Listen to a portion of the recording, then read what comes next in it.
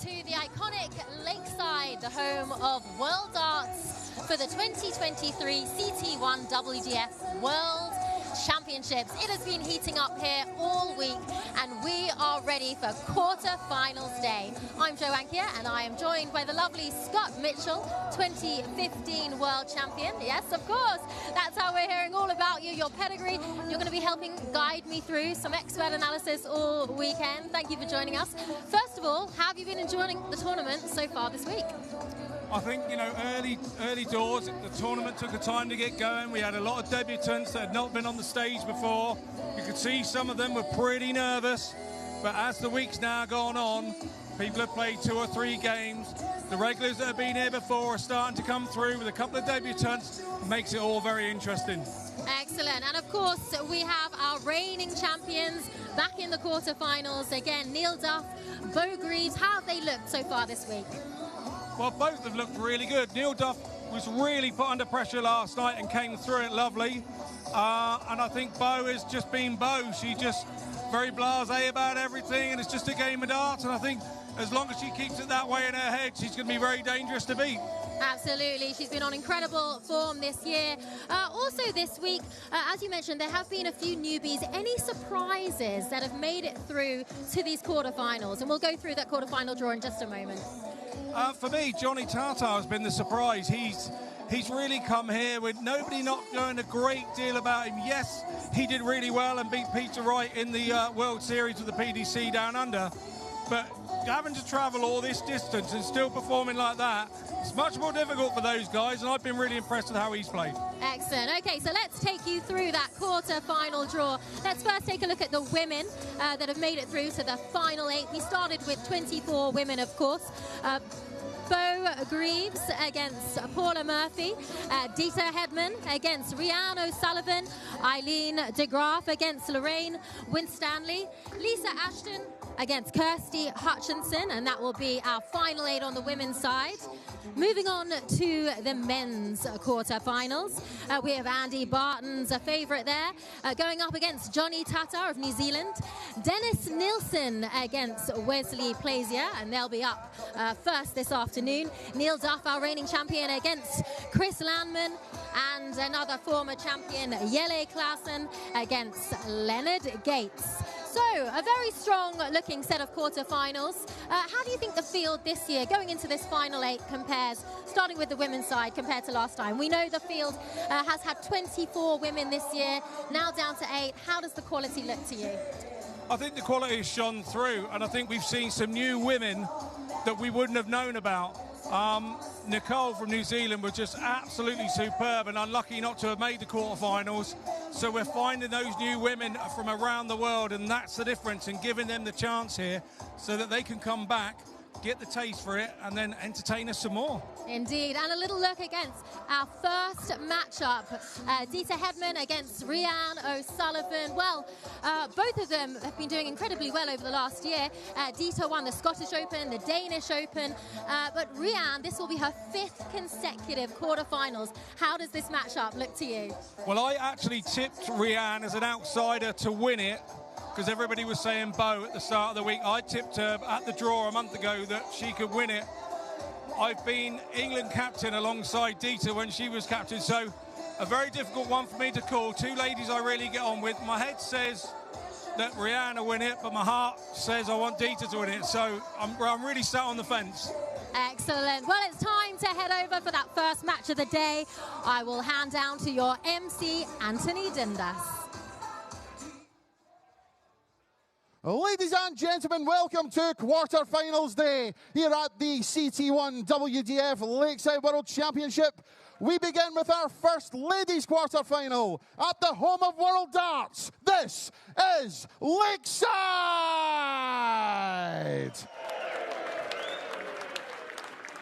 We welcome to the stage a twice Lakeside World Championship finalist, the reigning Denmark Masters and Swiss Open champion from Wales, Rhiann O'Sullivan.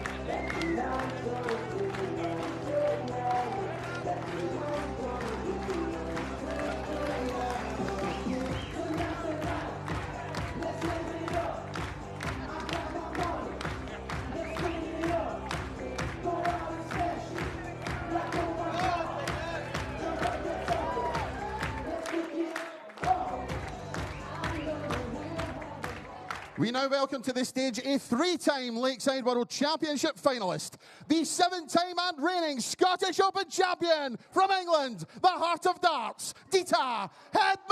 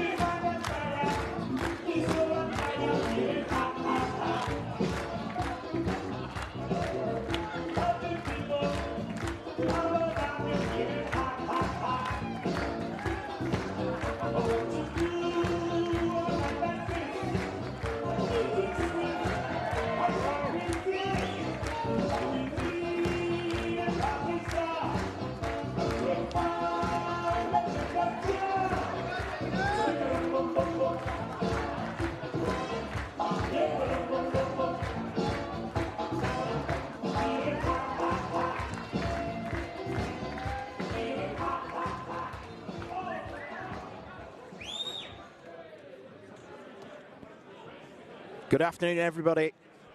Welcome along to the quarterfinals of the WDF World Championship. This is where it starts to get very, very serious. Dita Hedman and Rhiannon O'Sullivan, two very experienced darts players. The Heart of Darts, Dita, has been at the heart of ladies' darts for over 30 years now. She is a 3-time finalist here on the Lakeside stage. She is yet to pick up that much coveted crown. She's won virtually everything else in the game. This is what she wants. She was pushed all the way by Aletta Wyatt in her second round encounter, winning by 2-1.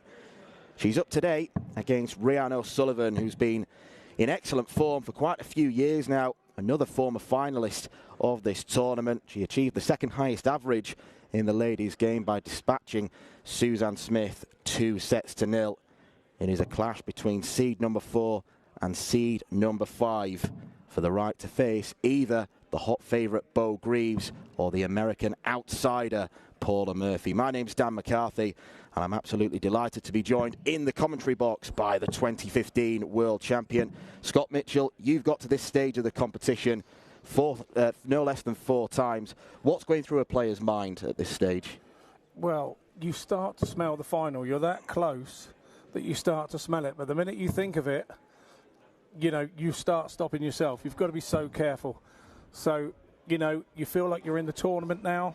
You feel like you know exactly what you're playing like here. You know what your opponent's playing like here because you've been doing a bit of statistician and stuff with it. And it's just a case of now concentrating on you and getting your best game out there on the day and hoping that that's enough.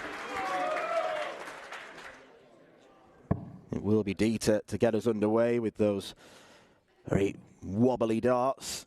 A unique setup that the 64-year-old has got. Amazing longevity in darts. She's still going, and she's certainly got no appetite to give up just yet. 60. No, absolutely. And like I said at the top of the show, I actually tipped Rhiannon as an outside bet, but she's not really an outside bet at all. She has been superb over the last 10 years. And, yeah, she has a real good chance here to be a thorn in Dita's side. She really does. Two players who are very familiar with each other's games. It's the 17th time they've played. 3 times this year, and one of them was in the final of the Scottish Open, won by Dita. Tight contest, winning 5-4. But this is a completely different equation.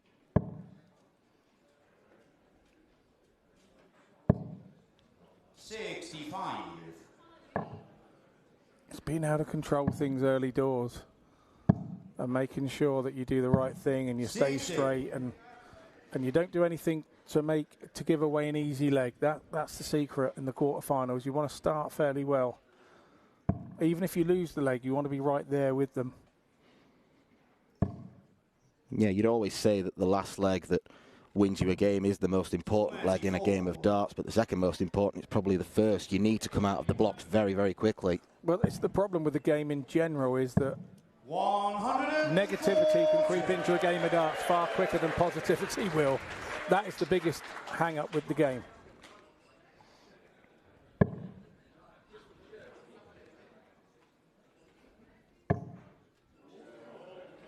Dita threatening the first max. 135. Looks like she's found a range. It was a slow start from Dita Hedman, and Rhiannon O'Sullivan in the box seat to maybe break the throw. Another 2 treble visit. And the crowd that we have there, they're into this already. First leg, they're well into it.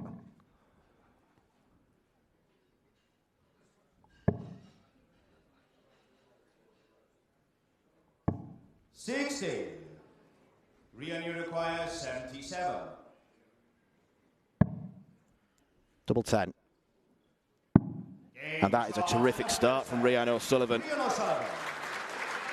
Yeah, it really settles her down, and it's a really good breaker throw, and that is Rhiannon's absolute, the bit that she does but as well as any lady is that she finishes nice and quickly.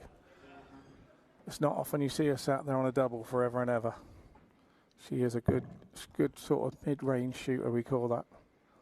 Anywhere between 60 and 80, she's right on it. Well, she wasn't too far away from 50% on the outer ring in her match against Suzanne Smith. It was a professional performance. Suzanne's had a few issues with her technique, but Rhiannon didn't kind of get dragged down. She just went up, played her darts, and averaged 85.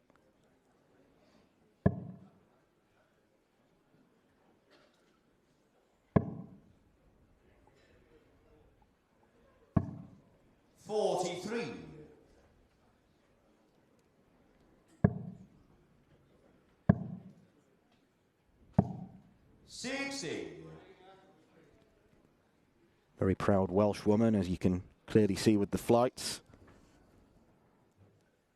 It's a good time for Welsh darts.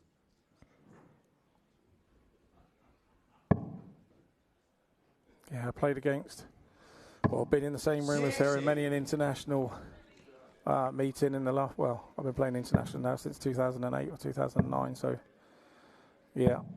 60.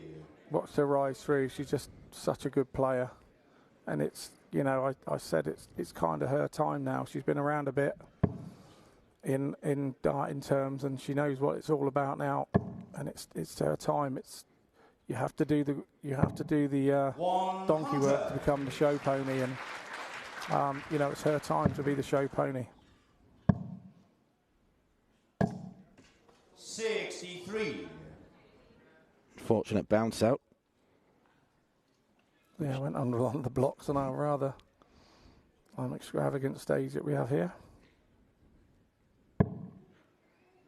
Our stage is also as iconic as the venue is, I think.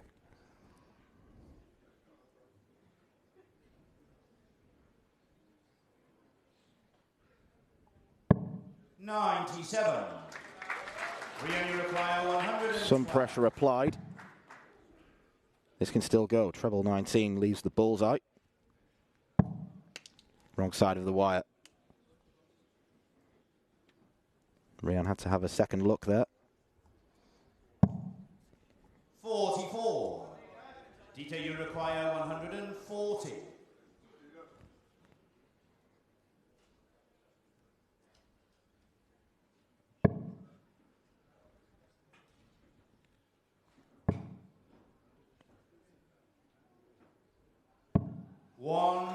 Good pressure asserted there from Dita. 68. Oh, 2 darts at double 4, and just as we were saying before, she's so good in that bracket, and her finishing, like you say, superb. 2 out of 2. I would say she's settled down. Absolutely. Dream start for Rhiannon O'Sullivan. Well, she hasn't been around quite as long as Dita Hedman. She's also been winning titles for 3 decades now. The noughties, the 2010s, and still going strong in the year 2023. 41. 3 titles won this year. This can only be the Lakeside. I think we've got Snow White and the Seven Dwarfs on one table, sat next to the Peaky Blinders on 2 tables over. It's yeah, an extravagant array of costumes. Only at the darts, mate. It's only at the darts. 100. And a crowd-pleasing walk-on from Dieter Hedman as well. But she won't be feeling quite as jovial because she struggled to get going against Rian. It's always hard when you go up there and you know you're expecting a tough game, and sometimes you can overthink. There's the dwarves, and yeah, you can overthink sometimes what your opponent's going to do and stop yourself. 140. We are still going to first to 2 sets in the ladies draw until the semi-finals, but there will be a break after the first set, so chance for both players to gather their thoughts, have a few minutes off the stage and recompose. 26. And that's something I think Dieter's going to want a lot more than Rian. Yeah, absolutely. If you're sat in Rian's position right now, you do not want to stop. You want to keep going and keep going, and sometimes the breaks can be in your favour and sometimes they work against you. I've been up there thinking, oh, I wish there's a break next. Oh, I hope there's a break after this set, and it has happened, and I've managed to claw myself back into the game. And other times you've been in front and going, oh no, I don't want the break now, because somebody else has clawed their way back in on you. So Here you require 120. Yeah, I always believe that the player in the ascendancy is the one that never wants the break. Whereas if you are struggling, a break just gives you a chance to go off stage, stops your opponent from throwing more darts.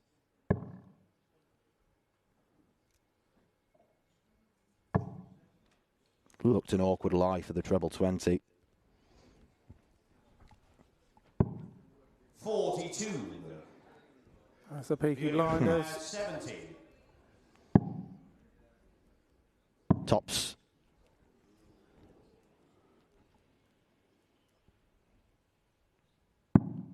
Rian O'Sullivan with an absolutely blinding set of darts. She is certainly not afraid, and why should she be? Absolutely superb, and Dieter Hedman does not know what has hit her. She has got plenty of thinking to do. She is staying on stage. She needs to throw a few extra practice darts, judging by the performance thus far. But it is Rian O'Sullivan who leads by 1-0.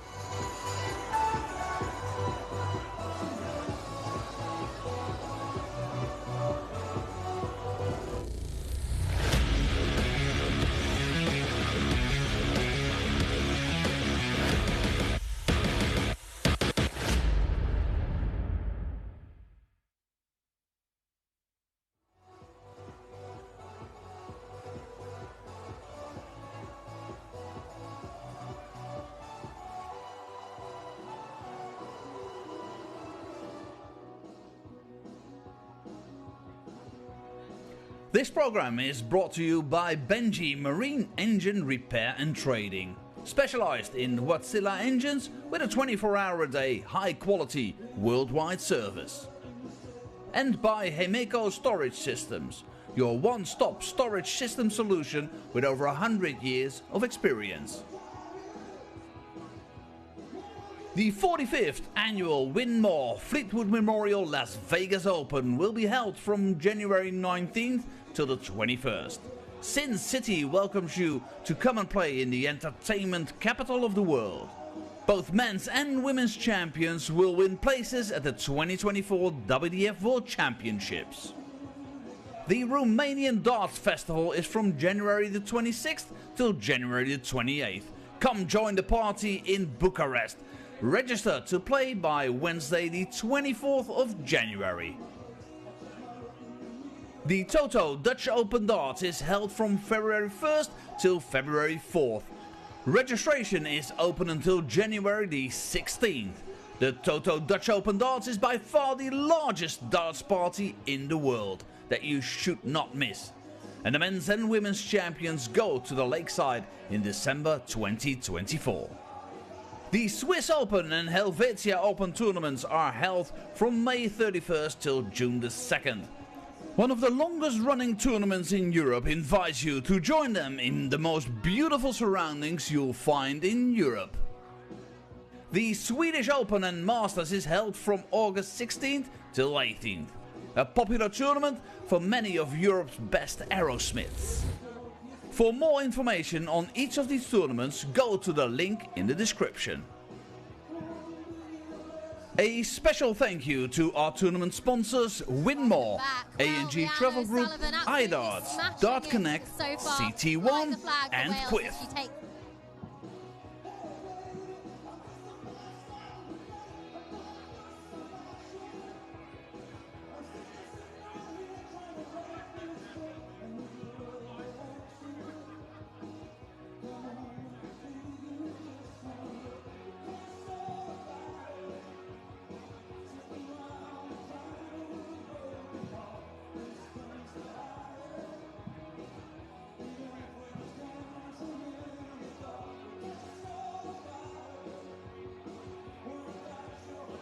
On the wall for the set for Dieter. She had to find something quickly, and unfortunately the momentum was already with Rianne. Dieter pulled out that triple 19 in the middle though. We thought maybe there was a chance of a comeback, but it's all Rianne so far. These two have a long history behind them, don't they? 17 times they've played each other, and they were both in that final of the Scottish Open. Dieter took that. How much does it look like this could be revenge for Rianne? Well, that's the way that the game works. We remember the times that we lose to some of these players, and some of the players that beat you don't remember that they beat you, because they don't remember that. So, yes, this is what the darts is about. You know, we don't know what they were doing before they were here. This could be the way that Rianne is thinking. It's revenge, and she wants to get her back for that one. And of course, we saw Rianne in the semi-finals last year. She seems to be getting better and better. Do you think that now could be her time? Like I said, I tipped her as the outside chance to win this, and I firmly believe that, because I think she is getting better, and she is being about the place a bit now. It's not new to her anymore. Like I said, it's time to shine and be the show pony. Okay, thank you, Scott. Well, you're on comms for us as well for this first match, so I'll let you go over and join Dan McCarthy, and we'll take you down to the stage to join MC Anthony Dundas.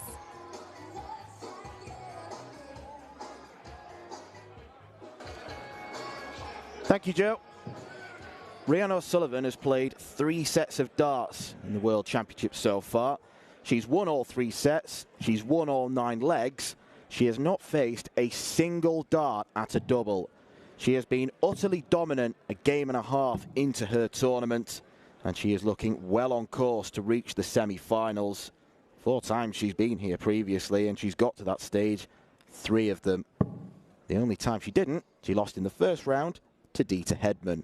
But Dieter is going to have to pick up her game here if she is to get back to the semi-final stage. It's just been so much in control from Rianne O'Sullivan. She's really asserted herself, Scott. Yeah, very much so. And when she hit that 77 in the first leg, you know, she didn't have the darts. She stole the darts with that. I say stole the darts. She earned it. She didn't steal it. It was her leg, and that then settles you down. It gives you confidence, and the apprehension, the tightness in your arm starts to disappear. You start believing in your head that it's your day because everything's going your way. And, you know, fair play to her. She then did the same with the 68 shot, the second leg. And then it was going to be an uphill battle for Dieter to get anywhere near that set, to be fair. First few darts may tell us a lot about what Dieter is thinking.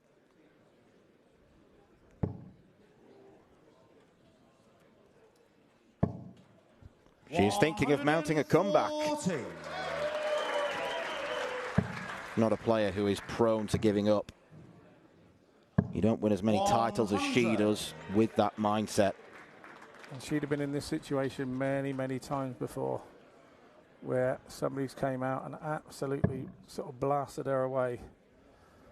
And then you start saying to yourself, well, you're going to have to keep that up because I'm coming with you now, and I'm going to stay with you. And that has to be your attitude with it. You have to say, well, okay, you can continue to play like this, but I'm going to come and try and push you close. And that looks like how Dieter has started this leg and trying to steal it back off of Rianne, because obviously she has the darts in this set.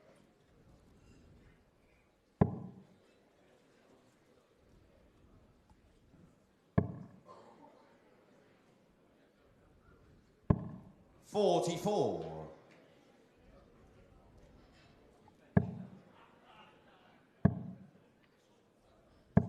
60.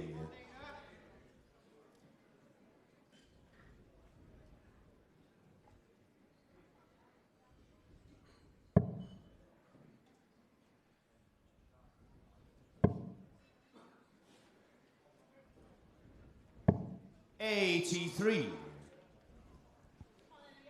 Much better from Dieter. First to a finish against the throw. This is brilliant from O'Sullivan. 130. Brilliant response. Dieter, you require 151. Just like she's saying, go on then, Dieter. You can have this leg, but you're going to have to hit the 151.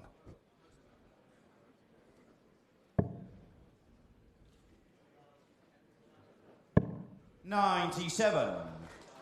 Rian, you require 56. It's tops for Rian O'Sullivan. 36. It is a rare slip. Dieter, you And require a massive 54. chance here for Hedman. Massive chance. If she's to get back into this game, you feel this has to go. Same target. And Dieter nails it. She is back in this game. And Rian O'Sullivan finally feels some resistance. Throw first. Game on. Good crowd in this afternoon. Probably the biggest afternoon crowd we've had this week. And the crowds are only going to get bigger as the weekend goes on. 100. Tomorrow evening, I've been told, is a proper sellout. And there are very limited tickets remaining for Sunday's finals night. 100.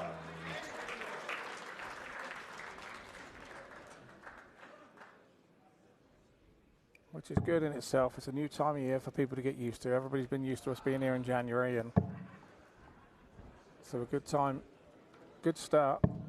139. Come 139. Peaky Blinders approve. 60. Perhaps she got told by order of the Peaky Blinders to get on with it. You wouldn't say no to that.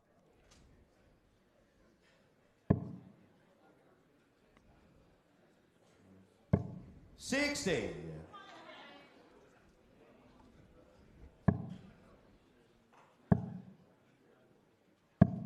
41.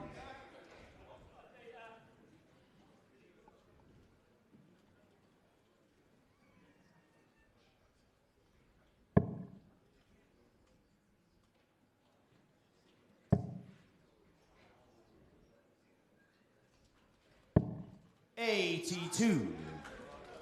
Switches to leave herself a more favourable 120 finish.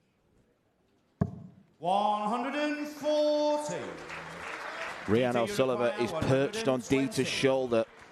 Right when Dieter walked back and thought, I've got a bit of breathing room here. No way. Rianne Sullivan straight back in with 140.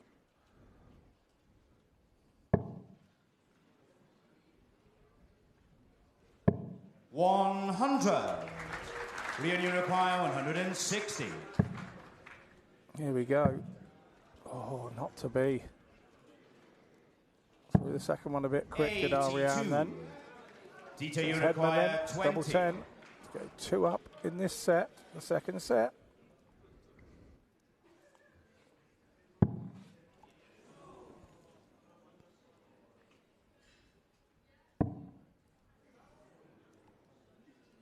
That offers no guidance. 15. And it's a big missed chance for Dieter, because Rian at this level is a punisher. To the second leg. 77, 68, 70 and 78. 4 checkouts taken with 5 at double. Game on. Phenomenal. And that does hurt, because you've done all the hard work to get yourself 3 darts at the double. And when you miss and then your opponent just jumps in like that, it really is a dagger. to the heart, that one.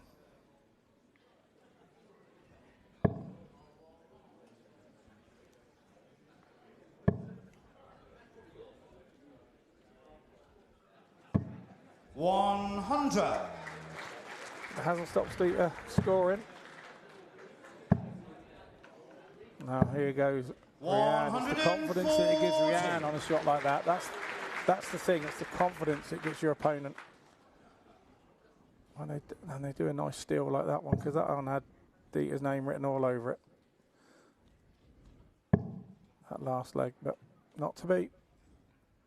Now it's stranger than darts. That's why we all watch it. That's why we all love it.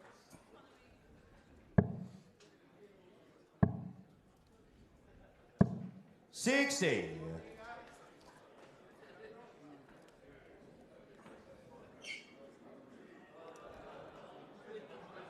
What a tantalising tie we could have in the semi-finals, because with all the respect in the world to Paula Murphy, Bo Greaves should come past her. And that would be a huge test for the teenager. Probably the bottom half of the draw where it looks a little bit more open. Eileen de Graaf versus Lorraine Winstanley. And four-time champion Lisa Ashton against last year's runner-up Kirsty Hutchinson. But to be fair, in the bottom of the draw, all four ladies are fancying that half of the draw and making the final, aren't they? Absolutely. $100. Rhiannon O'Sullivan is fancying a three-figure checkout. $100. Dita, you require 100. Not to be this time, but almost.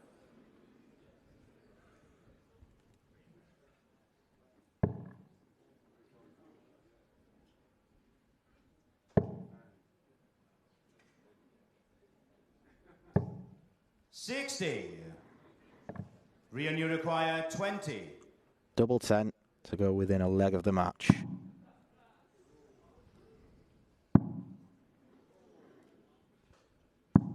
No score. Uncharacteristic slip.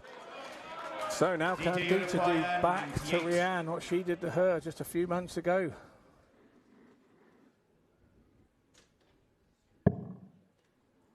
Still needs treble 19, still on. She's going to get one dart. It's one dart to steal this leg back. What a shot.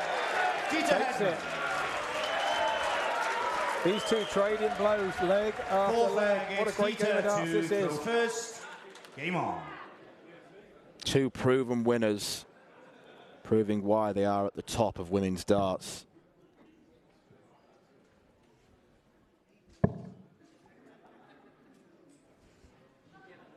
Dita's not been near her best, you'd say, but she's still averaging around 77. Rianne in the low 80s. 43. When you've got a 77 with the darts, you can beat somebody in the low 80s if you've got the darts.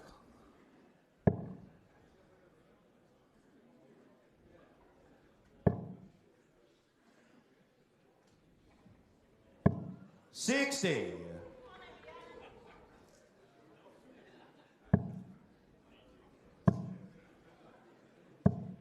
$41.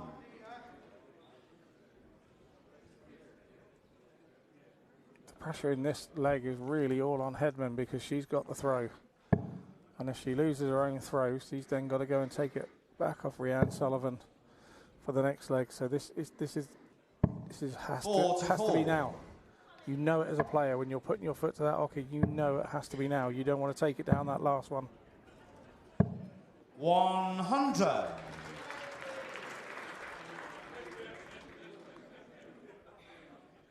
Good ton there from O'Sullivan, but not turned the throw right round as yet.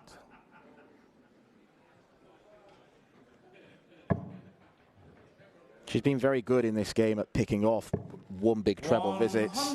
Plenty of tons. There's our Welsh referee, Garin Roderick. Done a sterling job this week. 1/5 of our very cosmopolitan refereeing team. Got Dutchman Marco Meyer, Dane Christian Sorensen. And And a couple of Englishmen in Charlie Corstefine and Nick Rolls. We'll be seeing all of them donning their lovely tuxedos. 139. Super visit there from Hedman. 60. Throwing the pressure straight back on to Rhian O'Sullivan. Well, a couple of minutes ago, 98 was checked out with 1 treble 19 tops. And last time she had 3 darts at a double Dita, she messed it up a little bit and didn't read the script. So Dita, you require 40. Once again, Rhian O'Sullivan sat there on 76 in a menacing position.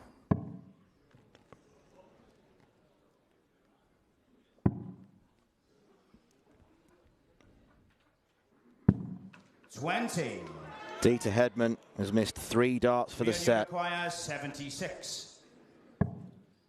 And here we go again with O'Sullivan. Game shot on a forfeit. Absolutely brutal from Rhian O'Sullivan. A mid-range checkout masterclass. Game on.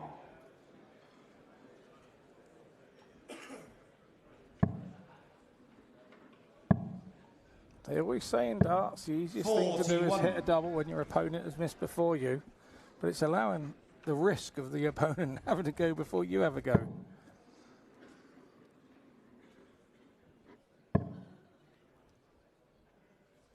All 4 legs in this set have gone against the throw. 100. So who'd want the darts in the last one? I'll tell you who. 140. Rhian O'Sullivan. Even though they've all gone against the throw, you would still take the throw in that last leg. Yeah, it's maybe something that Dita can cling to. The fact that she's successfully broken Rhian twice already. But she can't keep relying on her opponent messing up. 22. She's got to make inroads herself. And that 22 might prove to be the fatal blow. 85.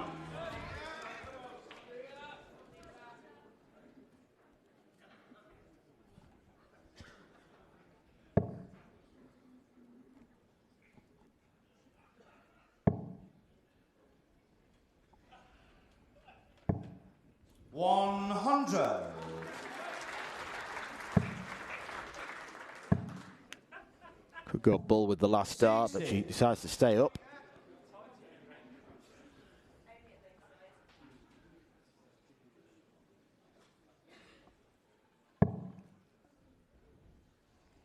You feel she must hit a treble here. Otherwise, you're relying on your opponent 59. to make mistakes, and that's going to be the way of things by the look of it. 83. Once again, picking off 1 treble 20. That was big one, Dan. That is a big treble 20 in the circumstances. Hedman now just must leave her a chance. She's got to stay straight here with the last. 100. She does. She leaves a hittable 120. So 52. Dita, you require 120. you feel that this has to go.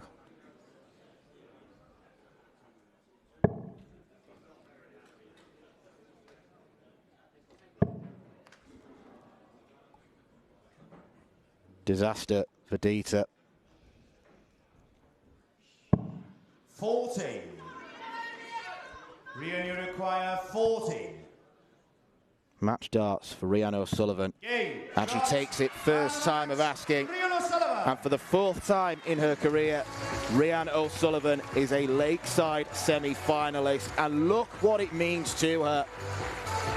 An absolute masterclass, an exhibition, if you like, on doubling. Super performance. Disappointment for Dita, whose quest for a maiden world championship continues. But Rhian O'Sullivan is a serious contender. She has beaten Dita Hedman by 2-0.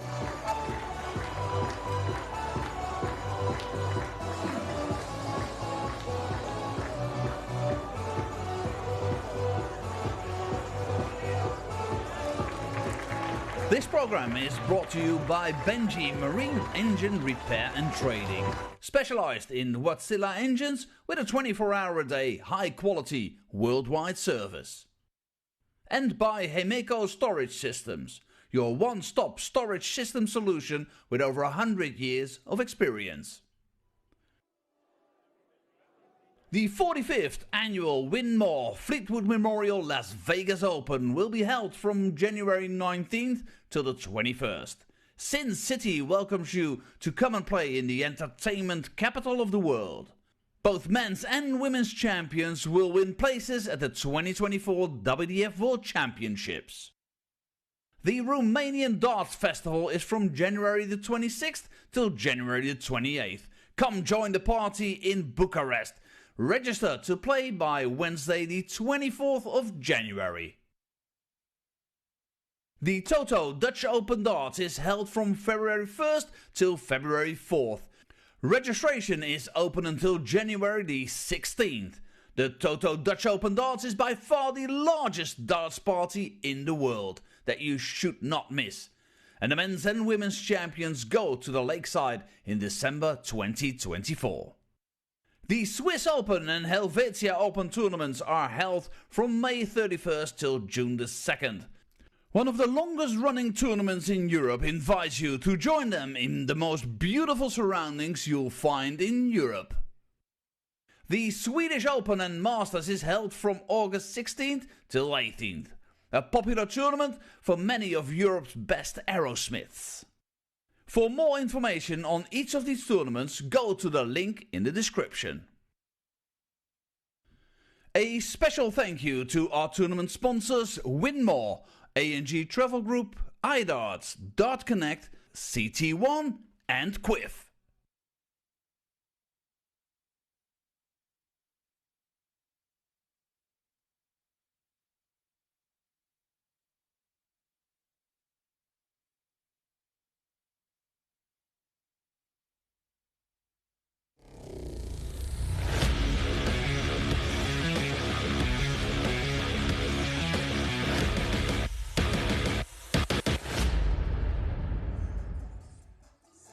Disappointment for Dita Hardman as Rihanna O'Sullivan runs away with that game set match here in Lakeside for the 2023 CT1 WDF World Championships quarterfinals. Well, what a match for Rihanna O'Sullivan, absolutely running away with that.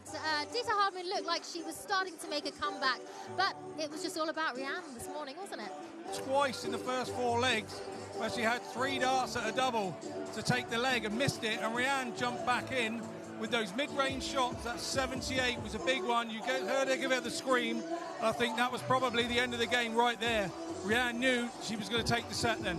And this is revenge for that Scottish Open final they had last year. Rianne, she really looks to be coming into form in terms of where she's at this point in her career. She will face now the winner of Bo Greaves or USA outsider Paula Murphy in that semi-final. It could be a very tough match ahead for her in the semis, couldn't it?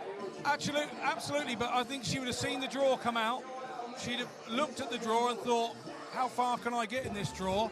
And she'd have looked at it saying, I can make the semi-finals here, and then we'll see what happens, and we'll see if Bo does her bit and makes to the other half, because that's the way that you look at it as a player.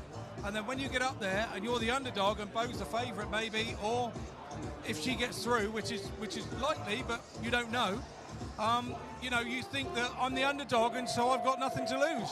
Indeed, and you saw Rianne here last year where she was in that semi-final, didn't quite make the final. How much improvement do you think you've seen from her? Is she a better overall player in 2023? I think it's about mental improvement. It gets to the point where, yeah, you can throw the darts and you do the tons and you do the shot outs, but it's doing it in those big situations where you're really under pressure. And she started to do that more and more, and we saw it again in this game with Dita Hedman. She did that. There were moments that game could have got away from her, and she came up trumps and saved herself when she needed to. And that's what I would take into the next game as a positive. And as you mentioned, Dieter, well, she has won everything there is to win in darts except for this championship, pretty much. How will she be feeling after crashing out in the quarterfinals? The problem is she wants it so bad. I think there's a dart playing public out there that absolutely adore Dieter, who want it so bad for her as well.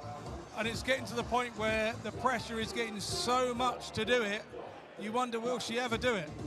Okay, well, let's look ahead to our next matchup this afternoon here in Lakeside. It is, of course, the men's quarterfinals, and we have action up next with Dennis Nilsson and Wesley Plaisier. So that is Sweden against Holland for you. And Wesley, what a breakout year for him. He won the World Masters. How has he been looking to you so far this week, first of all? Well, once you win one of the big ones, whether it be the World Masters, the World Championship, whatever, you grab a new sort of belief in your own ability. Once you start getting to the bottom end of those, you then start thinking, I can do this all the time. And Wesley has just been absolutely superb all year. Without Andy Barton's being around, I think, you know, Wesley would have been the name this week. He is seeded 5th, Wesley. So what do you expect of this matchup? It's going to be quite tough for Dennis, isn't it? There are two players who play totally different games. Dennis is a slow and steady. He's got a rhythm that's slow. I say slow, deliberate, because I'm a slow player, so I'll call it deliberate. I don't think I'm slow. But yes, no, and that makes it difficult to beat. If he stays his rhythm, it will take Wesley a little time to get on top of what Dennis is doing. But the way that Wesley's been playing all year, he won't worry about any of that. He knows he's got the darts to back up his thoughts. And that's the secret here. You've got to be confident coming in. And confidence he will have after winning that World Masters. Only 33 years old. Long career ahead of him. Is this the start of a new great chapter for Wesley Plaisier? I think so. I think that he's an outstanding dart player. There's no two ways about it. And when he's up there, he doesn't seem to think about anything, worry about anything. And for me, if you can do that as long as you can for a dart player, you're going to continue to win titles and games. So will that be enough for him to win today? Probably. I think he'll be the favourite today, without doubt. But how does he handle being that favourite? Exciting times ahead for Wesley Plaisier. Can he continue his breakthrough run of the last few months as he takes on Sweden's Dennis Nilsson after the break?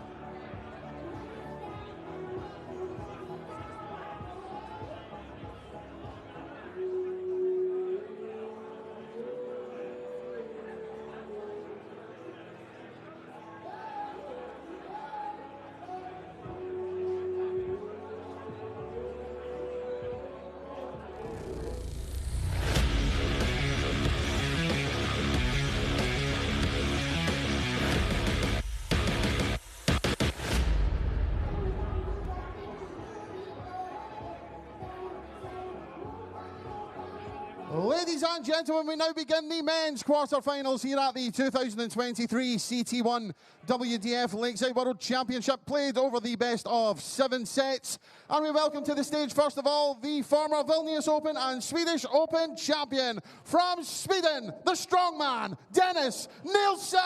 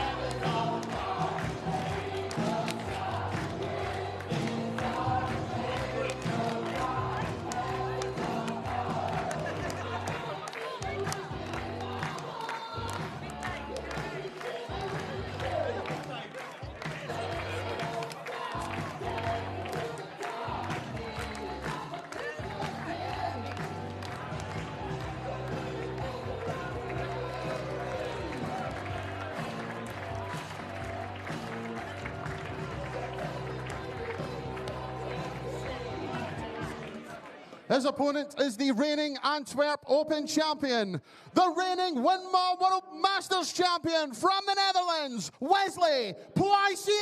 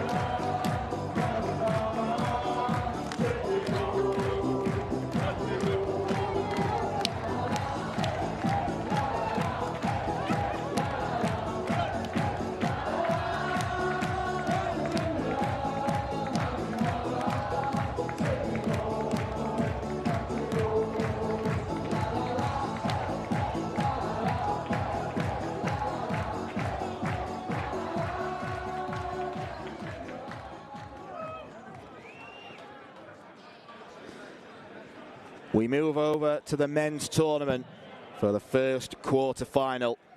Dennis Nilsson, one of just 2 unseeded players left in the draw, alongside the New Zealander Johnny Tarter.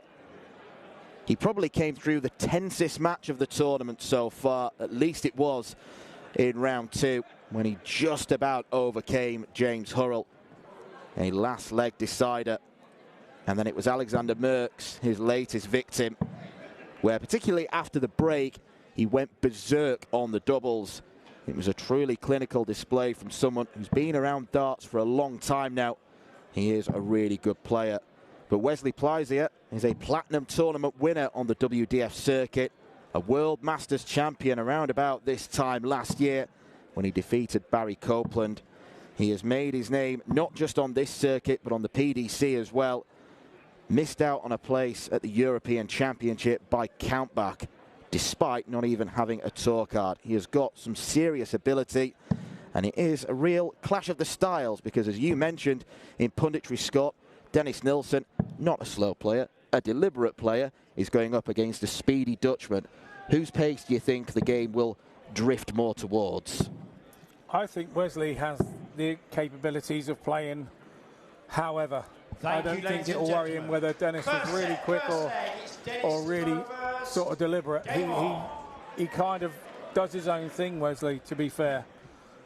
Dennis isn't going to change anything that he's done all week, except hopefully, you know, he probably got more confidence now. He's got some games under his belt, and once you're in, you're really in the tournament now at the quarterfinal stage, and you know what you're doing and how you're playing and what your numbers are for the week, and you know that you're comfortable, or whether you were comfortable or not in the game before. So it's all about that, really. I think mindset in this position, particularly early doors, as we saw with the last game with Dieter Hedman and Rhian O'Sullivan, It's so important. Those early couple of legs are so important. Yeah, it's a matchup between two big burly figures. They look like they'd be a handy pair of props on a rugby pitch. We know Dennis Nilsson was a former strongman back in the day. Don't think Wesley had fared too bad at that. But they're on the hockey now. 83. A match that Pleisier would probably have welcomed looking at the draw, because Dennis does come in as an unseeded player, but he's gone about his business in a steady fashion.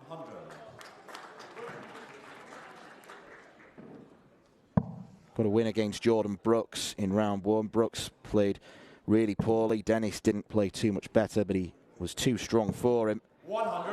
Then that aforementioned hurl match, he raised the average to 90.3 against Alexander Merckx, so the signs are good. There has been incremental improvement. Yeah, nobody won the trophy in the first round with 100 average, mate. I'm telling you, it's the way to do it. Gradually progress as you go through. Improve.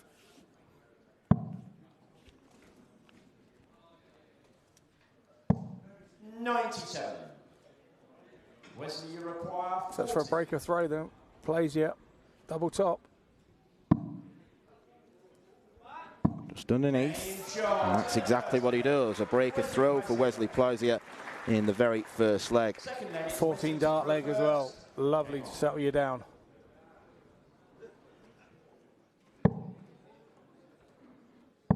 And one thing he has proven in his couple of games so far is that he does have gears he can go through. He's put under pressure by Rhys Colley first up, the British Open champion, but the last two sets saw Wesley run off into the distance. 100. And he wasn't put under enough pressure by James Richardson in a straight sets win. Thing we're going now out to best of 7 sets is that you don't have to panic if you lose that first set. There's no panic needed. You've just got to hold yourself together. Well, the scoring was very good from Dennis Nilsson in his previous match and doesn't seem to have deserted him.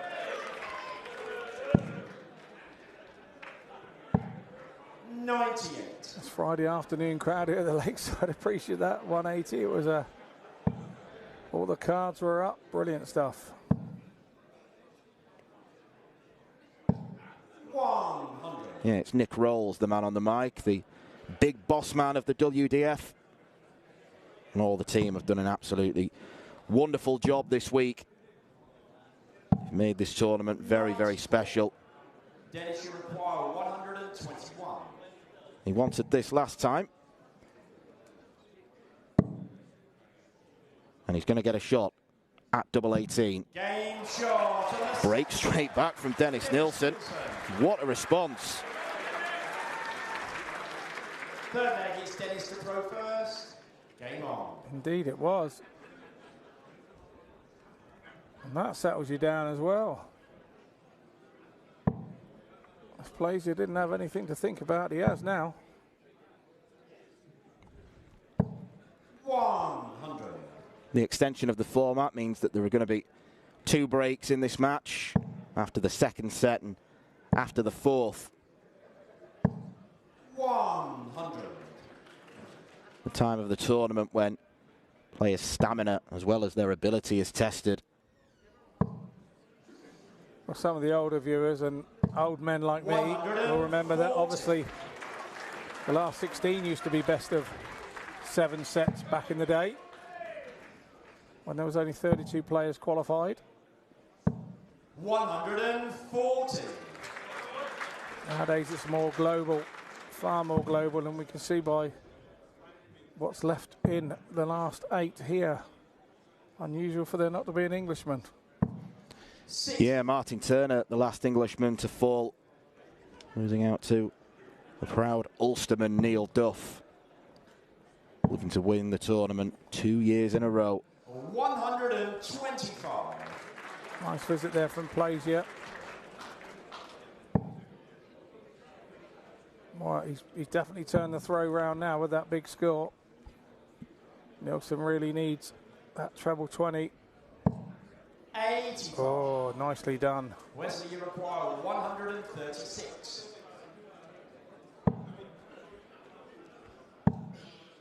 Wrong side of the wire. Lateral drift there for Plaisir. 77. Bit like that as well. Breaks the fourth wall, gives the camera a look.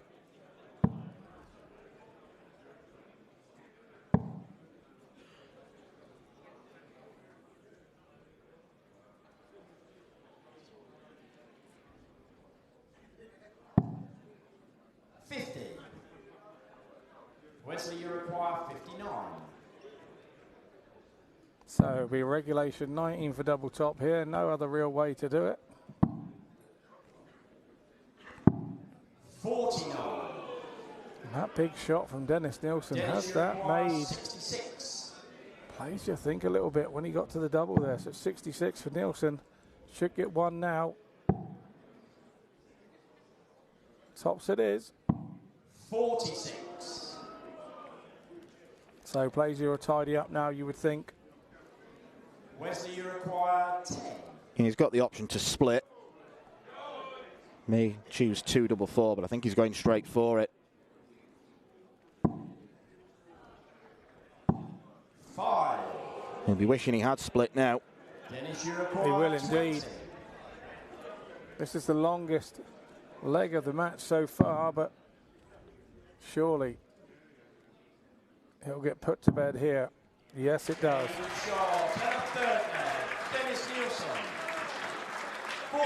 That's his trademark celebration. Just turns to his side and gives something or someone a glance. It's a bit of a strong man thing, I think. I think he probably used to do that when he was picking up those big boulders and putting them on the top of those beer barrels, and back in his days as a strongest man, where he finished second in Sweden. 60. Sweden's strongest man back in 2002. I wouldn't like to be on the receiving end of one of those glances. I always say, hello, how are you, sir, to him. It's just the safest way. But I am reliably informed by our social media man inside the WDF podcaster, Andrew Sinclair, that he is a gentle giant, a lovely guy. 100. Yeah, I can vouch for that. He's been a friend of mine for a long, long time now. Been travelling to Sweden many years, and he's always there. 140. The crowd wanted it filled up. Well, 140 will do.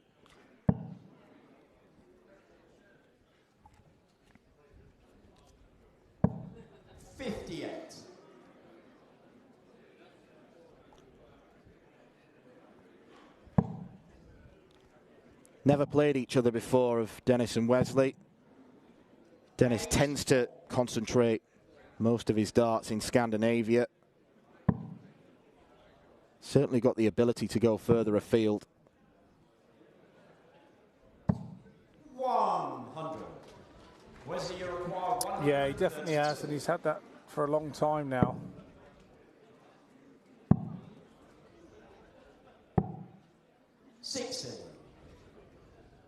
Like we say, Wesley Plaisir has had one hell of a year.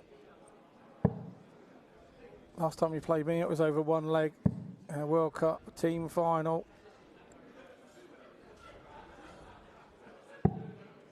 $96. Wesley, you require 72.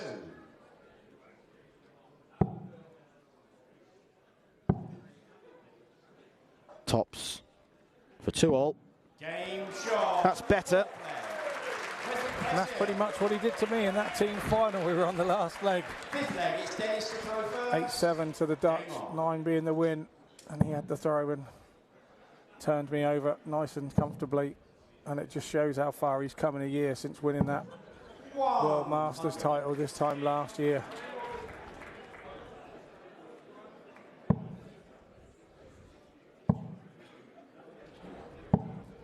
$125.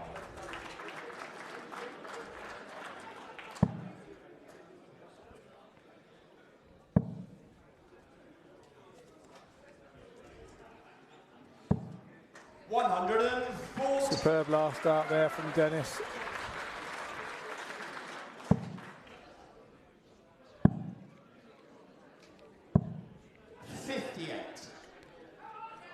Winner of this game could face either the #1 seed, Andy Bartons, who's dominated this circuit all year, or the perhaps unfancied Johnny Tarter in that match. 21. Disaster for Dennis Nielsen there. That was in the treble 20 and out and on the floor. Just at the wrong time. Plaisir is not going to let that up. 100. Though it was only a ton, it's got him back in the leg, and this is such a vital leg. Dennis just over holding on to him at the minute, dragging that one down, but a lovely recovery with those two. Big darts here in the first set.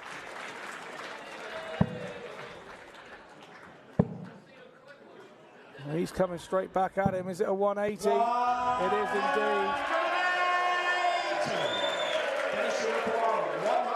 First 180 to put the pressure on Dennis Nielsen. Big dart. Oh, But Dennis Nielsen responds. Man. The big man takes it. What a dart that was. What a 100 shot under massive amounts of pressure. And he's pleased about that, and quite rightly so. So would I have been. 140. Dennis Nielsen has always done the right things at the right time in this tournament. I go back to that clash with James Hurrell in the penultimate leg. Hurrell had just hit a 180. Nielsen then takes out 1-2-1 on the bull and goes on to win the last leg. Timing in darts is everything. 100.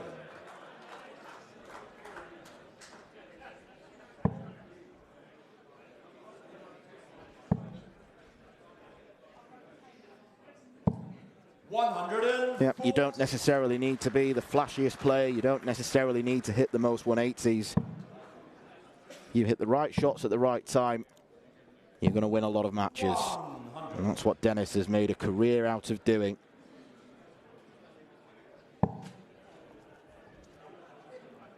This stage of the competition is about which player can break the other player's heart. Whose heart can stay in the longest. Wesley, you require 161. He must not go away.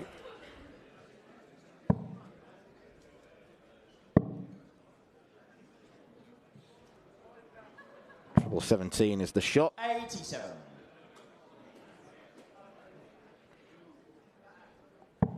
Fairly comfortable leg so far for Wesley.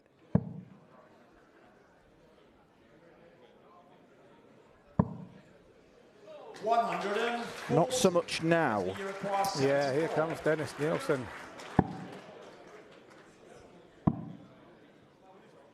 Steps across. He's a little too close for tops for comfort, that one. 34. More of a blocker than a help. Dennis, you require 160. Needed to be an inch or two down on that.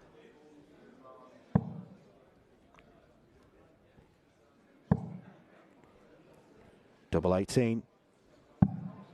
98. Oh, that was a big moment. Wesley, you require 40.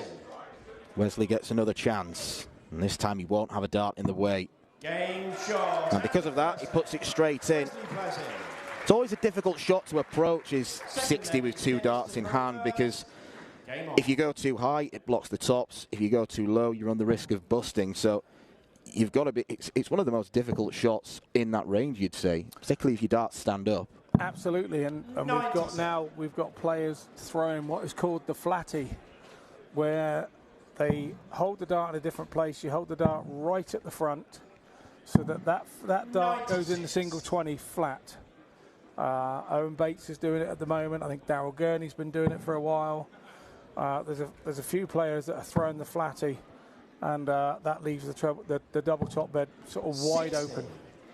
But I wouldn't advise you to go and try that in a league match tonight down the dog and duck. It's something you have to practice, because the dart does react so differently by holding the dart right at the very front. Yeah, I believe it is Daryl Gurney who, we can say, trademarked it, and a lot of players are looking to follow. But yeah, if you're changing the way you grip the dart, it's unnatural. So you've got to practice, and practice makes perfect.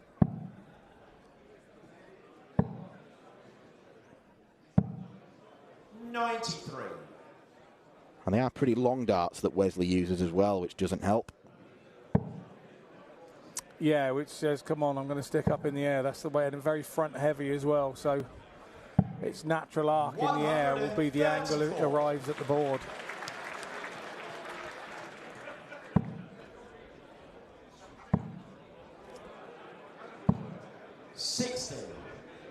Dennis, you require 110.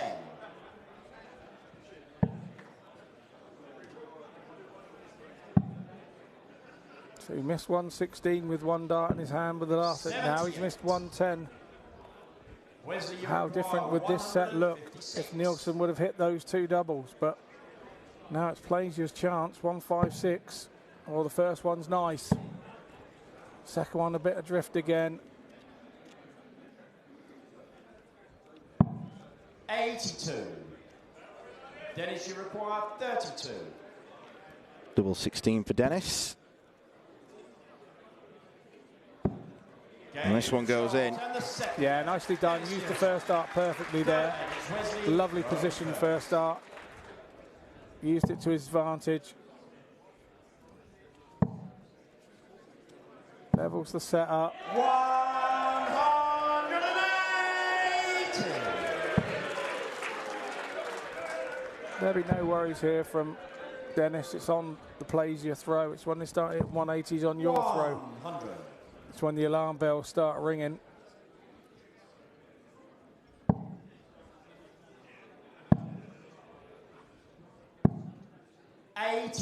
And also a 180, most players will tell you, and pundits will tell you, 180 is only as good as what you back it up with as well.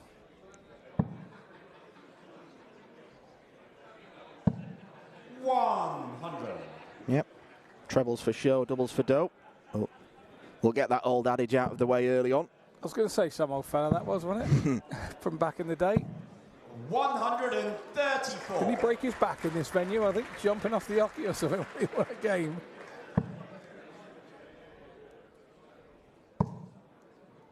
Hope you're watching, Bobby. I know that our Uncle Bo, as I call him. 60. Hope you're enjoying the darts, mate. 106. If he was here, he'd be saying, may the darts be with you.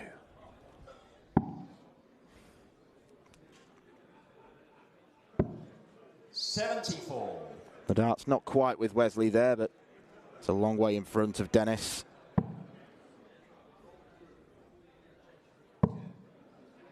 Yeah, Dennis will just be throwing a couple of darts here and 100. just getting himself ready for the next leg, really. 32. A couple of sighters. I know that sounds really daft, but that's how we think. Game shot and the third. And Wesley Plaisier wins a leg in this match for the first time, not on tops. Dennis to throw first. Double 16 is desired double this time.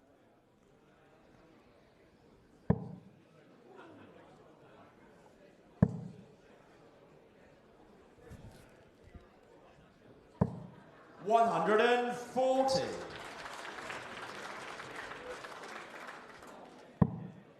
Tidy start there from Nielsen. 140. It's been quietly an excellent standard so far. Both players mid-90s averages. Yeah, absolutely, and there's not a lot of peacockery going on at the minute. It's just a genuine game of darts. Two fellas having a good go at it.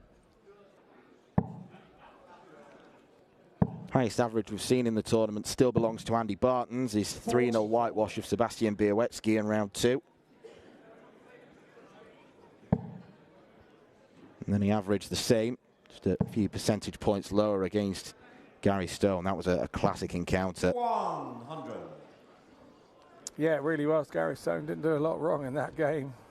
He'll feel that he did a lot wrong, but he didn't. 101. Dennis, you require 161.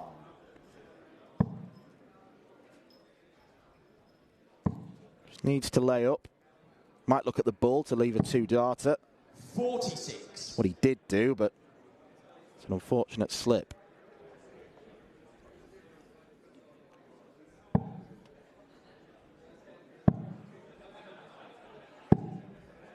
$84. Dennis, you require 115. Treble 19 leaves double 19. Dennis just checking. 77. Wesley, you require 132. This would be a big shot for the set. He's off now. Oh, that's needed to be straighter. 52. Dennis, you require 38. He's choosing to split for double 16. He was successful with his second dart on this last time out. Game shot. Successful with the second dart as well. Dennis Nielsen. Fifth leg, it's Wesley to throw. Same equation. Game on.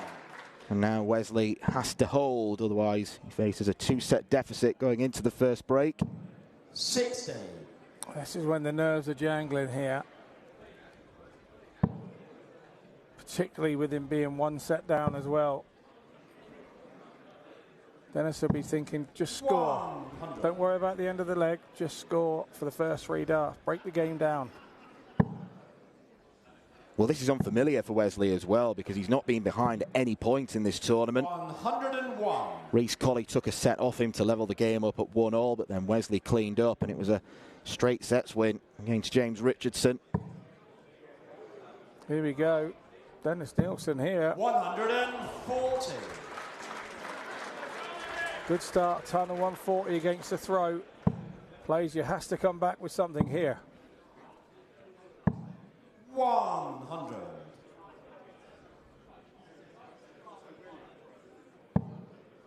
Well, when a ton's not enough, you know your opponent's throwing well. And again, the old T word. 140. Doesn't fill it, but it's great timing.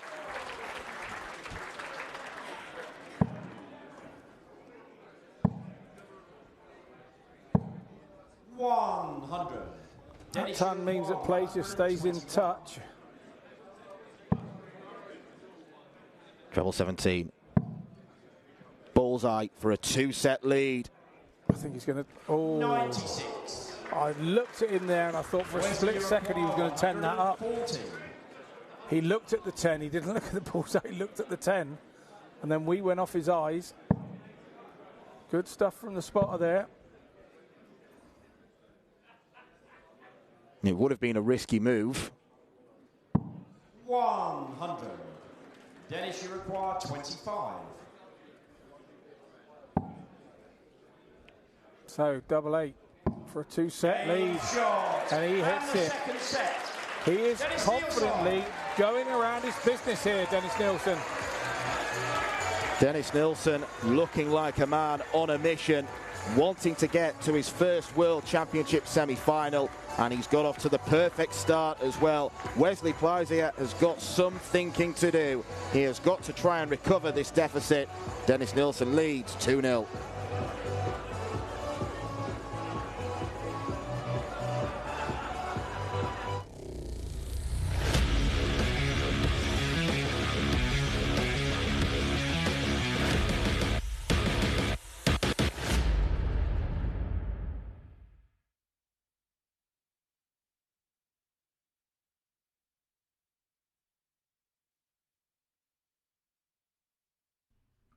This program is brought to you by Benji Marine Engine Repair and Trading, specialized in Wärtsilä engines with a 24-hour-a-day, high-quality, worldwide service.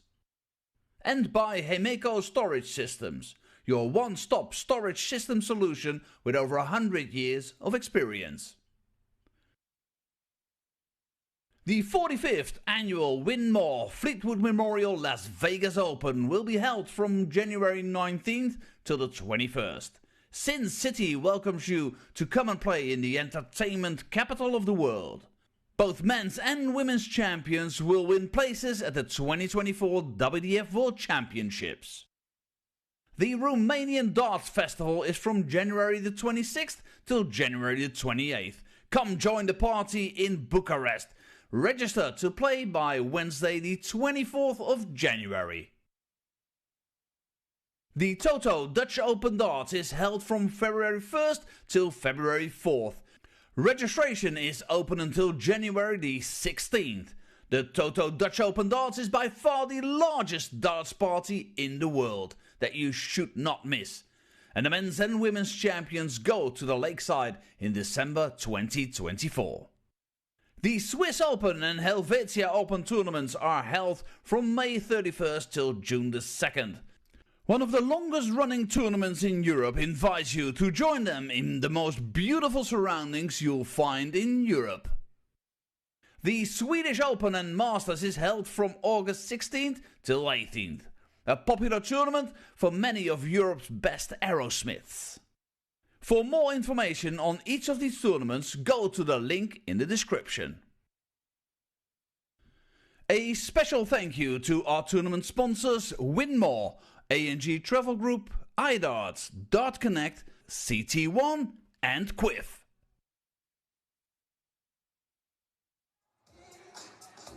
2 sets up for Dennis Nilsson against the number 5 seed and the World Masters champion Wesley Plaisier. Not the result we expected so far from Wesley. Is it just Dennis's day today, or is something going wrong for Wesley this afternoon?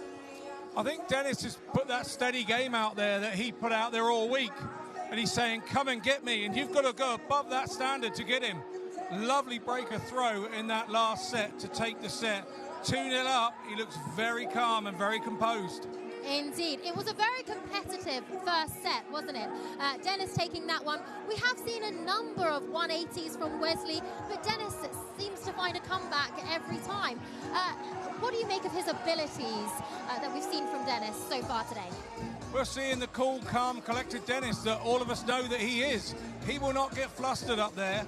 You've got to go and beat him. If you're going to beat him, you've got to go and outplay him, because he's going to do what he does all day. He's going to hope he doesn't drop off, because it's so good, and his confidence must be sky high. Indeed. This is unfamiliar territory for Wesley in terms of his form this week, and obviously the breakthrough year we have also seen from him. What do you want to see from Wesley now to hopefully have a chance of coming back? Well, I think Wesley's taken too much attention to what Dennis is doing in this match. He's not expected Dennis to come out and play like he has. So now he's got to forget all that, Wesley. He's got to forget it and start playing his darts and backing up those 180s with big scores. And in terms of the quality of the match so far, we're seeing 90s averages. Is it a great quality match? What are your thoughts on the way that they're both playing? Yeah, they're both playing great for a quarter-final. Neither of them look nervous, and there'll be better averages for them at the end of the day. We were hearing a lot from the commentary about their different styles, the way they hold the darts. How much difference do you think that can make? In a game, it doesn't matter. By the time you get here, it doesn't matter. You just want to make sure you hold your dart correctly to make you play. You're not worried about what the other guy's doing. You just get on and do your thing. Both look really comfortable.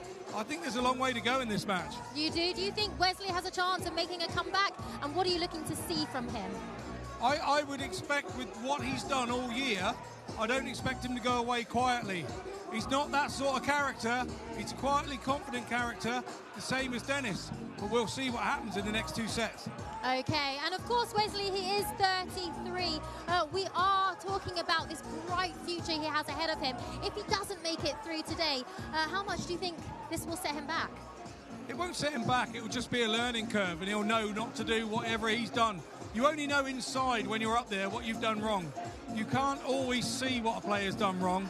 They know what they've done wrong inside, and they put it right the next time they're out. Indeed, and you've been there, you've done it all. How would you be feeling if you were Dennis coming into this this next set, knowing that he is about to make his first semi-final if he holds his form? Look, I think I wouldn't be looking that far ahead. I would be breaking it down at one leg at a time and just trying to win every leg till the end of the game. I'm 2 up now. I don't want to throw safe. I want to throw and attack the board and make sure that I continue to go forward. Okay, upsets that have stood out to you in the past, because it looks like we might see an upset right now. Dennis was the underdog coming in, so yeah, we could see an upset.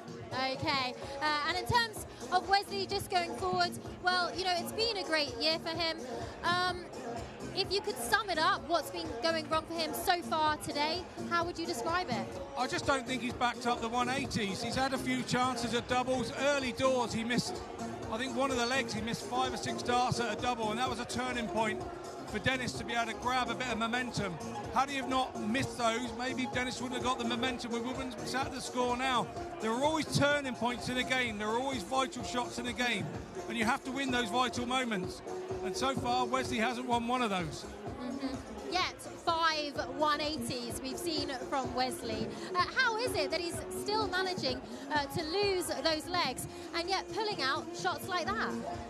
Well, exactly what he's doing. He's pulling those shots out. He's being really clinical in the big moments. Dennis is knowing that these are turning points, and he's winning all the turning points. Will that continue? We don't know. That's the love of this game. Well, indeed it is a really exciting quarter-final here. Certainly the result we didn't expect to see so far. Still a long way to go in this match, though. And what do you think overall of the crowd we're seeing? We're expecting a very full house tonight, but they're really getting behind it, aren't they? They are. They're really getting into the game this afternoon, and it's been the biggest crowd we've had on an afternoon this week. And long may that continue, and they enjoy a great game that's up there on stage. Okay, and then looking ahead after this, we are going to see our women's quarter-final match with Bo Greaves and the outsider from America, Paula Murphy. We know Bo Greaves, she's on incredible form. An outsider from America, Paula Murphy. Do you think she has a chance? She's got nothing to lose. She has nothing to lose. Getting up there and being nervous about playing Bo Greaves is just you stopping yourself. As long as she doesn't do that, and I don't believe she will, I think she'll come in and be a little bit more jovial, enjoy the occasion. It's the only time to do it. Then there's a good chance she can play her best darts. If then Bo drops off of her best darts, then she has a chance. But she's going to have to play her very best game to give herself a chance. Indeed. And America, not always the strongest in these darts tournaments. So how good it is for the USA to see someone like Paula Murphy. It's her second time at the World Championships, but her first time in the quarterfinals. Yeah, absolutely. But the way the WDF is now set up with regional qualifiers from all around the world, it's a true World Championship. So there are going to be more Americans coming over with the way that the system works now. So she's just the first of many. Okay, indeed. Well, we definitely have a strong set of quarterfinals coming up for you today. We saw Rhiann O'Sullivan winning earlier this afternoon. She'll take on the winner of that next match with Bo Greaves and Paula Murphy from America. We'll be coming back to the match shortly here on the men's side with Dennis Nilsson from Sweden and of course over from The Hague flying the flag for Holland, Wesley Plazier, but he's got some catching up to do, hasn't he? He's got to come out now flying from this break. He has to hit big scores and get legs early in this set if he stands a chance of getting back into this game. Okay, well overall in these championships we are expecting a full house here at Lakeside tonight and certainly tomorrow for the semi-finals and that final on Sunday. It's so great here when the house is full and the atmosphere, we get the crowd behind. We're going to see the crowd behind Bo Greaves, aren't we? From Doncaster, flying that flag for England, the future of darts it looks like for this country, and as a reigning world champion, the crowd's going to be absolutely roaring for her in that next match, aren't they? They're all waiting to see her. You know, everybody's talked about her, everybody knows about her on the internet. Everyone wants to see her throw live, and she is just superb to watch, and that's why they're all in this afternoon, that's for sure. And only 19 years old. Can you believe a teenager like her going for her second world title? But it says a lot about this tournament that she's chosen to come back here and compete in the WDF again, doesn't it? I think a lot of it is to do with her age. I think she feels that she can achieve other things later in her career. At the moment, what motivates her is winning titles, and she can come here and realistically win a title. So that's why she chose here, that's why she chose the system, and who can blame that? Who doesn't want to be a world champion? And what do you think is the future for her if she does continue to take another title this year here in Lakeside? Well, I think the future is whatever she wants to make it. I think by deciding to come here, it shows that although she's only 19, she's going to do it the way she wants to do it, and nobody's going to tell her what to do. Indeed. Well, it's definitely an exciting few days ahead. We are here on day 7 in Lakeside, the spiritual home of darts for the 2023 CT1 WDF World Championships. We have 3 reigning world champions here back in the tournament quarter-finals.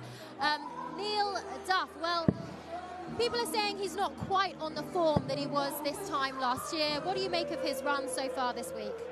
I thought he's been superb. He's had moments that could have changed the game.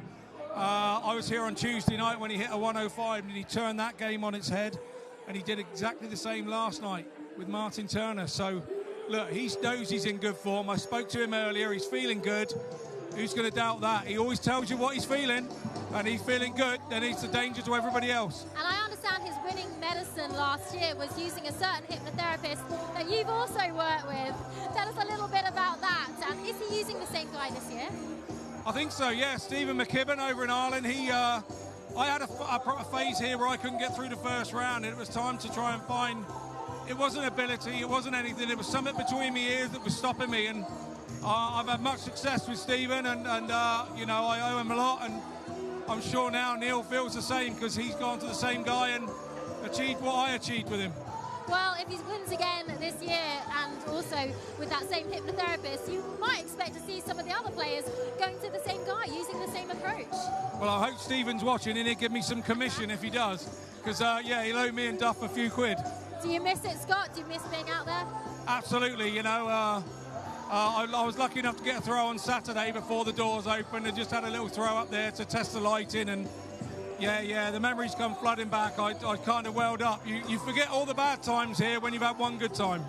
Okay, well, it is time to go down to the remainder of that quarterfinals match with Dennis Nilsson from Sweden and Wesley Plaisier, who is 2 sets down in this quarterfinals.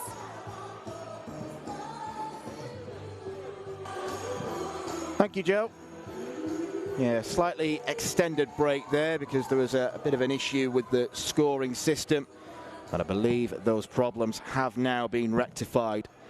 Wesley Plaisier has not had to do anything like this in this tournament. Come back from 2 sets down. Dennis Nilsson, superb work, particularly in the last leg to break the throw.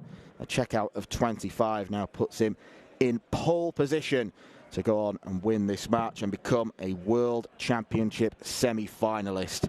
Wesley Plaisier has won plenty of big titles before. This would be the biggest of his career, and we are about to get back underway. Scott, that was a longer break for the players than we expected because of the scoreboard glitches. How much do you think that will have affected both players, particularly Dennis, now that he's really been taken out of his rhythm? Well, they would have preferred not to have been back out on stage so quickly. So we were unaware there. We were told there was an issue, but we didn't know what that was. So he would not have wanted. Neither would have wanted. I mean, at the end of the day, Dennis wouldn't have wanted the break anyway. At 2-0, he'd have wanted to continue and keep his momentum.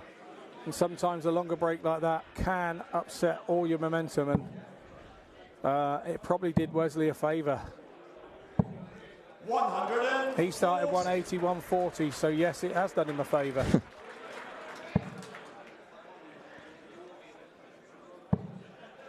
Very controlled performance from Dennis Nilsson in the first 2 sets. Yeah, and that's why I say he wouldn't have wanted to have gone off. You know, he would have been the underdog for this with Wesley being the number 5 seed. 145. But what a dart that is after 9, Wesley leaving 36. So we've got a 10-darter incoming. We haven't had one of those yet. Wesley, you require 36. 11 is fine. Wesley makes his mark after the break. Wesley Plaisier. But Dennis Nilsson was there on 136. Game on. Was there even after such a brilliant leg. 11-dart leg for Plaisier. Dennis was still there on 136 should he have made a mistake. And that's what Dennis has needed to be thinking there.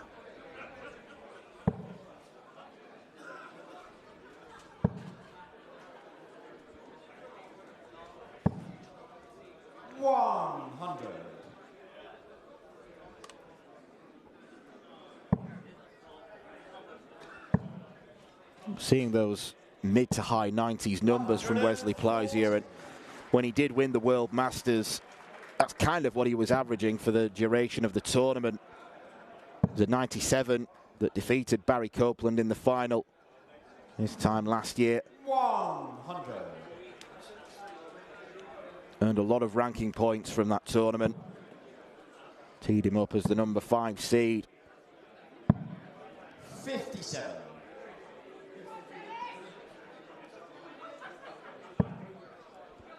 I'm wondering why he's got his name backwards on his shirt. Yeah. Fraser Wesley. I've been looking at that now for 2 sets thinking, 100. am I missing something maybe? I don't know. Yeah, unless it was a printing error, which Wesley won't have been happy with, but slightly unusual. During that break, actually, I was told a very interesting fact about Dennis Nilsson, which I'll save for right now. Apparently, according to our referee, our MC, I should say, Anthony Dundas, he always plays darts with his shoelaces undone. Did you know that? No, and I've played him loads of times, and I look at the floor, but I've never noticed whether his shoelaces are undone.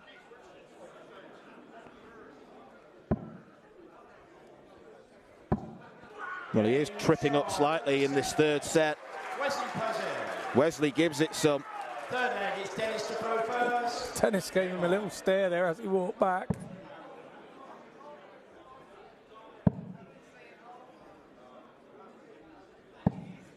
$121. Being big and brash can bring your opponent back into it. 140. This is something he does. He always gives a fist pump when he does a 140 to the side, and Wesley.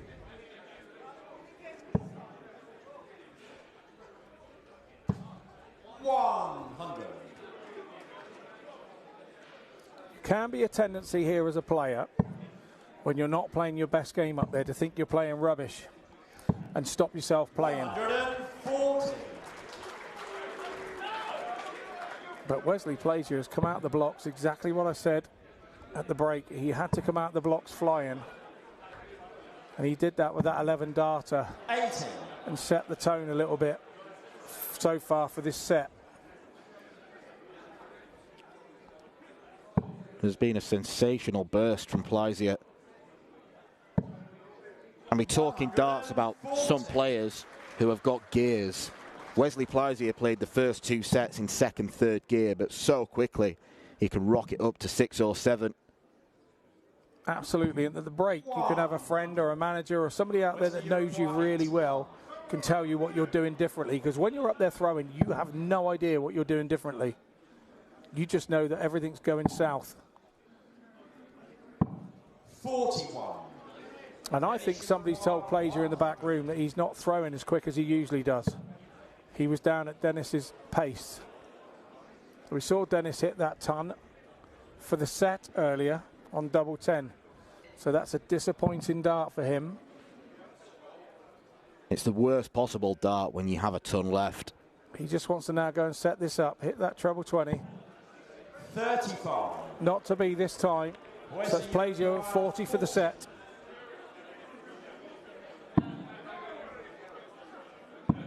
Game shot. Superb from Wesley Plazier. In the blink of an eye, he halves the deficit. I think by my calculations, I make that a set 1 in around about 40 darts. First leg, it's Wesley. Some going from the Dutchman. Game on. I know it was over quick.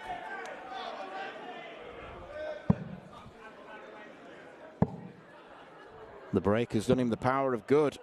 84.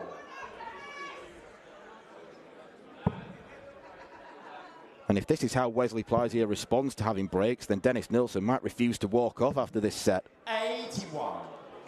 Dennis has slightly lost his composure here with that set.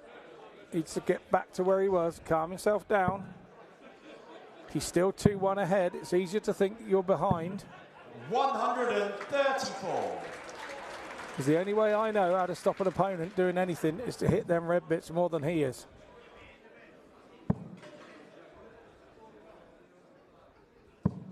And that's what we saw from the first 2 sets. That's the Dennis we saw then.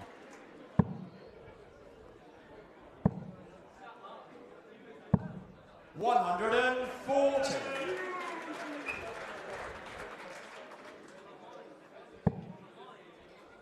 Wesley is piling them in. 140. As is Dennis. Wesley require 143. Terrific game, this.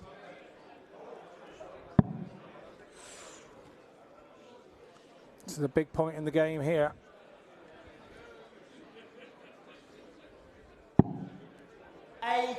No question that Wesley Plowsier fancied taking out 143. He's playing well enough. He's looking fluent enough. As you mentioned, Scott, he is throwing quicker. Yeah, he's definitely throwing quicker. He was throwing more at Dennis's pace. 120. He won't worry about that. Double 10's been his friend so far today, Dennis Nielsen, but will he get back? That's the question.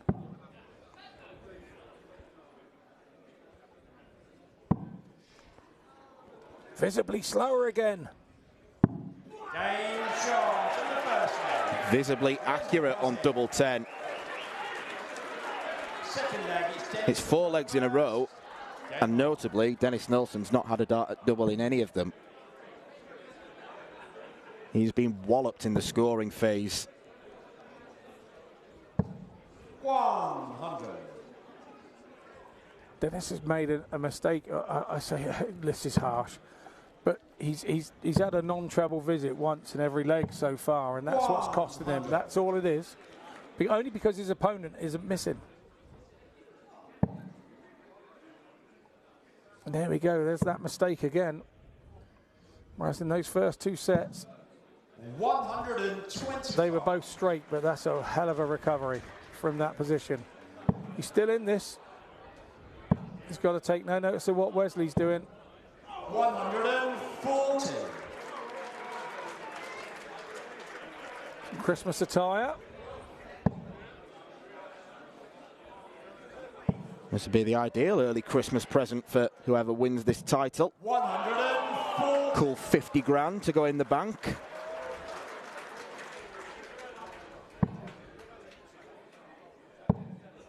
You'd find somewhere sunny to go with it, wouldn't you? 57. Dennis, you require 136.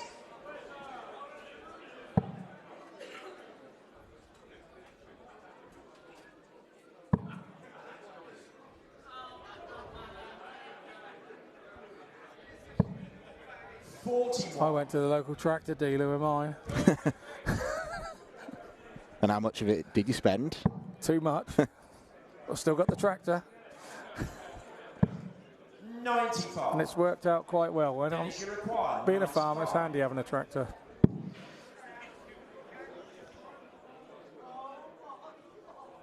Is that going to stay there if he hits the board? It is in there shakily. Treble 19, could it fall out here? 57. Not to be, so plays yet. Wesley, you require 1. It's a go at 109.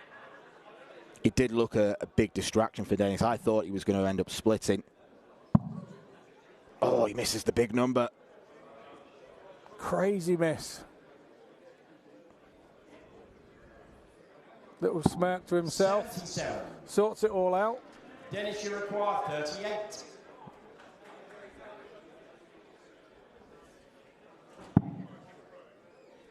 Now chooses the split. Game shot. Wise choice. Absolutely. Wise choice, young Dennis. Well, it's the second time he's done it, and it worked previously. That'll settle him down now and stop the rot a little bit. As Wesley plays, you had started to reel off leg after leg.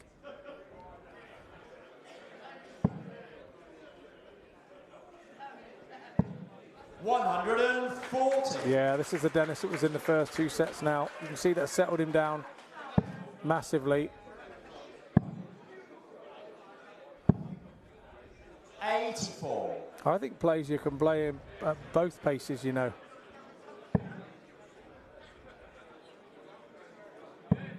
Yeah, I tend to agree. I think he's better when he does go rat-tat-tat at that really quick pace that he does operate in.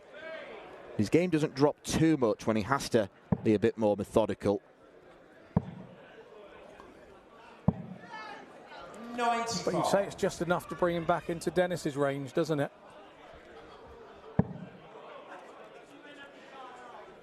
That dart is not helping Dennis at all. 59. You create yourself a problem when you're doing that. He's been getting away with it and getting 140s round the side of it and everything. But long term, over these long sets, that's the dart you want right there, like plays here. That first one on the top wire. 99. You're just causing a problem for yourself that shouldn't and doesn't need to be there. That's a better dart altogether. 100. You'll be disappointed with that. I think every player, once you hit a treble 20 with the first dart and you've got 2 darts still in your hand and you only hit 100, it's a little disappointing. 60 left, so big single 20. Dennis, you require He should 161. return to the board, and will. Once again, it's the dart that's dipping underneath the treble. 81 left here. You can go treble 15 or treble 19, I think he generally goes. No, treble 15 this time. 125. Classy setup, but it might not make any difference. Again, big moments.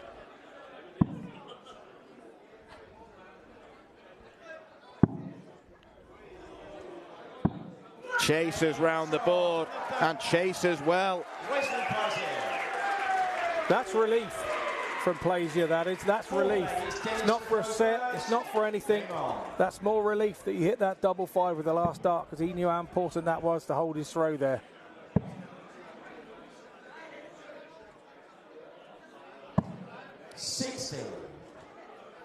And now that particular task is shifted over to Dennis.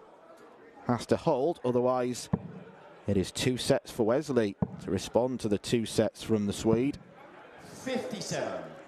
I always say, when you give it that big un, you use a lot of energy. You use a lot of energy, and then when you come back to the board, 9 times out of 10, you don't score after it with your first throw, and that's exactly what happened there 100. with 57 for Plazier.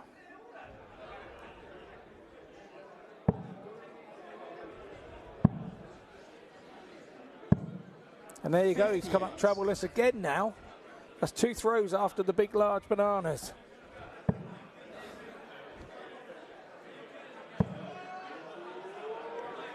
And Dennis just carries on his way. 140. After the big, large bananas, I think I'll have to use that in future. Well, he give it the big one, didn't he? The big, large bananas. He's finally hit one now. Oh, Jackie's found a friend in the crowd. That hat that Jackie had on, he lost it a few years ago on his way here. He left it on the train. And a day later, it found its way back here after an appeal on Facebook. Would that happen to your eye, Dan? Would we ever find our hat? Would we ever? I don't think I'd wear a hat like that, so well, no problem would happen. Not the question I asked, but thanks very much. Chuck me under the bus. But yes, that is how iconic a fan Jackie is. Everybody knows him. Game shot. Once again, very clinical from Nielsen. 5th leg, it's Wesley to throw first. Game on. Nicole Renault. Nicole Renault sat in the crowd. She was amazing against Eileen de Graaf. Really unfortunate to lose. Yeah, it went all the way, didn't it? One of the shining lights of this tournament in the ladies, I think. 100. And it is Eileen who came through. Another Dutch. Getting some extra screen time there. Eileen Could faces. be looking back at this moment with her, you know, saying a star was born in 2023 at Lakeside. Plenty of potential big stories. 80. You don't want that in the last leg of a set. It starts to play on your mind. It starts to tell you that it's not your day. It starts to tell you your luck's not in for this leg. And then your opponent does this. 180. The ultimate act of kicking a man when he's down. Keeping your foot on his throat, absolutely. 100. It's good recovery there. He's just the 50 behind, but If that treble 20 had stayed, even a single 20, he'd be right there. Oh, now. So it's a dart apiece now has gone. Can Dennis make this up here? The old Robin Hood trick. The answer is saying yes. Fill it up. They're all sat there. Go on, boy. 180. They were just begging. Come and get me, wasn't it? So inviting. Treble 18.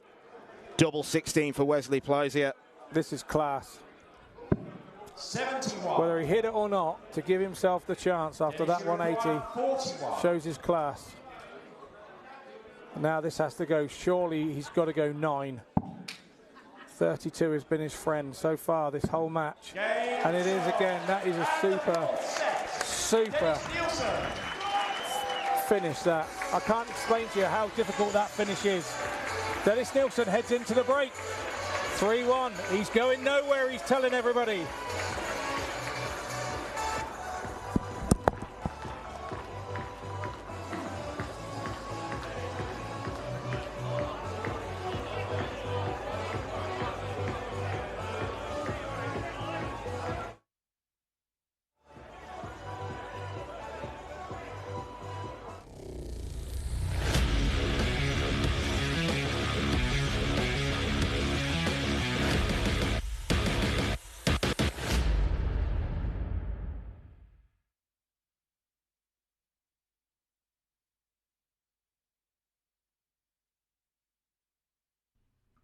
This program is brought to you by Benji Marine Engine Repair and Trading, specialized in Wärtsilä engines with a 24-hour-a-day, high-quality, worldwide service.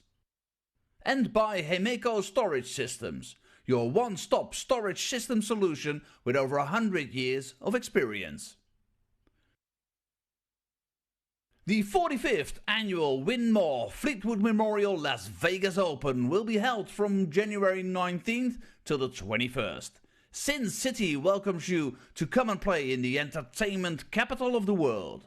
Both men's and women's champions will win places at the 2024 WDF World Championships. The Romanian Darts Festival is from January the 26th till January the 28th. Come join the party in Bucharest. Register to play by Wednesday the 24th of January. The Toto Dutch Open Darts is held from February 1st till February 4th. Registration is open until January the 16th. The Toto Dutch Open Darts is by far the largest darts party in the world that you should not miss. And the men's and women's champions go to the Lakeside in December 2024. The Swiss Open and Helvetia Open tournaments are held from May 31st till June the 2nd. One of the longest running tournaments in Europe invites you to join them in the most beautiful surroundings you'll find in Europe. The Swedish Open and Masters is held from August 16th till 18th. A popular tournament for many of Europe's best aerosmiths. For more information on each of these tournaments, go to the link in the description.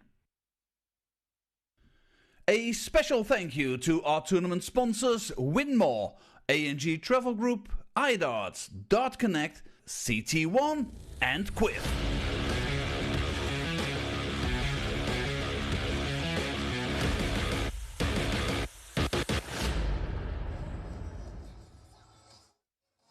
Welcome back to Lakeside. Dennis Nilsson, 3-1 over Wesley Plaisier here at the 2023 quarter-finals of the World Championships. Well, Scott, Wesley did exactly what you said he would do. He came back fast after that break, but then what happened? Well, he even threw fast. He got into a pace where he wasn't even thinking, and he absolutely blinks that, setting around 40 darts, which is just brilliant darts. Then he started to slow down again. In the last set, his throw slowed down a little bit. He lost his rhythm. He dropped back into Dennis's rhythm, and Dennis lapped that up. And what a big leg that was, that last leg. He had a bounce out in that last leg of the set there to take the fourth set. And he could have got disappointed, but he didn't. he carried on, hit a couple of big scores, took a lovely double 16 first start. He's back in the he's back in the game more than anything at 3-1. Indeed. What a competitive 2 sets we just witnessed. There were moments there where we thought it was going to go to 2 sets all, but as you mentioned, Dennis, he made that comeback. What would he have been thinking after Wesley came out flying following the break? How did Dennis then turn it back in his direction? As a player, you know what's going on. You know that you're not doing a lot wrong. You're knowing that your opponent is doing an awful lot right. And you sit there and you just hope that he comes off it. You sit and hope. You don't do anything different. You just sit and hope that he doesn't continue that standard. And that's exactly what happened. He actually robbed a leg to break it in the 4th set. Wesley went off and hit 4 on the trot. And then Dennis held his throw. And then Wesley seemed to change how he threw it again. And this is not the way we saw this match going. Wesley has been on such form this year, breakthrough form, winning that World Masters. Is there time for Wesley to turn this around? There's always time. Whether it's set play, there's always time to turn it around. Okay, well, let's see if Wesley can turn things around or if this is indeed Dennis's day. It could very well be. Wesley Pleisier wanted 103. Single 17, treble 18, just wide of the double 16. And Dennis jumped all over it. The strong man who is used to lifting boulders, and felt like he was being chased by a boulder following that 3rd set from Pleisier. A quite sensational burst, winning 3 straight legs in 40 darts. It would have been easy for Dennis to lose his composure, but he stayed cool. He stuck to the task at hand. And checkouts of 38, 51 and 41. The second 2 taken in 1 dart. And he is now 1 set away from a maiden World Championship semi-final. A man who wasn't really spoken about as a potential winner before the tournament started. Might just be about to prove everyone wrong. And Wesley Pleisier is going to have to produce form like he did in that 3rd set if he is to come back in this match. But the word gears has already been mentioned in regard to Wesley Pleisier. Very, very capable of coming back, but 3 straight sets is still an awful lot to ask against an experienced competitor like Dennis. Yeah, it is, but with set play, you know, it's very easy to do that. You've just got to look at it at 1 set at a time. We've seen many big comebacks from here over the Lakeside years. And it just, I don't know what happens. You've just got to break. You've got to break the game down and take it to 1 set at a time and 1 leg at a time. And the biggest problem that Wesley has is that he doesn't have to throw in this set. So this is the biggest one. He has to break this one. But obviously he's feeling as low as ditch water in the month of June at the moment, being 3-1 down at the break. He's got everything to think about what's going wrong as he's gone back in there. He had nothing positive to think about. Whereas Dennis had everything positive to think about. It was another 3-2 set in his favour. 56. Another set where he broke the Pleisier throw in the last leg as well. That's the important 2 big moments in the game. Breaking the Pleisier throw. And now he feels like he's in his comfort zone, I believe. Yeah, he's in his pomp. As the match looks like it's drawing soon to a conclusion. That is, unless we see better darts from Wesley Pleisier, who had nothing positive to think about going into the break. And it doesn't seem like he's got anything positive to think about after it. 40. Dennis can't think about the finishing line just yet. You must not even let that cross your mind. The minute you start thinking about the finishing line, it gets ever so much harder to get there. 5th 180 of the match for Wesley.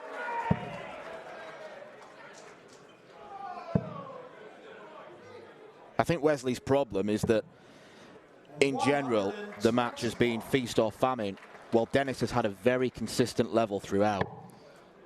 Yeah, he has, and like I say, when Wesley's gone above that level, whether it's a leg or whether it's a set, he's defeated Dennis, but Dennis has not dropped off of it. He just has not dropped off of it, and he cannot afford to drop off of it now.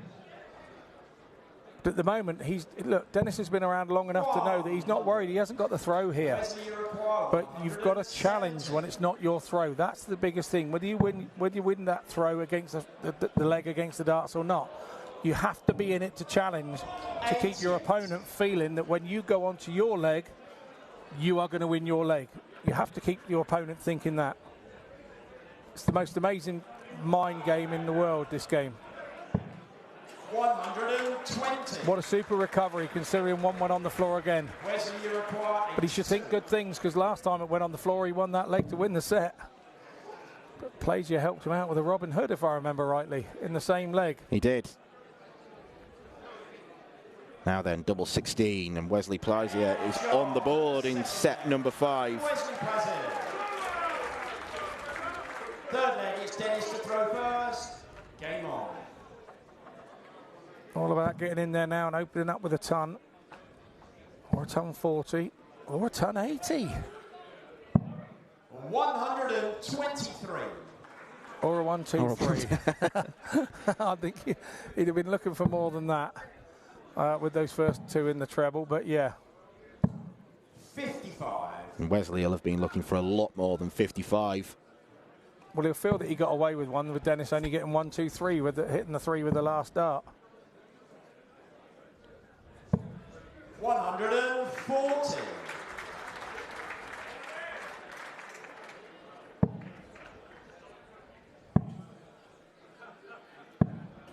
$200 in front. Around 100 in front for Nielsen now. He will be looking for another treble. Has to turn the corner. And needs that treble. Oh, he hits 2.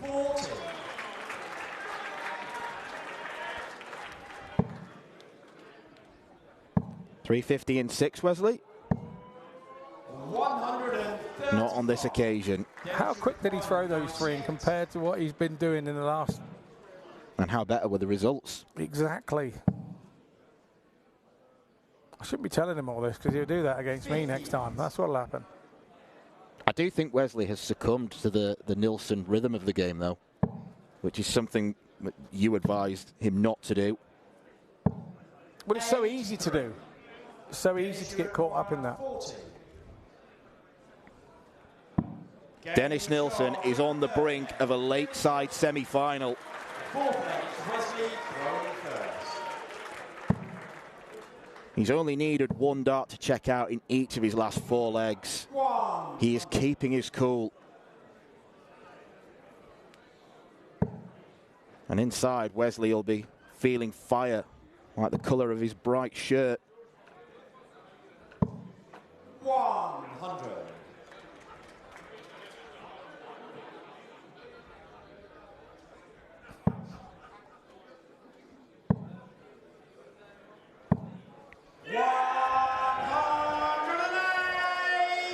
Wesley looking very comfortable on his own throw is the menacing thing for Nielsen. But at 3-1, he's going to have to go and do a lot more of that, being comfortable on throw, to get back on level terms.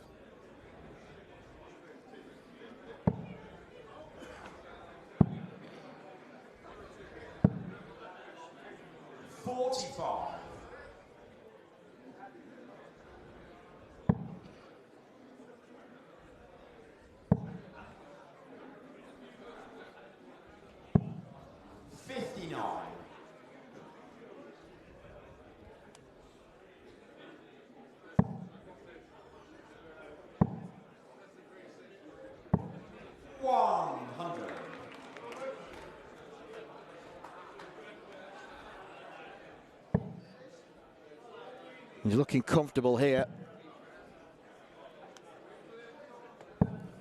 100. Wesley requires 76. Interesting hat attire there. Lakeside's full of them. Game shot.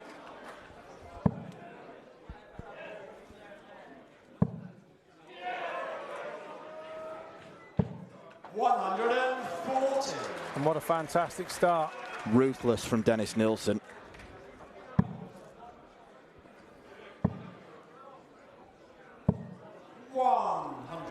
Throwing a little bit quicker again that time. Wesley Plaisier. Dennis has changed nothing from the start of the game to the end. That is so unlucky. 3 of those now. I think he's probably been the unluckiest player in the whole tournament with bounce outs. I think it's got to be the angle of entry, because obviously the spiders, which are the wires on the board, get pressed into the sisal. So it's called a blade because it obviously goes into the sisal when they're a few millimeters deep. So I think the angle that his dart hits the board is the issue for him, and that's why he gets those. What a great last dart that was. And he knows it. He knows it. He's not letting it affect him.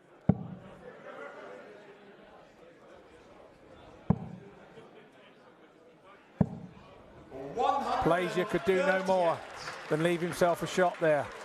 That's exactly what he's done. 167. Here we go. They're like two boxers knocking lumps out of each other. Going 25. Oh, what a dart. What a dart. Wesley, you require 167. This would bring the house down if this went. Oh, just lateral drift again. He's going to set it up. 135, I leave in 32. He'd stay there surely. 95. Dennis, you require. He has looked so confident on the doubles. Yeah, it's this match-winning double. They're not easy. And you've had chances at them. Oh, what a finish. What a finish. Dennis Nilsson, the Swedish sensation, continues to impress at Lakeside, continues to break new ground. He has broken the heart of the World Masters champion, Wesley Plaisier. He is a Lakeside semi-finalist following a fabulous performance. There were brilliance in stages from Plaisier, but Nilsson's consistency saw him go through. Disappointment for Big Wes, but he was outplayed by the Swedish strongman. Dennis Nilsson beats Wesley Plaisier by 4 sets to 1.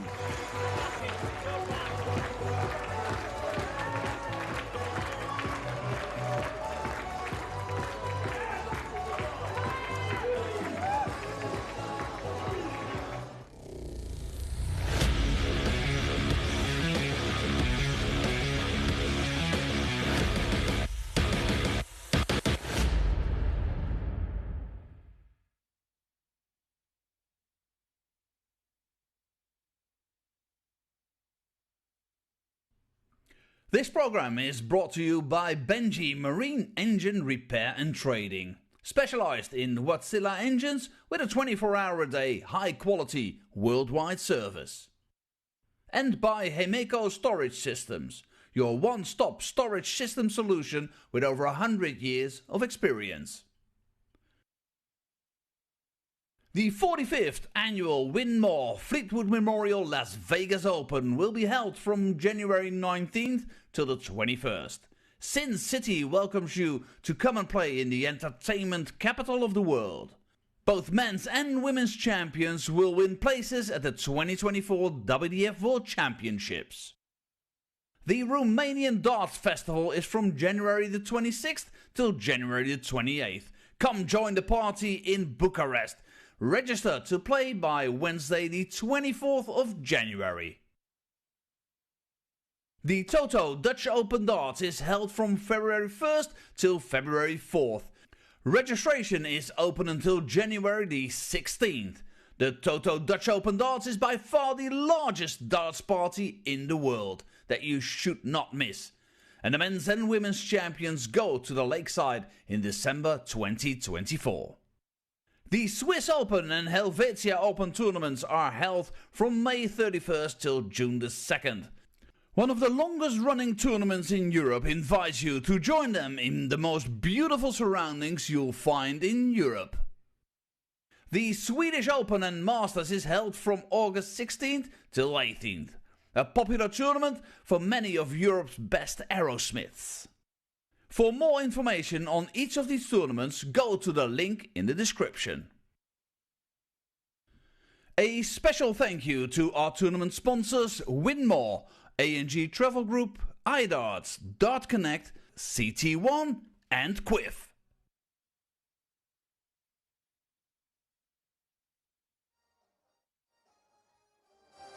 Well, we see a first semi-final in this World Championships for Dennis Nilsson as he beats the number 5 seed Wesley Plaisier.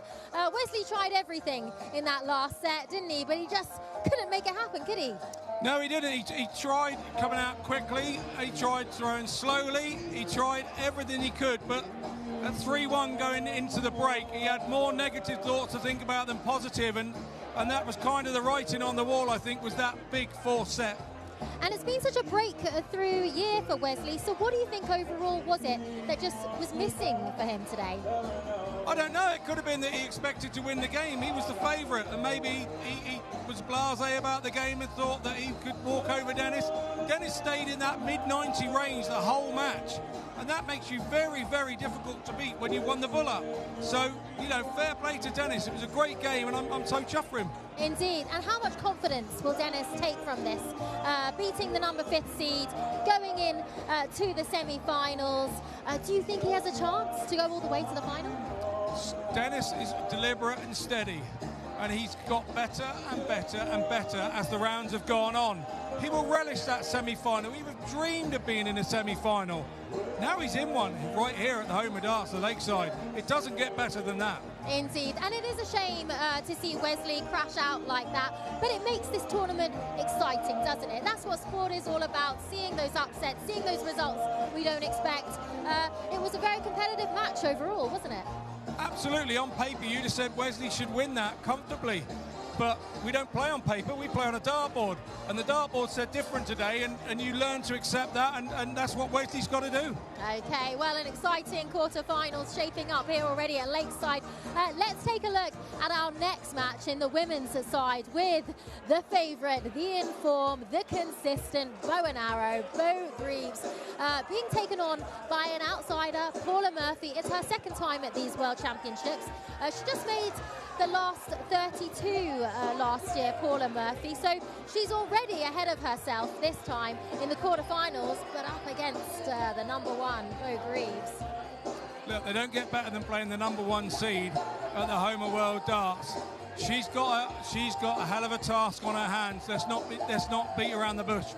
She's going to have to play her very, very best game and sustain it. Can't just do it for 2 legs. You've got to sustain it and hope that Bo drops off of hers and that she can put enough pressure on Bo for Bo to drop off of hers, but I don't see that happening. And you mentioned pressure. How much pressure is there on Bo? Because she is in form, she is the number 1, but she's still only 19 years old. How much pressure is on those young shoulders? Realistically, there is an awful amount because she's chosen to come here and not play in the PDC World Championship. So there's an amount of pressure by making that decision alone. But I know her as a person, and we spent a week together at a World Cup recently, and she is just so lethargic about it all. You know, she just takes everything in her stride. She doesn't worry too much. The only worry that she has is she worries that she doesn't play well. Okay. That's all it is. She's not worried about an opponent. She's not worried. She's just worried about herself. But then that's not very often either. And if she gets beat, she just goes, well done, and shakes your hand, and she doesn't take it any further. So, you know, she's just the perfect dart player for me, perfect mentality, and she does everything the way I think she should do it. So is it the mentality that sets Bo Greaves apart, or what is it that makes her so special? Her mentality is so different. She's always glass half full, never half empty. When you talk to her, she's not worried, and that will make her a great and a legend for a lot of years to come. Okay, and Paula Murphy, tell us a little bit about what you know of her and what you think she should be doing right now to mentally compose and get the best out of herself against the world champion. I think what she's got to do, I think she's got to try and create chances in this game. She's got to give herself chances at doubles. Bo will give you an odd chance. She will have an odd off leg. And when she does, Paula Murphy's got to jump on that. Her double hitting, Paula Murphy's been really good. I've been impressed with that this week. And she's going to have to be right on top of that to take those chances.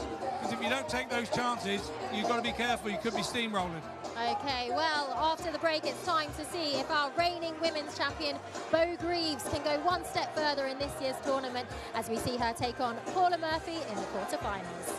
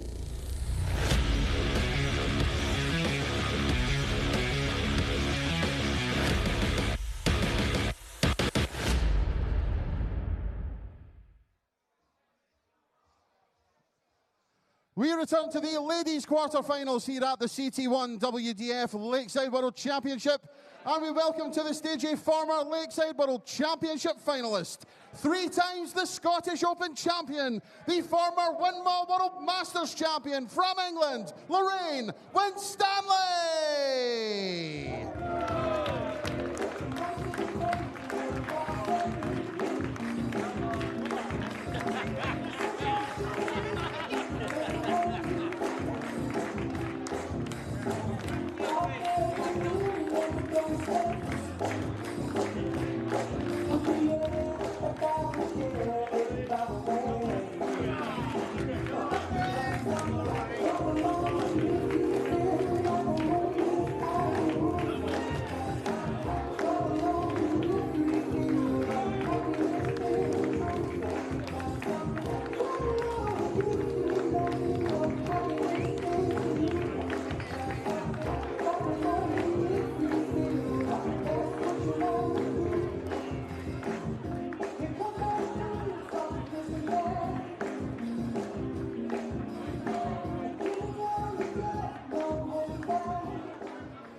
We now welcome to the stage a former Fender Darts Masters and Winmau World Masters champion, the 4-time and reigning Dutch Open champion from the Netherlands, Eileen de Graaf.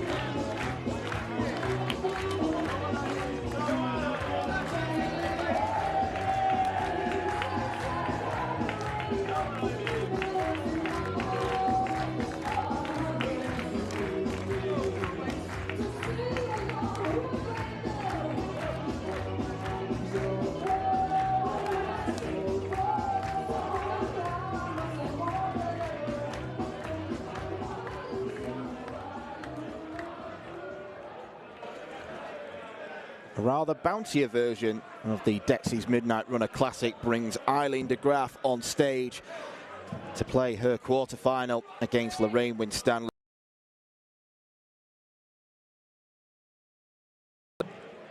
Both of them have won the World Masters. Eileen de Graaf has multiple Dutch Open titles, including at the beginning of the year when she defeated Bo Greaves. That's why, according to the seedings at least, she is the best of the rest behind the Doncaster teenager. But don't rule out Lorraine Winstanley. She had quite a simple passage through to this round. She was far too strong for the Hungarian Veronika Ihash. Eileen de Graaf, as we mentioned, when she came on our camera in the previous match, was pushed very hard indeed by Nicole Renaud. A match that went to a last leg decider. Two experienced competitors in the women's game. If you do mention the words quarter-final to Eileen, she might come out in a cold sweat because she's been beaten at this stage in each of the last 4 years. Lorraine, a previous finalist at this level. As Marco Meyer, our referee, this time Eileen will get the game underway. And Scott, one of those classic encounters where I can't pick a winner. No, I agree. I think this is a tough one to pick.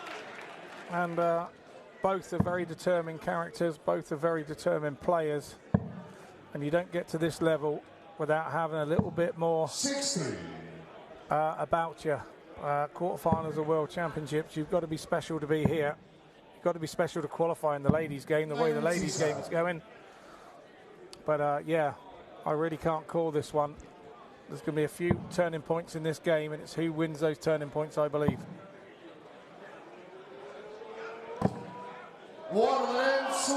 Unfortunate for Lorraine, but that was the strong part of her game against Veronika Ihash. If she was more clinical on the doubles, the average would have been an awful lot higher than the 68 she finished with.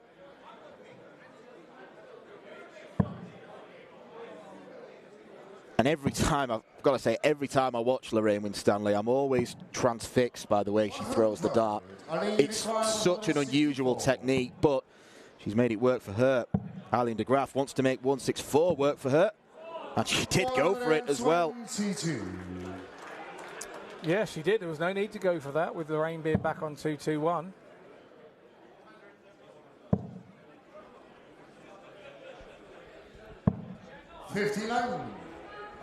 Great recovery from Lorraine, but Eileen looking very strong to take this first leg.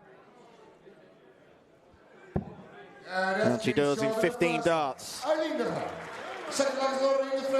Good hold of throw.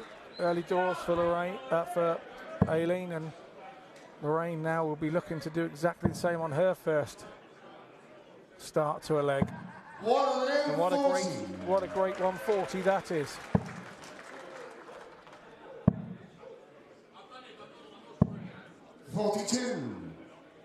She did manage to keep her head against Nicole, did Eileen. Around about halfway through the match, she made the conscious decision to start legs on treble 19, utilise that part of the board more. And when you see players doing that, it can be a bit of a worry. It maybe is a sign that they're overthinking, but ultimately it just about paid off for her. Yeah, absolutely.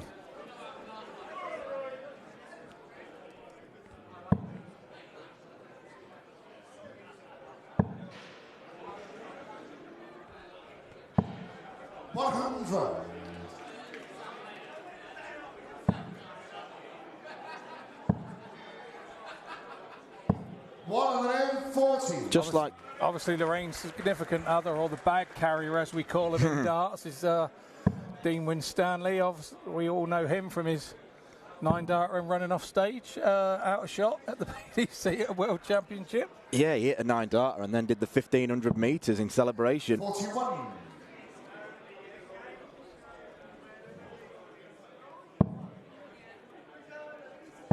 A little bit like Dieter Hedman and Rhiannon O'Sullivan. These are 81. Two players who are very familiar with each other. Played each other 15 times before. Eileen heads it 8-7. Almost neck and neck.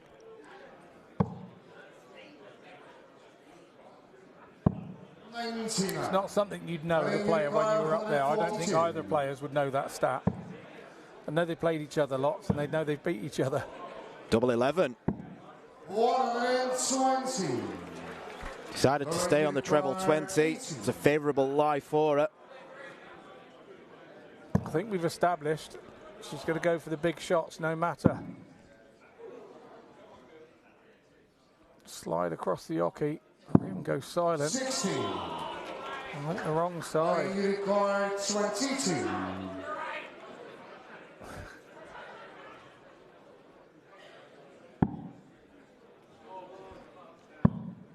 So the big three now for double 4. 18. It doesn't go, so Winstanley comes back.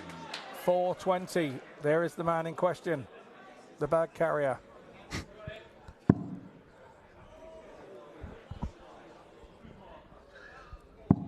Yeah, this game short in the second half. No Winston.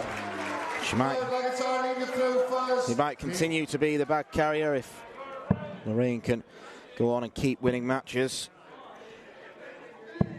58.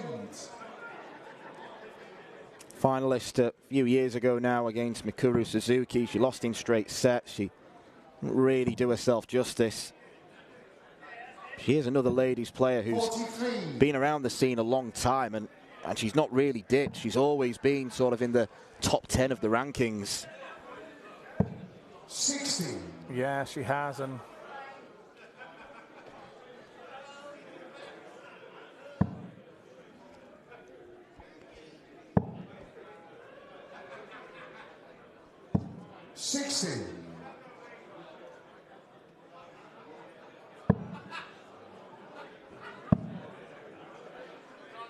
another stalwart for England as well. She is part of the England team going to World Cups and Europe Cups, and a couple of months ago we spent a week together as a team.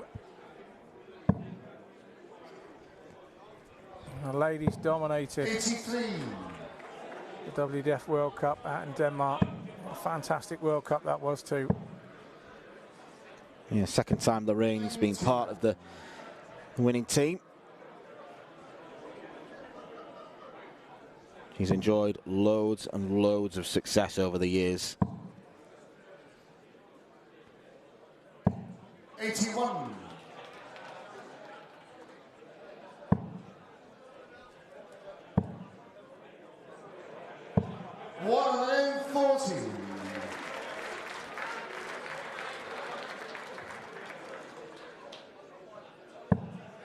Graf fairly dominant in this leg. 60. And you require 48.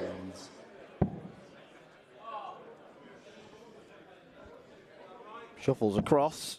No score. But with Winstanley back on 174, no problems just yet. No worries just yet for de Graaf. Now there's some worries. Cross to the treble 18, I'd have thought. Now there's some big worries. Good pressure from Winstanley. It's a much more careful dart at the 16s. 32. And she misses two at a double. Big chance. 40. Big chance. Big chance converted by Lorraine Winstanley. You're starting to see the moments that change games.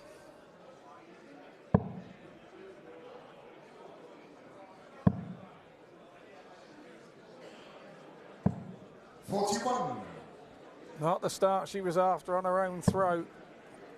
Because de Graaf will try to get herself a treble visit at least, and she does that with the last dart.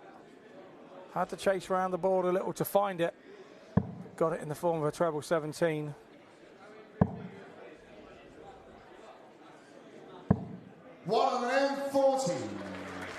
Last time these two faced off was in a quarter-final of a tournament. It was in the women's series in Hildesheim. Eileen winning by 5 legs to 2. And it's Lorraine in the ascendancy. 8 missed darts at a double already for the Dutch woman.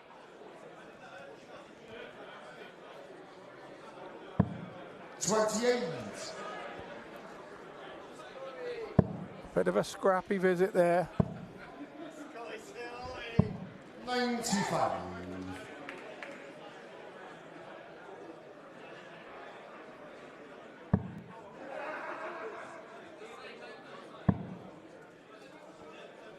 Another treble 20 would leave 152. 40. Rightfully gets a round of applause. 57. Lorraine Unicorn 152.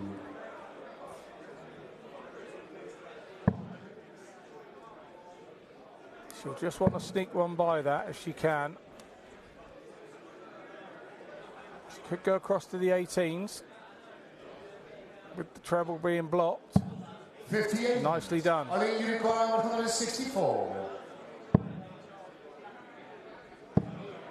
Change of approach on 164. She went 2018 when trying it in the first leg. 94. It seems daft when she was so successful at that direction.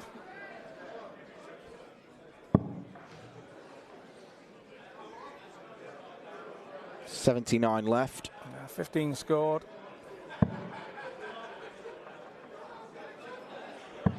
.38. Lorraine Unicorn 81.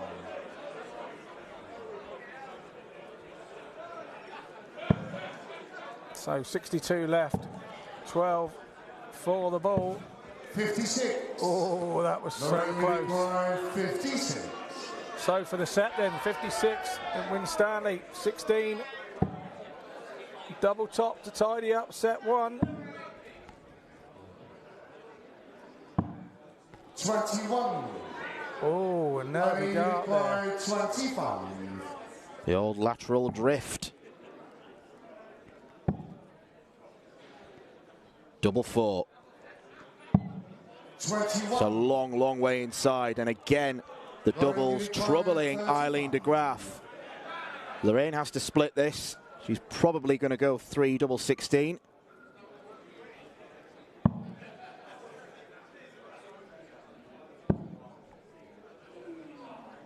Very close. 3. And a bit further away.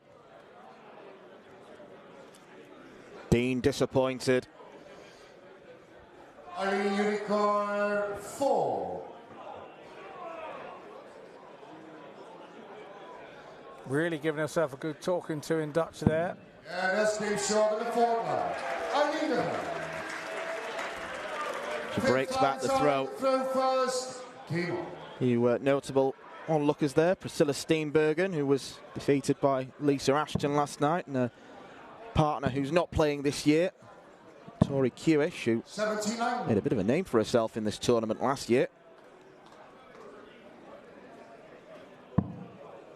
Yeah, fantastic ladies player in her own right. 81.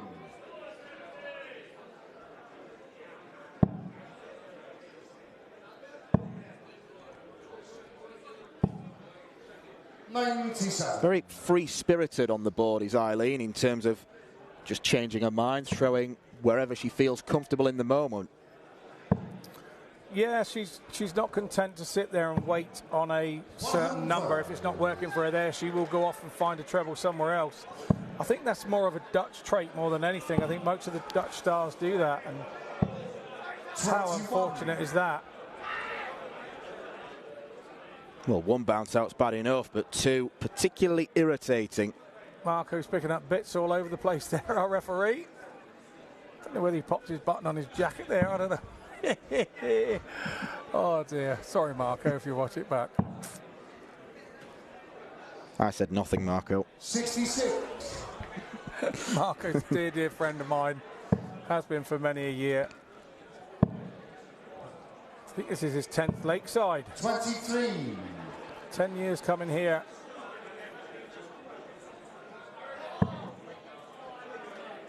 A quality referee, just like everyone who's taken to the stage. 62.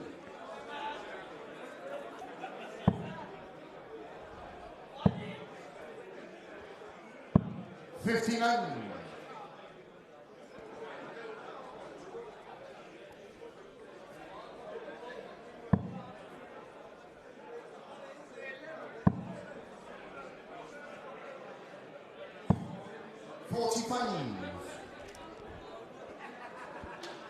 Taking small nibbles out of her score is Lorraine, but she is the first to a finish. 58.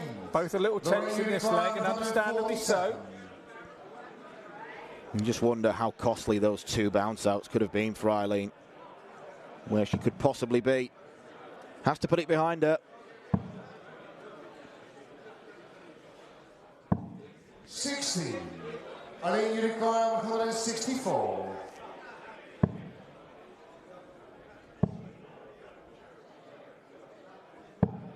96. Lorraine, you require 87. To win the first set. Big moments in this first set. Big moments. Went for the treble, didn't she? 37. Eileen, you require 68. Bad time to miss the big number. 52. But Eileen's doubling has really let her down. 50.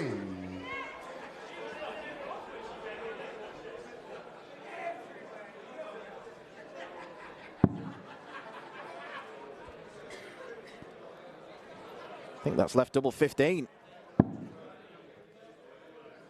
sure has. 35.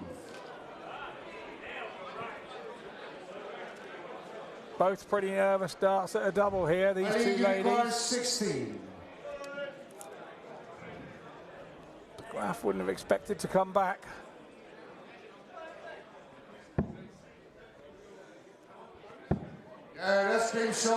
Sloppiness from Lorraine Winstanley has cost her. Eileen de Graaf takes the first set. It was a game that started very well for both players, but too many missed darts at a double, too many missed big numbers have cost Lorraine Winstanley dear. Eileen de Graaf has probably gotten away with one. She leads by 1-0.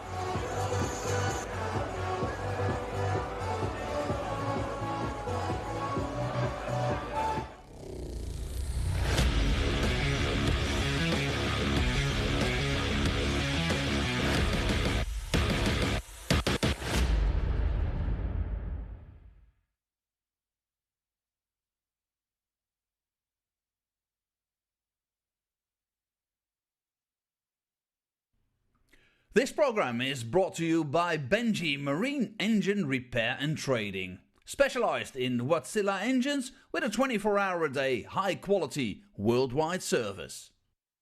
And by Hemeco Storage Systems, your one-stop storage system solution with over 100 years of experience. The 45th annual Winmau Fleetwood Memorial Las Vegas Open will be held from January 19th to the 21st.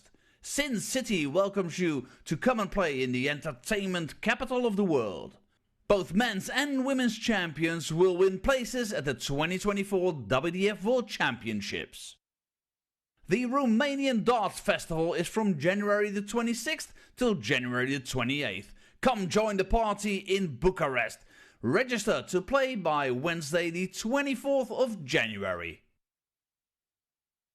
The Toto Dutch Open Darts is held from February 1st till February 4th. Registration is open until January the 16th. The Toto Dutch Open Darts is by far the largest darts party in the world that you should not miss. And the men's and women's champions go to the Lakeside in December 2024. The Swiss Open and Helvetia Open tournaments are held from May 31st till June the 2nd. One of the longest running tournaments in Europe invites you to join them in the most beautiful surroundings you'll find in Europe. The Swedish Open and Masters is held from August 16th till 18th. A popular tournament for many of Europe's best aerosmiths. For more information on each of these tournaments, go to the link in the description. A special thank you to our tournament sponsors Winmau, A&G Travel Group, iDarts, Dart Connect, CT1 and Quiff. Welcome back to Lakeside for the quarterfinals of the 2023 WDF World Championships. We've got the right match for you now. It is, of course, Eileen de Graaf against Lorraine Winstanley. Eileen is up by 1 set, but it started out very even Stevens for both ladies. What made the difference at the end for Eileen? It's a really tense first set for me. Both girls have played each other 15 times this year in the past. One is 8-7 up. I'm sure they're not aware of the stats, but they're very nervous of each other. It's a very nervous first set. I didn't expect that from two such experienced players. And what showed in the end was the fact that going for those doubles, they were a mile away towards the end of that set. Indeed, as you mentioned, it did look very tense, and it was very even between them, with Eileen just running away with it at the end there. Now look, Lorraine made the semi-finals in this tournament last year. She lost to Bo Greaves in those semi-finals. I'm sure she'll be wanting to go one better this year. So what do you want to see from Lorraine in this next set to try to make a comeback? Well, she didn't have the darts in the first set. That's what I'd be convincing myself in the back room. I have the darts now, and I can hold this set. She needs to get off with a good start, hold a throw, and that'll give her confidence, and she'll forget about what happened at the end of the last set. How much difference did that make, not having the darts, as you say, and that the confidence side of things? If the guys are going out 15, 18 darts, or the girls going out 18 darts, if you've not got the darts, you're sat there on 15 darts and your opponent's going out with 18 darts. So it's a massive advantage. You should get 3 more darts at the double if you're very even. So it's just one of those things. It didn't go right. She had 50 left in that last set, in that last leg, and she hit a double 10. Then sort of didn't recover. The darts at double 15 were a bit nervy, and Aileen was fortunate to get back. Well, look, a very competitive opening set. It's the number 2 seed, Eileen de Graaf, against the number 7, Lorraine Winstanley. We'll send you back to the match. Thank you, Joe. Eileen de Graaf started that first set rapidly. A 15-darter, narrowly missing the bullseye for a 164 checkout, which would have equalled the tournament record for a female player. That was set by Veronica Ehash last year, and she faced Bo Greaves. But the quality did dip a little bit, and that was largely in part to some sloppiness on the outer ring and a few missed big numbers as well, particularly for Lorraine Winstanley, who was sat on 87. She needed a single 20 for a go at the bull, missed it to the left, and the leg ended up getting away from her. Her scoring has been pretty handy, though, and that is something that she can cling on to. That is something that has made her a dangerous player over the years. Plenty of ton 40s, 2 treble visits for Lorraine Winstanley. Eileen de Graaf Second set, first is still in front, though, and game on. as the second set gets underway, it is Eileen who has the advantage, but Lorraine with the first throw. And I think she'll really rue those particularly missed big numbers, Scott. 40. Yeah, she will, but like I said, the thing that she has to do to try and not let it get to her is tell herself out in that back room that she didn't have the darts that set anyway. So if it had been even Steven all the way through, which it pretty much was, it's always hard to give up a leg on a mistake and make life easier for your opponent. 43. But that's happened. You've got to get rid of that. You can only dictate what happens, what's about to happen, basically. She takes a step back after that second dart. 28. Goes too far the other side. Very modern way to start with 268. She'll go for the pull now. 26. And she pins it to leave a finish that she's already teased. Yes, she did indeed. And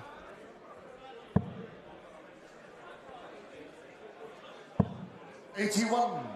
Eileen, you require 142. She's effectively got 6 darts from here, and she's going to need them. 67. Nice recovery there with the last dart. Lorraine probably needs 2 trebles to really force the pressure. Sneaks that one in. 99. I mean, you require... That's okay. Gives her half a chance.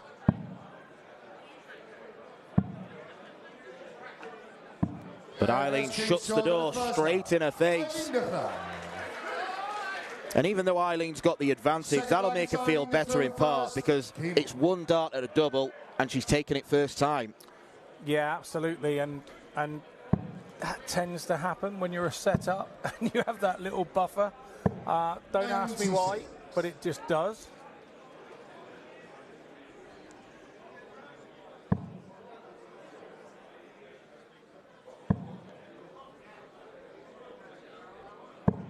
The treble 20 comes like a house brick. Who's that? No idea. Never seen her. She looked like she'd be a good dart player, though, I reckon. 95. Potential world champion. Already, eh?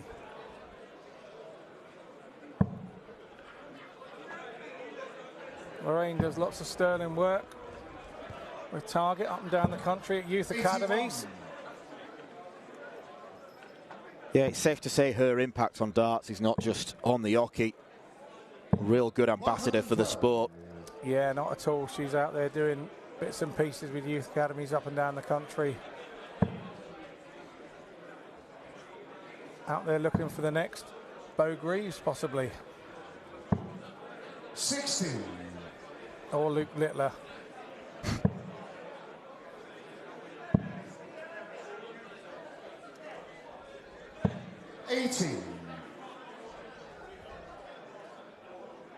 Eileen's really stepped on the gas since the break.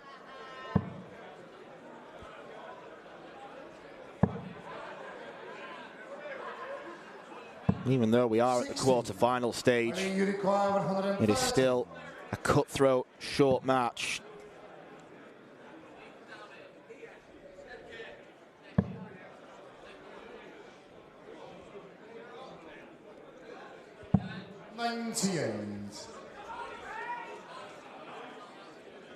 Rejected the chance to go for the bullseye. Very un-Eileen-like. But really no need. 100. Eileen, you require 32. Dean approves.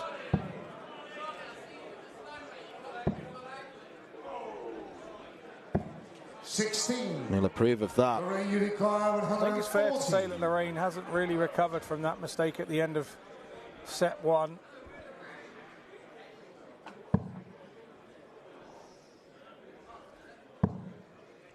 That would have signalled a recovery. So frustrating, particularly when the first dart's lying so well. It's a lovely setup, but will she get back? The answer is no. Eileen Devlin. Third is Lorraine through first. Game on. Lorraine Winstanley has to win 3 straight legs in order to prolong this match to a third set. Can't look that far ahead, mate. You've just got to win one leg at a time. 16.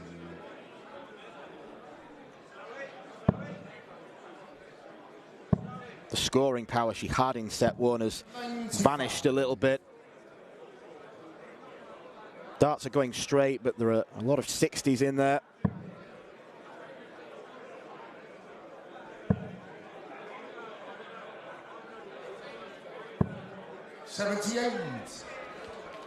Nice pick up there, down on the 19s. 98.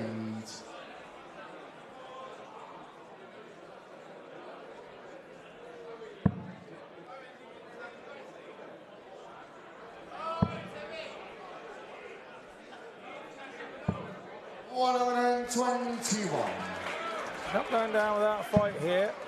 Lorraine, she never does. 108. Could have been you, Nicole. Last goal was 118. Did Lorraine just correct Marco then? I think either that or our scorers didn't quite punch it in correctly, one or the other. 41. All our staff here at the Lakeside do a superb job. to make these games happen. The easy bit is we can get up there and throw, ironically. 77. Yeah, I've got to give a word to Tavis and Dave Dudney, who've been doing the scores. They've been there for every game virtually. They've not missed a beat. If Lorraine Winstanley here wasn't getting any bad luck, she wouldn't be getting any luck at all. 113. Treble 19, yeah, just next door. Sorry, mate, didn't mean to speak over you. You're the main man. 49. I think the viewers will be grateful if someone speaks over me. I've been here quite a lot this week. I've been listening to you from home, mate. I think you're great. I've even met your mum and dad this week. Well, one big happy family, yeah, and that's how it should be. Only you require 64. Photograph 64 then for the match. Double eights. Oh, she's busted. It might not make a difference. 51.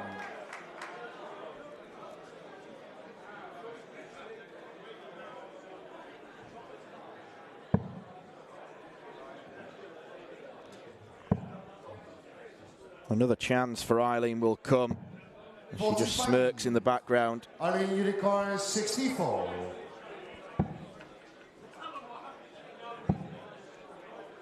This one's at tops, and Eileen de Graaf is through to the semi-finals of the Lakeside Women's World Championship. All too comfortable in the second set against Lorraine Winstanley, whose luck deserted her with a few dodgy darts. But it was a good performance in that second set from Eileen de Graaf, winning 6 legs in total. And she ends her 4-year run of losing in the quarter-finals. So it's another hurdle she has overcome in her quest to become a world champion. Eileen de Graaf has beaten Lorraine Winstanley by 2-0. Coming up after the break, we've got our final match of the afternoon from the men's championship. Andy Barton's the main man, the #1 seed, against the Kiwi outsider, Johnny Tartar.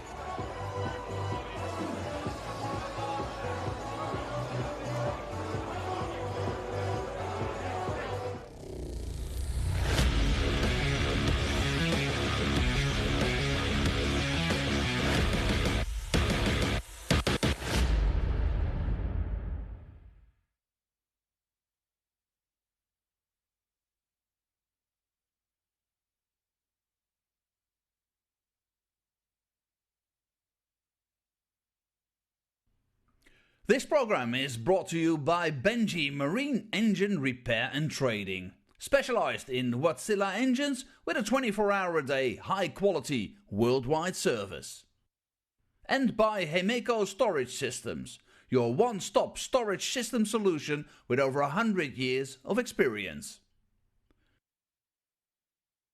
The 45th annual Winmau Fleetwood Memorial Las Vegas Open will be held from January 19th till the 21st. Sin City welcomes you to come and play in the entertainment capital of the world. Both men's and women's champions will win places at the 2024 WDF World Championships. The Romanian Darts Festival is from January the 26th till January the 28th. Come join the party in Bucharest. Register to play by Wednesday the 24th of January. The Toto Dutch Open Darts is held from February 1st till February 4th. Registration is open until January the 16th. The Toto Dutch Open Darts is by far the largest darts party in the world that you should not miss. And the men's and women's champions go to the Lakeside in December 2024. The Swiss Open and Helvetia Open tournaments are held from May 31st till June the 2nd. One of the longest running tournaments in Europe invites you to join them in the most beautiful surroundings you'll find in Europe. The Swedish Open and Masters is held from August 16th till 18th. A popular tournament for many of Europe's best aerosmiths. For more information on each of these tournaments, go to the link in the description. A special thank you to our tournament sponsors, Winmau, A&G Travel Group, iDarts, Dart Connect, CT1 and Quiff. Welcome back to Lakeside, the spiritual home of world darts. Here in the UK, Aileen de Graaf taking the win over Lorraine Winstanley here in the quarterfinals. Well, that was a whitewash for Aileen, wasn't it? Really showing her pedigree, showing her form, the #2 seed. What did you make of that one? Yeah, I just don't think Lorraine, she made such a small mistake at the end of set one, hitting the double 10 instead of the single 10, and then that caused her all sorts of problems. You're then heading in a double in a direction that you're not really confident in going for, and at 2-2, that was a difficult shot. She missed it and never really recovered. Aileen came out, set 2, and absolutely blitzed it, really. And Lorraine was here in the semi-finals last year, so Aileen, she's really done well to get past this one, making the semi-finals this time, finally for Aileen. It's an exciting run for her. She must take a lot of confidence from that win, especially that whitewash. Absolutely, it's a really tough game for them both because they both get on with each other really well. They're both friends off the hockey, and it's always harder to play a friend on this stage more than anywhere in the world. So, yeah, Aileen will go through and be happy, and she's in the half of the draw that she's happy to be in. So, again, she's looked at probably saying, I'm going to come to the semi-finals. She's made that now, and it's time to get your head down and get on and play. And what do you think it was that made the difference between them? There was just a couple of doubles in set one that went her way, you know, and Lorraine had missed a couple, and just at the wrong moments, and the big moments, Aileen won them. Okay, well, that's sport for you. And up next, we have a very exciting quarterfinal with our #1 seed, Andy Bartons. Many people expecting that he might go all the way here in Lakeside this year. And he is being faced by an outsider, Johnny Tata from New Zealand. He's got a tough task ahead of him, hasn't he, Johnny? First of all, what do you know about Johnny from New Zealand and his form this week coming into this very tough match against the #1 seed? Well, all I do know about him is he's travelled an awful long way, and if you're going to travel an awful long way, he'd have put the effort and the hours in to come all this way and done the practice and the graft at home. He's been mighty impressive as he started the week, pretty impressively, and nothing seems to faze him. He's a typical Kiwi, slightly laid back, takes everything in his stride, and being the underdog in this game, I think, is a good thing for him. Okay, and Andy Bartons, of course, he's made the quarterfinals 3 times, but this appears to be his year. Tell me about the form you've seen from him overall this year, and then, of course, in the tournament so far this week. You don't come into this tournament as #1 seed if you've not been playing well. Sometimes it can be an added pressure on you, but Andy seems to be, in the interviews I've seen this week, he seems to be very confident about being #1. He seems to be very confident about being the favourite. So it's not phasing him. He's just getting up there and throwing his darts. And if today he's going to go to his first semi-final, he's going to have to leave everything out in the back room in his head and just go and throw the darts he's been throwing all year to be the #1 seed. Indeed, but he hasn't won this tournament before. He has made the quarterfinals 3 times. So to come in, he must really want this time. You've got to remember, not many of us have won this, Joe. You know, it's a tough tournament to win. And when you're in your bubble, you have to come here and perform to do it. When you know that you're the best of the rest in all of it, you have to come here on that 1 year and perform. And that's what he's trying to do this year. And he's done it so far this week. Yeah, he has done it this week. We've seen some great form from him so far. A whitewash of Sebastian Beletsky. Also a great win over Gary Stone. I mean, it really does look like this could be his year. We've seen underdogs cause upsets before. We know Andy Bartons is the expected to do very well in this next quarterfinal match and potentially beat Johnny Tata. But if you were Johnny right now, what would you be telling yourself to do going up against the world #1? Just do your own thing. Just do your own thing. Don't pay any attention to what he's doing. You know what's coming. He's the world #1. You know exactly what game he's going to get out there. And be pleasantly surprised if he doesn't get his best game out there in the first couple of legs and try and settle yourself down by taking those off him. It's the way that these set play works. It's a great game to be part of, particularly if you're winning. Set play's horrible if you're losing. Okay, we'll expect to see people raise the roof in here after the commercial break, because it's the #1 seed Andy Bartons against Johnny Tata, all the way from New Zealand.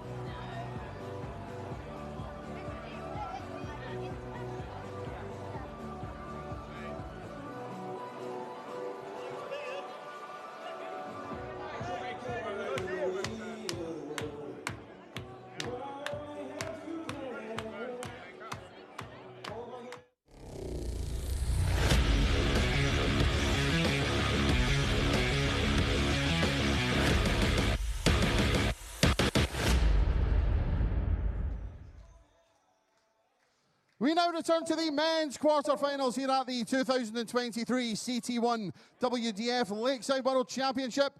And we welcome back to the stage a man enjoying his Lakeside World Championship debut, the former John Wilkie Memorial and North Island Masters champion from New Zealand, JT Johnny Tata.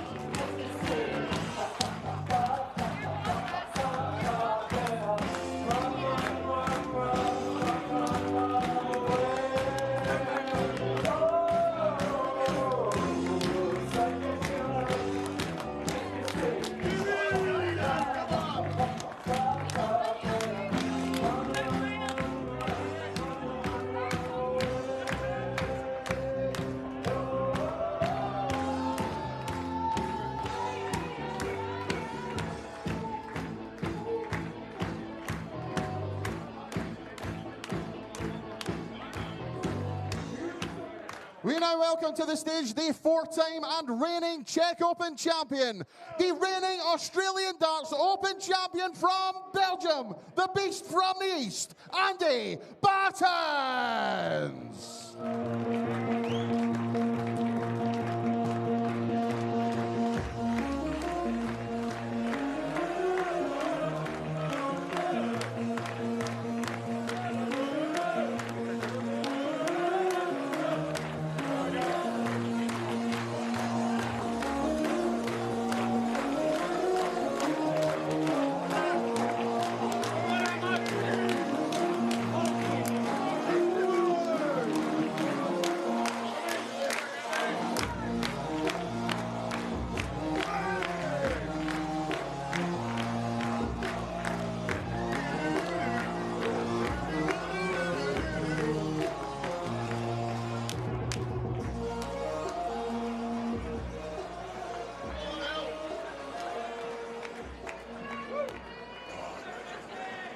enter the beast from the east, Andy Bartons, the #1 seed, the dominant force on the WDF this year.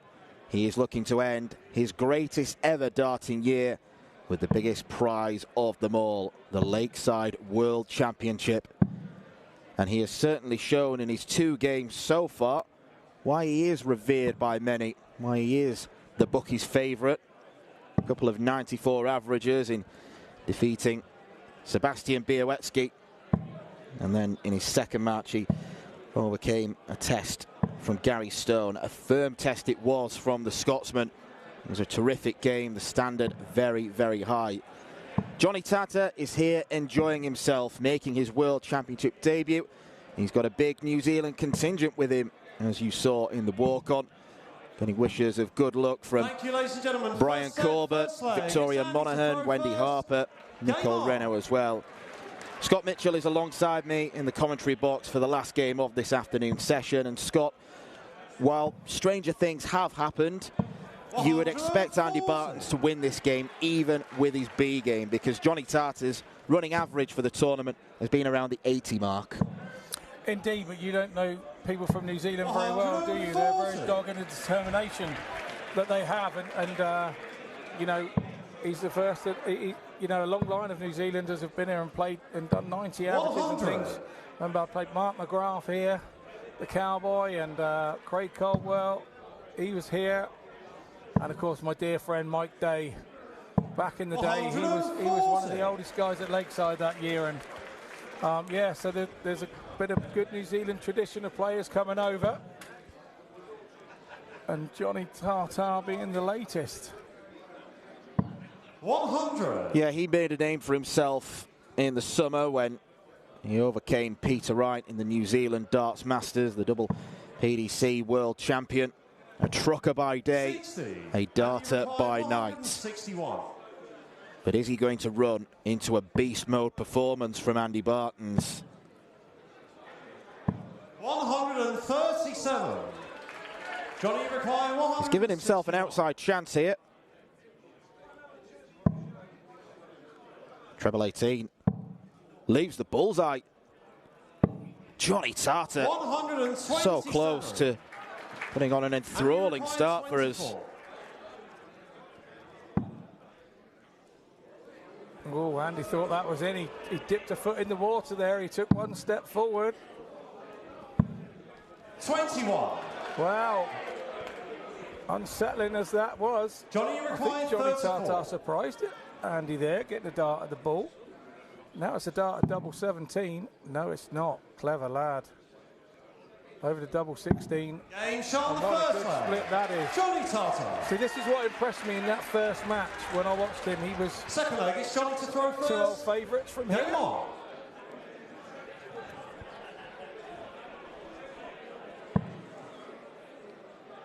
Yeah, one thing I've been really impressed with in Johnny Tata's game is the ability to grind things out when it matters.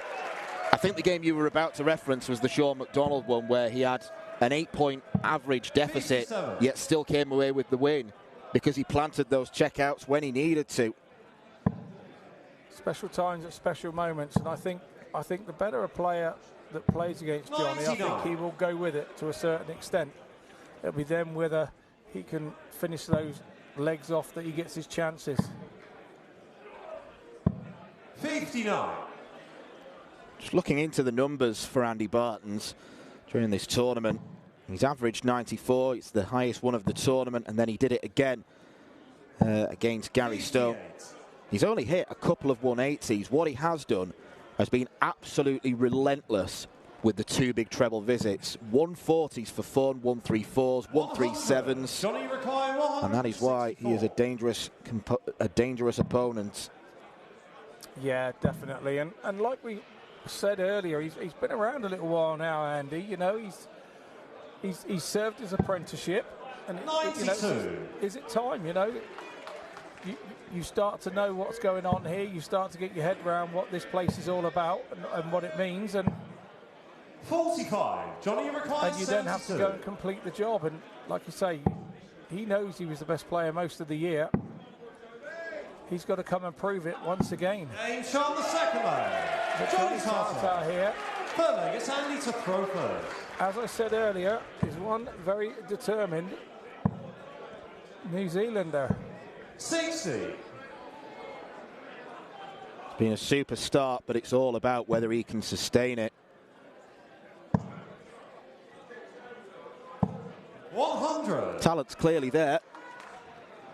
You don't start beating Peter Wright on the big stage if you haven't got a little bit about you, Danny, I promise you. 100.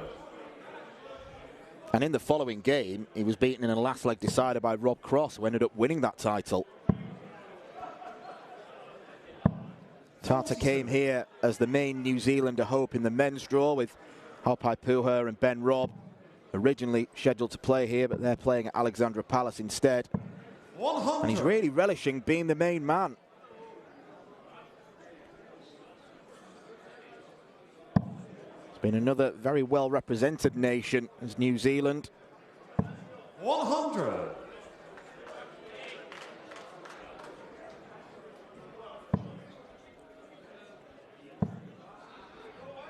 Yeah, I met both those guys over at the World Cup. Denmark. Big rig, as Ben Robb is known. Lovely, lovely people, both of them, lovely people. Just love the darts, something that we all have in common. 101. We're all different people away from the board, but at the board we love our darts. And Andy Bartons will love that 101 checkout. Andy Bartons. He's on the board now. Yeah, that'll settle him down as well. Fourth leg, it's Johnny to throw first. Game on.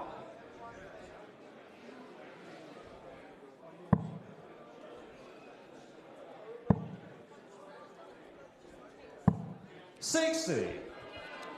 What you can say about both these guys as well is that they've shown incredible commitment to darts, because you know it's not easy for someone who's got a full-time job to come over to the UK to play at Lakeside.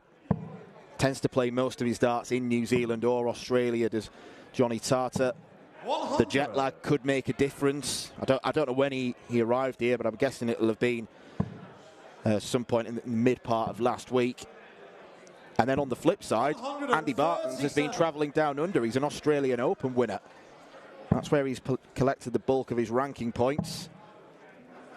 Yeah, that was back in August, I think. 57. Fantastic tournament, that Australian Open. Been there once myself. Unbelievable tournament. 140. And the final that he played there could potentially be the final here.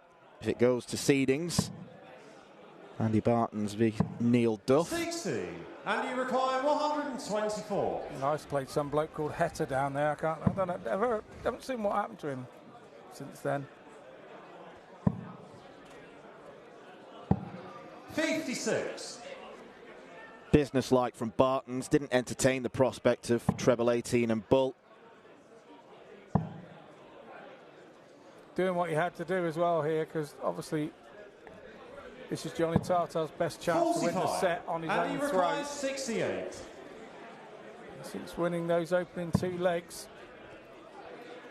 Bartons Game has been shot in the command. fourth leg. Andy Bartons.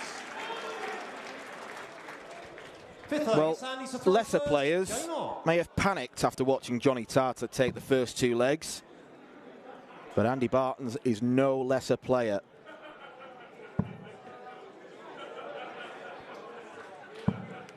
That's what coming in here with a bit of confidence does for you, though, Dan.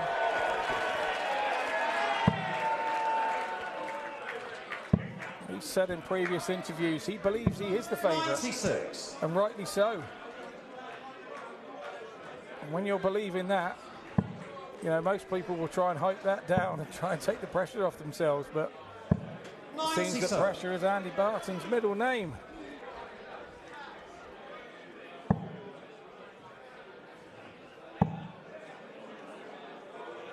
$180 for JT. 140. He's not landed.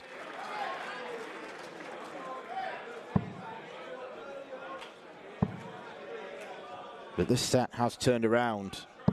140. Bartons again finding those 140s. like a boa constrictor up there. Slowly strangulating the Kiwi. 57. And you require 84.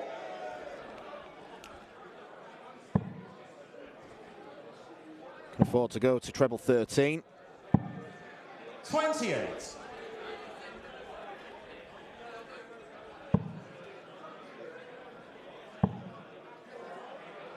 This would make things interesting. 140.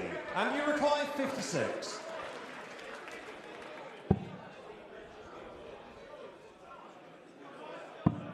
First set to Andy Bartons. Andy Bartons. Second set. He's a menacing figure up there. More important thing on that is it's 3 legs on the spin for Bartons. 100.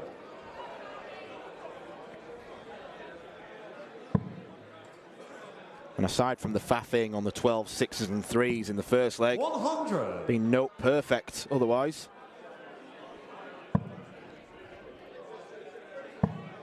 I'd say that losing those 2 first legs for Bartons was a bit of a wake up.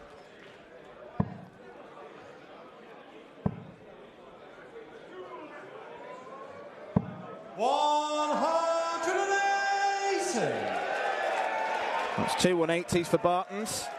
Certainly in free flow mode now, isn't he? Yeah, he's an exponent of the smooth barreled darts.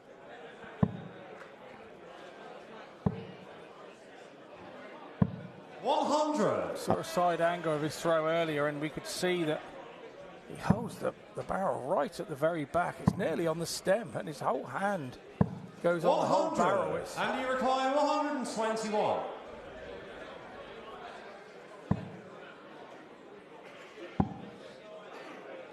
Bullseye. 96. Johnny requires 76. Not the way you teach a youth player how to throw, but very effective for Andy Bartons. There's no 2 ways about that. Game shot the first leg. Johnny Tata not willing to be counted out. He definitely has raised his levels from his first 3 games. 140. But even at this moment in time, we probably need to go up a little bit further.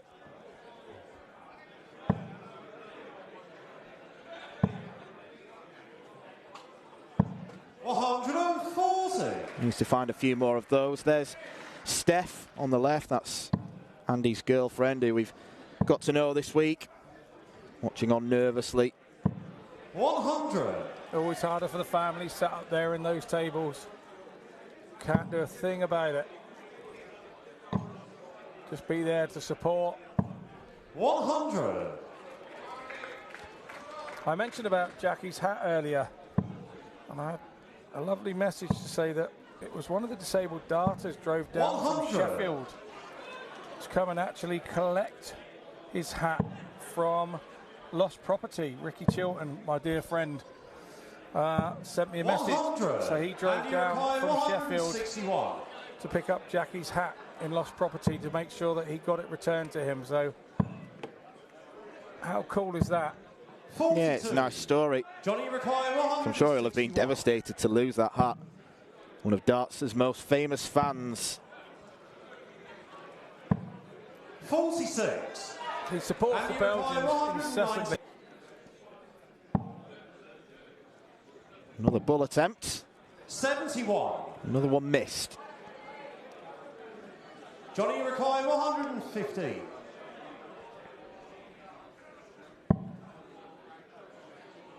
$18 for tops. Oh, he's missed the big number. 75. And it's not even as if it was on the wire. It was dragged well low. It was like he was thinking of the double instead of thinking about what he had in hand. Andy Bartons. Third leg, it's Johnny to throw first. Game on. Well, that's what Jackie thinks of that.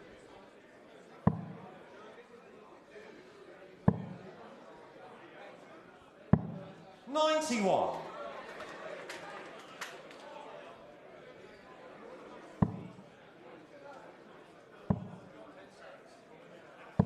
$140.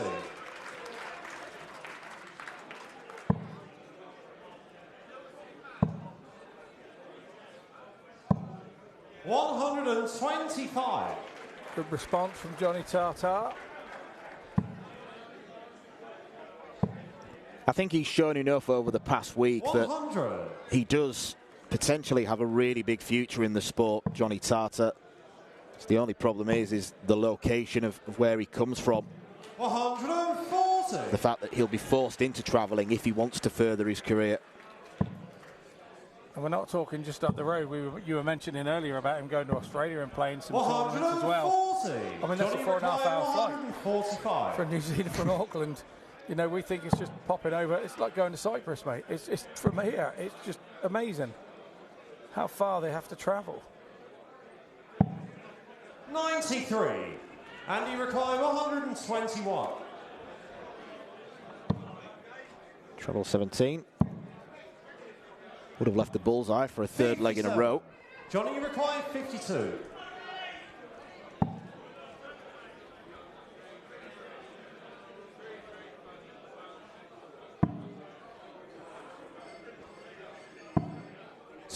Two big chances not taken. Andy Rakai, 64.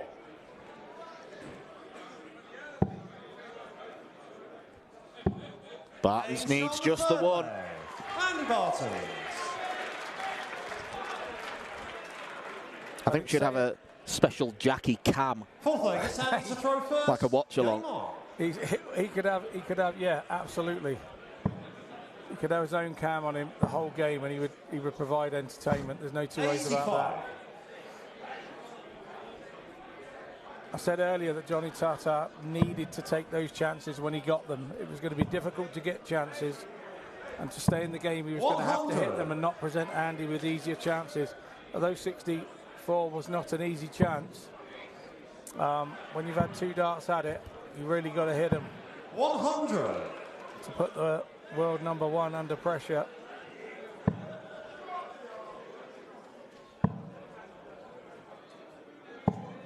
$60.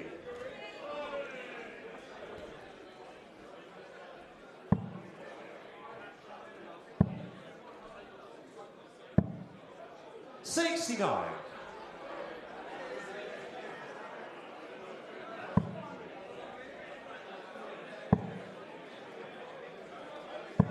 $140. Dennis Nilsson awaits the winner, following his very, very impressive 4-1 success over Wesley Plosier. Another man fancied pre-tournament, but he's been dispatched at the quarter-final stage. 105.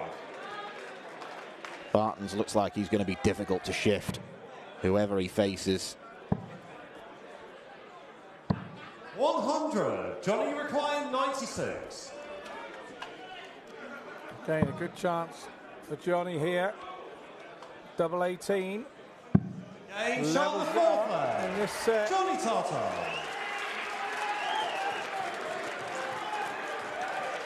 It's his biggest checkout. Fifth leg, it's Johnny to throw first. Game on. In general, he's been pretty good on the doubles. 4 from 8, 50%. He could just raise the number of 140s and 180s in the scoring phase. He'd be putting Andy under all sorts of pressure. Yeah, I agree, Dan. I agree. He has got something about him. There's no two ways about that. 96. Like I say, he impressed against Sean McDonald the other day's double-in was superb. Held his nerve at the end as well in what was a nervy game. So he showed that he has everything. 58. Yeah, he then came through another nervy encounter, this time against 8-seed Barry Copeland. It was only really against Jim Widmeyer that he had some comfort. Jim would be the first to admit that he underperformed against the New Zealander.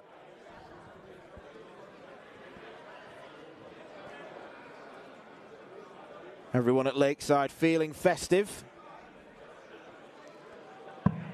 One of the few places where it's acceptable to come with a bad wardrobe. More than acceptable, actually. It's nearly a necessity here.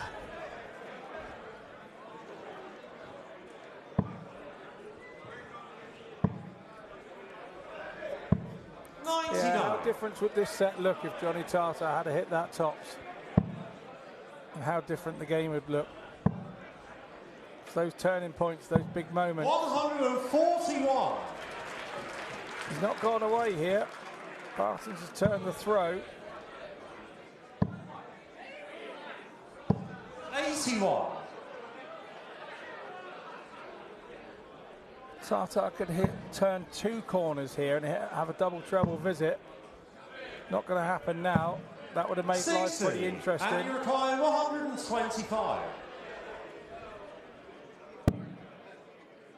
So 25 here. He'll try for that other treble. 65. Johnny require He'll be happy where he's set up 142. there. This would be a mighty big finish. Does he stay there? Yes, he does. Double 11 for the set. 120. It's almost like watching a replay of Eileen de Graaf, but Andy Bartons wants 60 to go into a 2-set lead. 20. I'm very surprised that he's passed up the chance. First up Johnny looked very high and a bit of a 22. blocker. So Tata here for the set, double 11.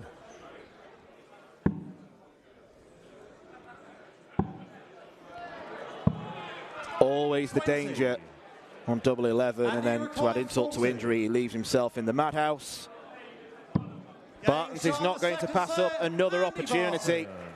It is a 2-set advantage for the beast from the east, who is trying to plough towards yet another title in 2023. Johnny Tata has done what was asked of him. He has raised his game, but unfortunately, he is running into the form man. Andy Bartons is halfway to a place in the semi-final against Dennis Nilsson.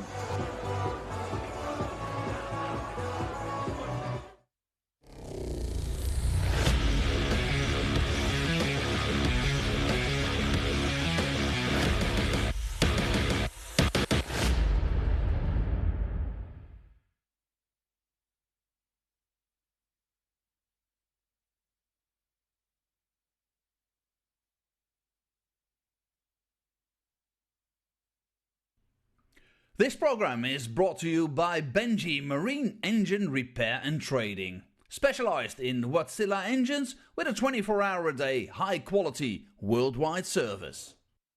And by Hemeco Storage Systems, your one-stop storage system solution with over 100 years of experience. The 45th annual Winmau Fleetwood Memorial Las Vegas Open will be held from January 19th till the 21st. Sin City welcomes you to come and play in the entertainment capital of the world. Both men's and women's champions will win places at the 2024 WDF World Championships. The Romanian Darts Festival is from January the 26th till January the 28th. Come join the party in Bucharest. Register to play by Wednesday the 24th of January. The Toto Dutch Open Darts is held from February 1st till February 4th. Registration is open until January the 16th. The Toto Dutch Open Darts is by far the largest darts party in the world that you should not miss. And the men's and women's champions go to the Lakeside in December 2024. The Swiss Open and Helvetia Open tournaments are held from May 31st till June the 2nd.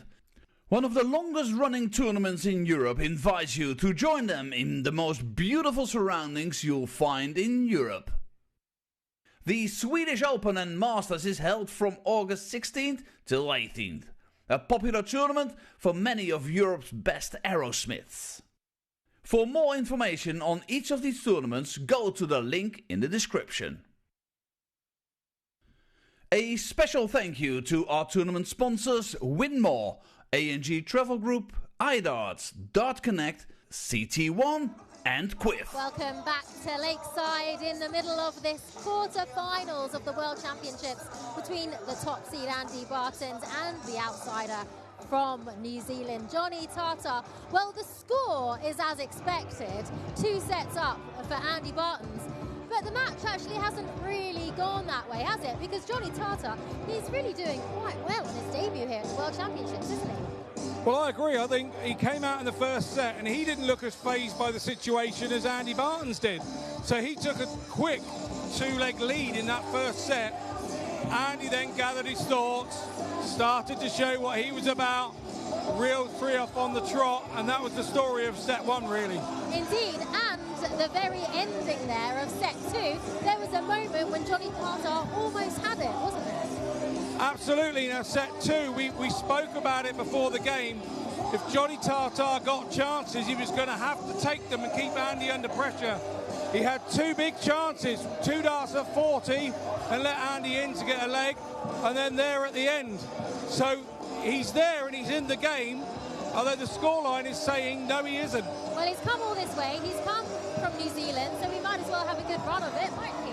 Quarterfinals it is, but Andy Bartons showing his pedigree, showing why he is the top seed. Many people would get nervous when they were 2 legs down heading into this quarterfinals, just 2 legs down at the start, but he just stayed cool, stayed composed, and fought his way back, didn't he?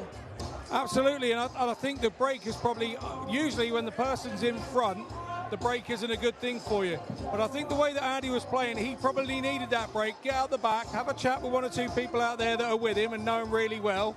They'll reassure him that he's back in the game now, and that was a good time to have a break for Andy Bartons as much as Johnny Tartar. Indeed, so 2 sets up for Andy Bartons, but definitely a competitive match.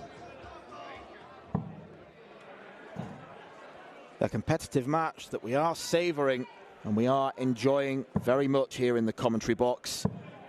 Andy Bartons going to type, really, averaging 95. Johnny Tartar is in the 90s himself. He is playing really well. But Andy Bartons is a man who is simply used to winning. He's looking to extend his very impressive unbeaten record on the WDF circuit. Not lost a game since the end of September. Raymond Smith of Australia beating him in the World Cup.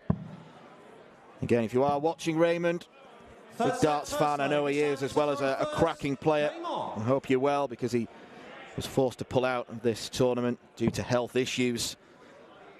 But even when he's been put under pressure, Andy Bartons has responded in fine fashion. What has Johnny Tartar got up his sleeve here? 81. The downside for him is he lost his set on his own throw, and then he's walking back into a set on Andy's throw. So mentally, he doesn't want to be thinking like that. He wants to be thinking about, I was in that game, you know, I was in this game, and I made a couple of, and they're not errors. My goodness, the game is all about hitting doubles, and if you're hitting doubles, you're winning games.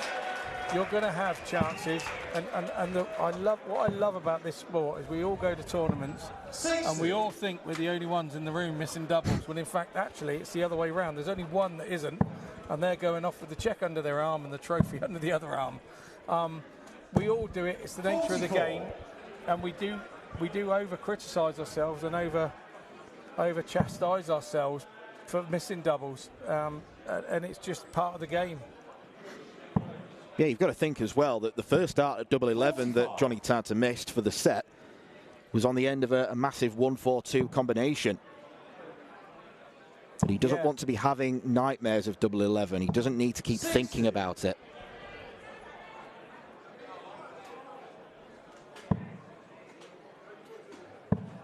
The bottom line is he's performing well. I know he's 2 sets down, but he's performing well, playing well. 36. There we go again. He's playing well again. Big 16 here. Make sure the big number. Bartons back on 176. You know you're going to get another 3 darts to break the throw immediately. 85. Johnny, you require 40.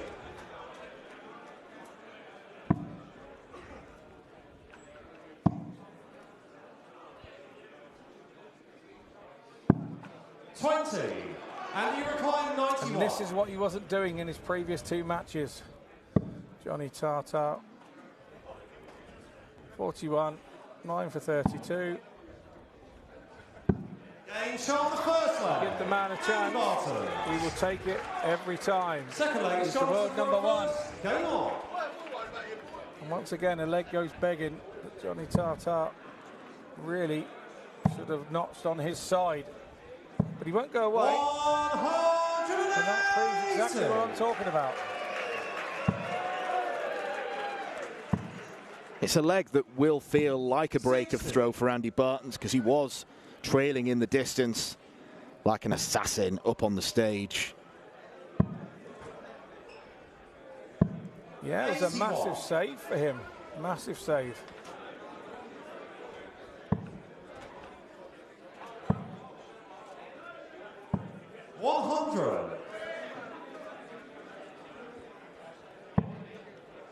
Some supporters there just flown in from Hawaii.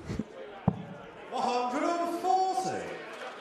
It's an interesting point you made in the first game as well, that it truly has been a world championship, because of the last 8 competitors in the men's field, we've only got one Brit, Neil Duff.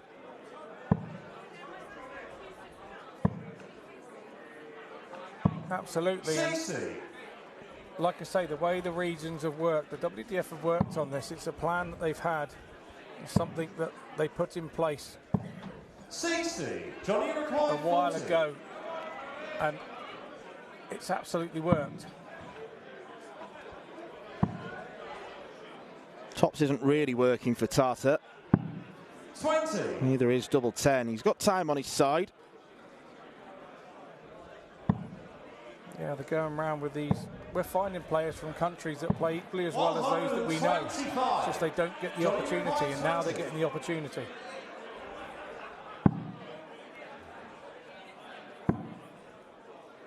Dodgy won this. Finds it nicely eventually. Yeah, he badly needed that. Had missed his previous 11 attempts at doubles. And again, he must not let himself think he could have been 2 up in this set. 78. You've just got to get your head down and keep going and keep believing. When you're playing the world number 1, it's not often they go off their game, these world number 1s and favourites for tournaments. They're that for a reason. 58. And like I said at the top of the show, if at the top of this match, if he does go off, Andy, you've got to be there to pounce. 180. Johnny Tartar has scored a 180 in each of his last 3 legs. 45. As he's hitting 180s, Andy Bartons is not having trouble replies. 140.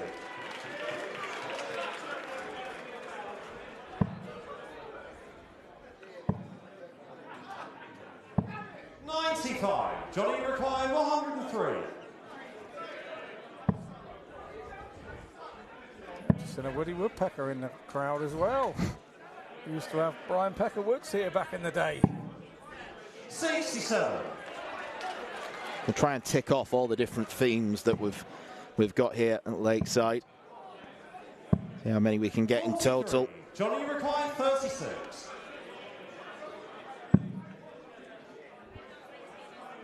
Game shot the third line. That's Johnny better Tartar. from Johnny Tartar. That's better. Another break of throw. To throw first. Game on.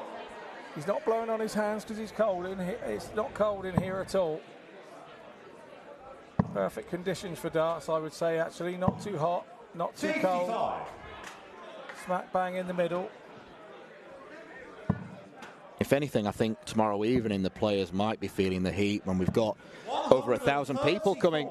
I've been in there with a round crowd, hit a 180, turned around and looked at the crowd, and all the breath hit you like at a fan where they're cheering your 180. Never experienced that anywhere else in the world, only here.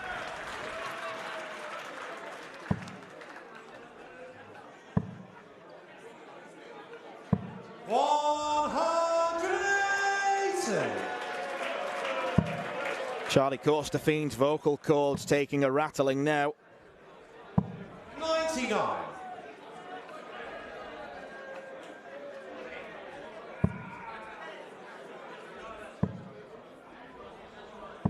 99.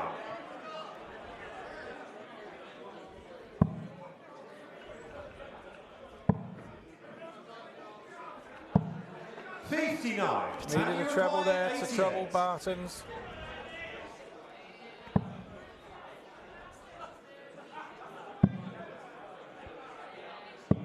Goes for the bullseye. Yeah, didn't need to. 48. And Tata produced another one of those two treble 20s. He's in one, he's in two, double 14. Now last time, this is for the set. Takes his time, the crowd get into it, they go quiet. 120. Better attempt this time round. 25. Barton's big turning moment in the game again. Double four. Game shot the four player. Ties it up nicely. Andy Bartons breaks back in 14 darts. And it'll just feel like another kick to the gut for Johnny Tata. He's been there or thereabouts. He's had darts at a double in 7 of the last 8 legs. If Bartons does go 3 sets to 0 up, I don't think it'll be a fair reflection of the game. No, not at all. Not at all. It's definitely not Bartons at his top pomp either. He's dropped down to his B game, and that's what's given opportunities. But his argument would be, well, I'm sat here with my B game and I'm still 2 sets up and 2-2 in the third. Somewhere we would all love to be, that would.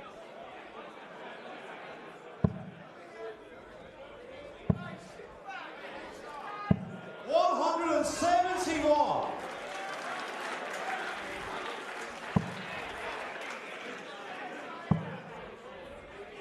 7-1 scored and the 180 card goes up. Welcome to darts, ladies and gentlemen. A southern 180, we can call it. Yeah, we call it a southern 180. 63.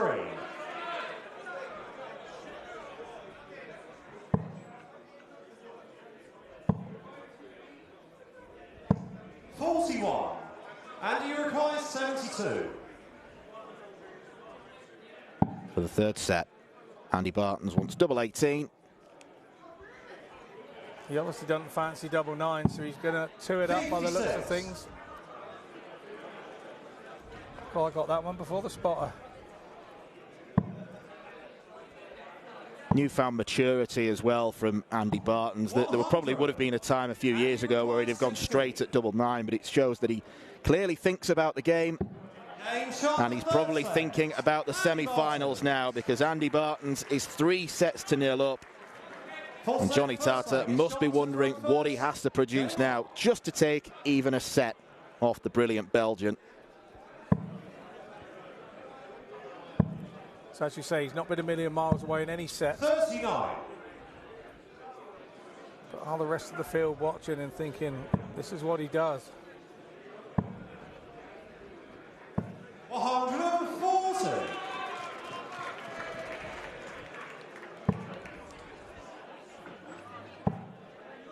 He had darts at double 11 to win the second set. He had 1 dart at double 14 for a massive combination to win the last set. It could be 2-1, 99. but instead it's 3-zip. Yeah, indeed.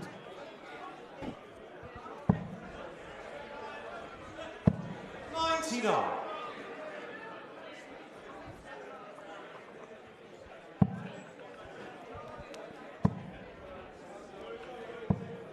$98.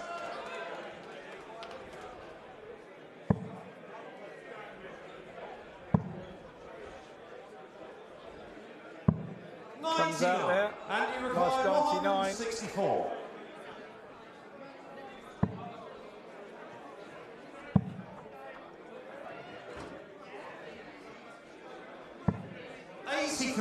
Johnny required 100. Wrong side of the wire with the treble 18.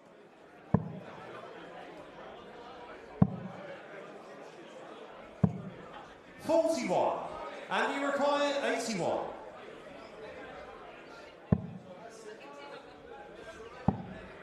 Bullseye now. 56. Johnny Tata back on 1-2-3. The short irons into the green, letting him down on this occasion. From 164. It's not often we've been able to say that about him. 16 now. Missed the big number. twice he's done that now. 83. And you require 25. Change of tact and having a look at tops, but will he get there? 17 for double four is the way that Andy goes. First leg, Andy Barton. It's like they're on a string. That's how he won the last set. Second leg, it's Andy to throw first. The breaker throw now. Johnny Tartar. The exit door is ajar.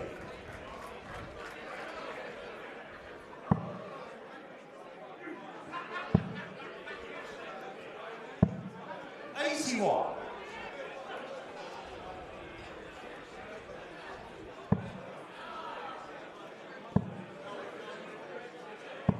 100.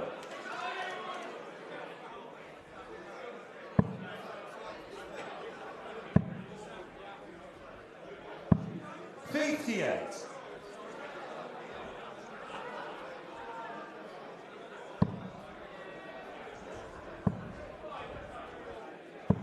100.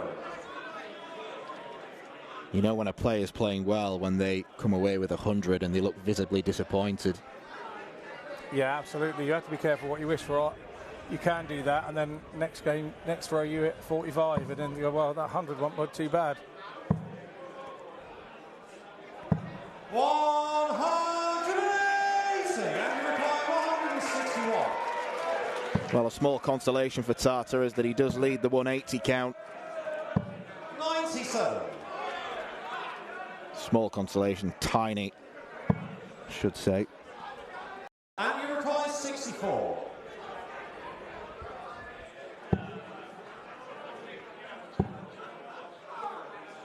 Tops. 44. Johnny require 126.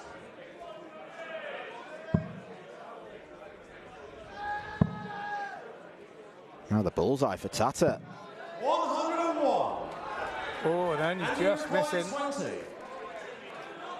But not in is not in, so now Barton's double 10. Getting further away. No score. Walking across the hockey like he was going to have to pay it for a ticket to get back in. He was that far over. 25. Yeah, almost blocking our camera view of it. Game shot the second leg. Johnny Tartar breaks the throw back. A little nod of approval there from Andy Barton to say, yeah, well done, mate. You've finally done to me what I've been doing to you the whole match. I think when the two players shake hands, assuming that Andy Barton goes on and wins this, he'll probably have a word in Johnny Tartar's ear saying something along the lines of, you were unlucky there. You didn't deserve a scoreline like that. 100. I think that dart players in the dart players in New Zealand, whatever their association is, should be proud of him. 100. He's come over and really made a good show of himself here. As has Nicole Renault as well. Many big things for them to talk about.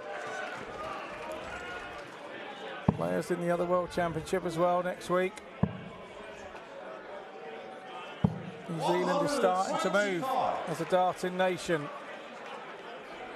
and implode themselves on the world. Yeah, there's a few nations that we've spoken about often this week as real burgeoning darts nations. I think Hungary, you think Sweden, Belgium a little bit further along. Double 8 for Johnny Tata. 128. What is it about this guy? Anything with a double, the two treble 20s in it, he wants to have a go at it. 140. Good set up by Barton, so pressure on Tartar for the double 4. What pressure? Johnny Tartar. Fourth leg, it's Andy to throw first.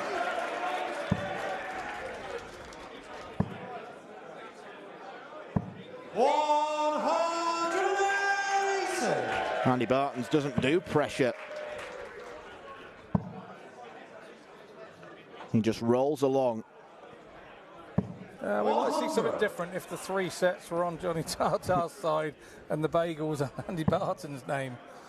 But yeah, no, there's no two ways about it. He's done enough in the big moments to be that way. So yeah, enjoy it. Throw with freedom.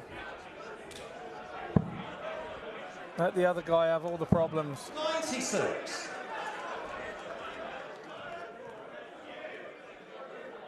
This is on course to be Andy's lowest average of the tournament, but it's still in the low 90s. And let's not forget, we're playing over an extended format. Still be one of the biggest wins of his life to take into a semi-final at the World Championships, I can tell you.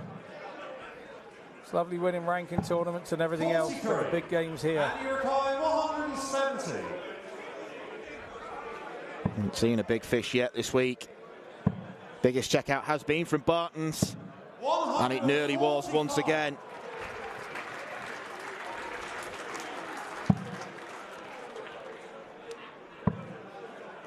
Landed a 160 in the very first leg against Gary Stone. Still yet to be beaten. Back to that favoured route again. He doesn't hit it first start this time, he hits it second. Jackie's up out of his seat again. 5th leg, it's Johnny to throw first. Game on.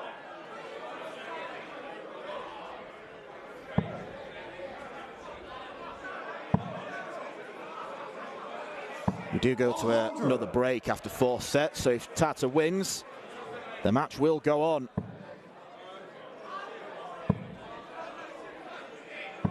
Barton's does not want to be waiting around for the finishing post. No, he doesn't want another break either. And let Tartar compose himself even more. 100.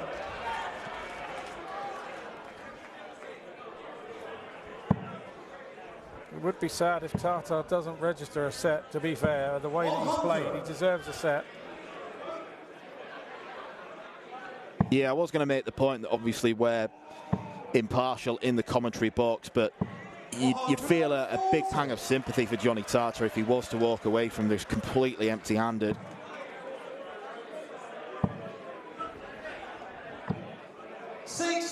Johnny required 161.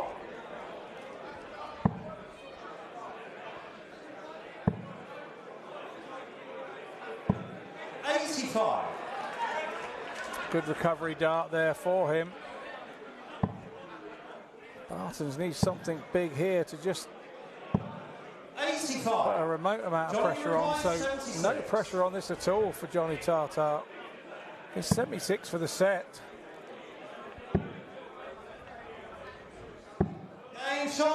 We are going to carry on. Johnny Tartar receives probably the biggest cheer from the crowd all afternoon, because they understand that this man has put on a really good display, his best of the tournament so far. Almost a sarcastic nod from the New Zealander, but Andy Bartons is not done yet. He still has to win another set of darts to get into the semi-finals. Johnny Tartar has renewed confidence into the second break. It is Bartons 3, Tartar 1.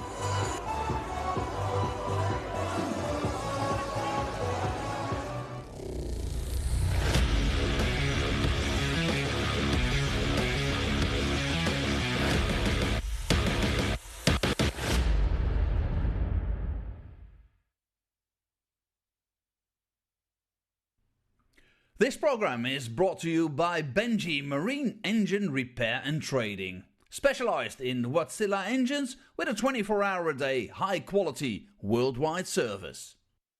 And by Hemeco Storage Systems, your one-stop storage system solution with over 100 years of experience.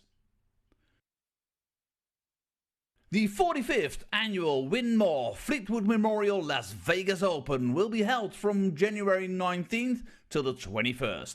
Sin City welcomes you to come and play in the entertainment capital of the world. Both men's and women's champions will win places at the 2024 WDF World Championships. The Romanian Darts Festival is from January the 26th till January the 28th. Come join the party in Bucharest. Register to play by Wednesday the 24th of January. The Toto Dutch Open Darts is held from February 1st till February 4th. Registration is open until January the 16th.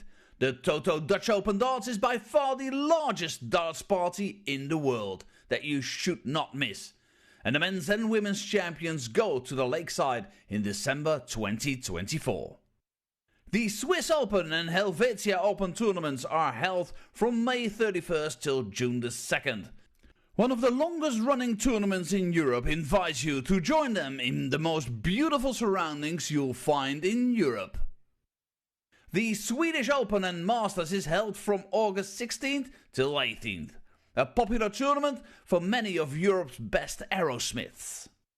For more information on each of these tournaments, go to the link in the description.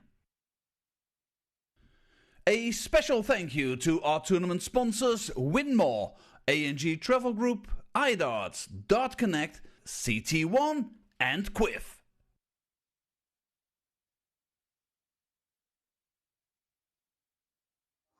It's 3-1 here at Lakeside. Andy Barton's the #1 seed. Looks like he might run away with this quarterfinal for Johnny Tata. But Johnny Tata, he's holding on. He's not going anywhere for the moment, is he? We've seen some very good darts from Johnny. Perhaps not reflective of that 3-1 scoreline so far. But it's looking like a very enjoyable, competitive match, isn't it? Yeah, very much so. We said at the start that he needed to get himself chances and hit them, and he hasn't always done that. He seems to have sort of relaxed a little there in that last set and done exactly what he needed to do. But if we remember back, he had darts at double 11 to take his own set back then, so we could have been sat here at 2-2 and going, you know, he's really in the game. So it would have been sad if he hadn't got a set in this match, because he's been far better than the scoreline has showed. Indeed, I think some of the crowd here have been a little bit behind Johnny Tata, because he has performed really well against the #1 seed, some 180s there as well. Were you pleasantly surprised to see him run away with that last set, just sneak it in there, the 3-1? Absolutely, he only ran away with the last leg. Andy stayed with him all the time. He hit two big scores at the right time and won the set, and if he'd have done that earlier on, he's had chances to do that in the other 3 sets as well. So he'll be disappointed with that, but he can't go in. He's gone into a break now. Lots of positivity back there. He'll be talking to his friends, and hopefully he'll come out and do that again. But Barton's, Andy came back out very quickly. He was back out on the board, practicing, trying to find his range, so he's ready to go. Okay, well, it is not over yet. We'll take you back down to the match, 3-1. Let's see if Johnny Tata, can he pull out another set? We shall wait and find out. Andy Bartons will be hoping that he doesn't. In his mind, he should be off back to the hotel for a chilled out evening before tomorrow's semi-finals. But Johnny Tata certainly has different players took them. Bartons needs to be ruthless from now on. He needs to try and crush Tata, try and use the fact that it is his throw. 100.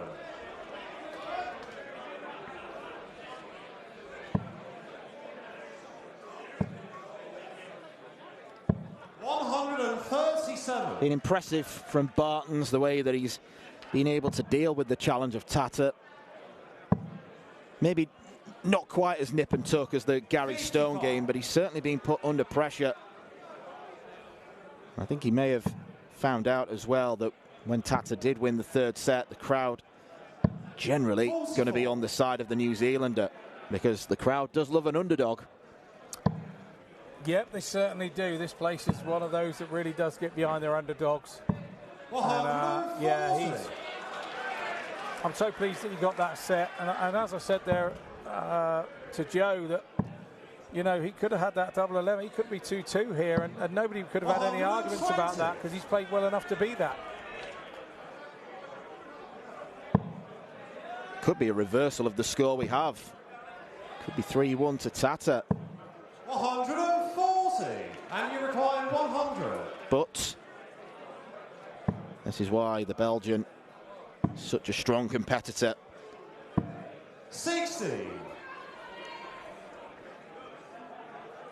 Johnny requires 66. Must admit, I did think he was going to nail tops then. It would have been classic of the Barton's performance.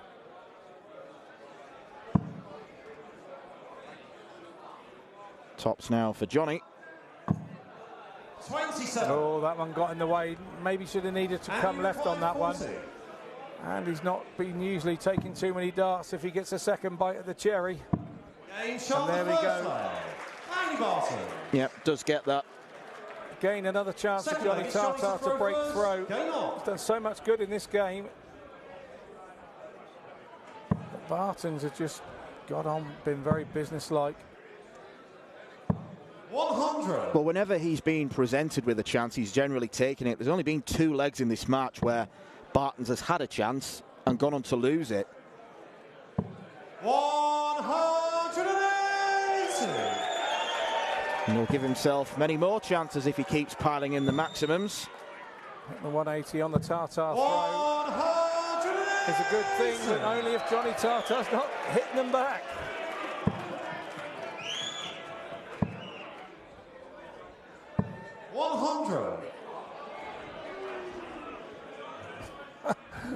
Boos ring out in the crowd there for Andy Barton's.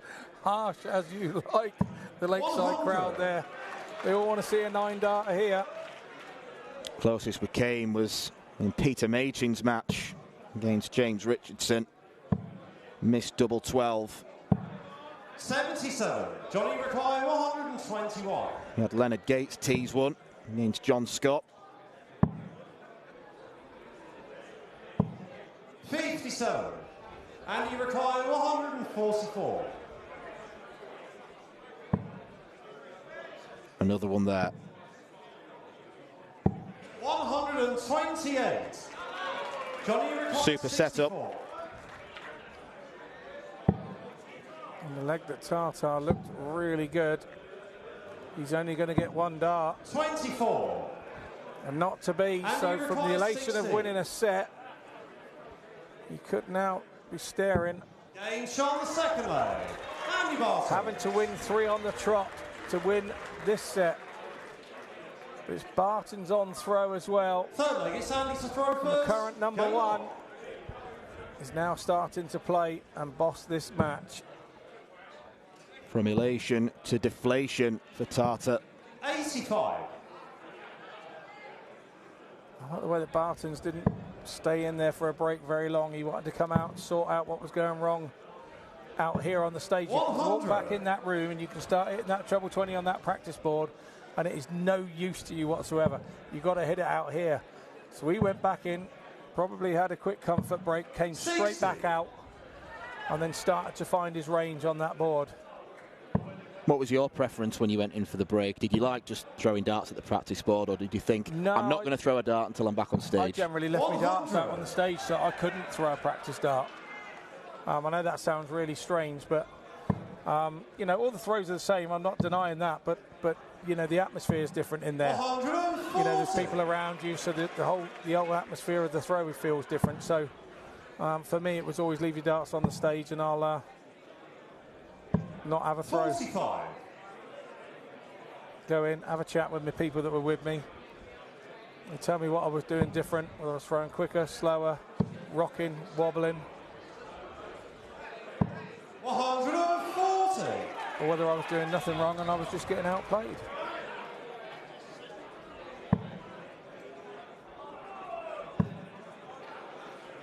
That's probably the message you could give to Johnny Tartar, who might be signing off in style, because Andy Barton should get at least 1 match dart on 76.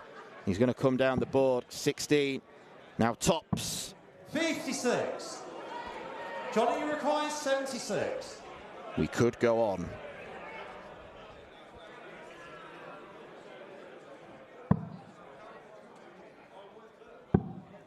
Same equation. Different results. Johnny Tartar. A very audible shout of "get in" from the crowd somewhere. Made Johnny Tartar smile, that's for sure. Game on. Nice little grin from the New Zealander. Making himself a crowd favourite here.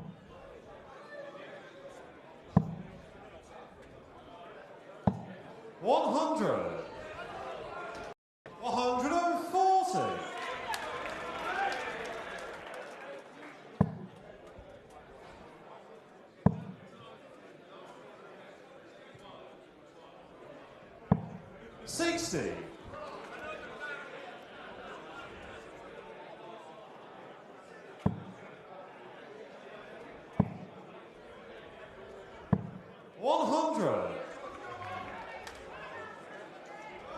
He's a dart ahead now.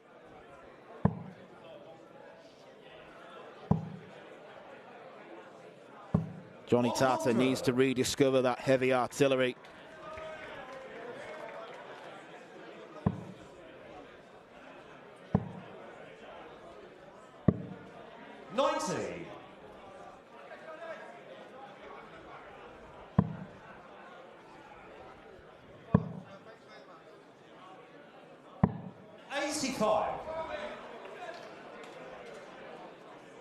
And the person that liked that loose start in the 5 most was Barton's. Saw him shout, "Come on" to himself.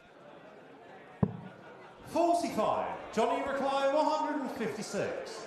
He's going to hit 2 treble 20s and miss the double 8. No, he's not. No, that's been the way though, hasn't it? 100. Andy Recline, 126. Those microns of difference between winning and losing. Bullseye. 101. Two match darts. 56. Will make life interesting if he can polish this off. Game shot the 4th player. Johnny Tata. Yeah, the crowd get behind him again. Full credit to Johnny Tata. 125. Here's Andy Barton's feeling the strain of the Lakeside stage. 140. And both his previous appearances here as Nicole shows her support. Love that. New age signage. Everybody's going to be bringing their iPad in the future. Who needs pen and paper anymore?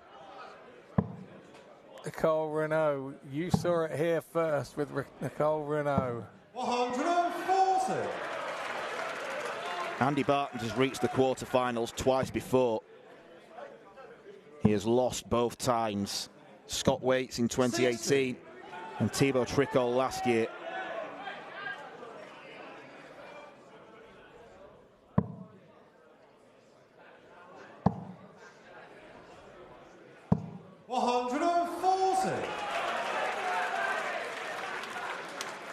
Steph looks anxious. Absolutely, the families feel it. There's nothing they can do.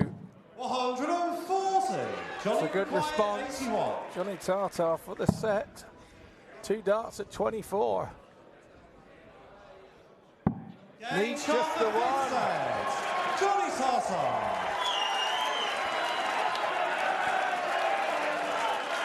For the first time in this tournament, we are going to a 6th set. It looked like it was going to be a walkover from Barton's, but Tata has shown true strength. Game on. And the good news for all the fans of Johnny Tata, that was a set that Andy Beaton started. So 140. It's all about holding his own set now. Is the momentum with him? There'll be no breaks now till the end.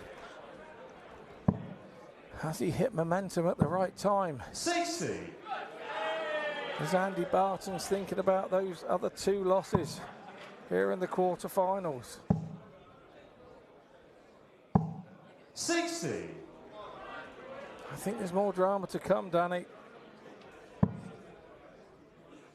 There's definitely more drama to come. 140.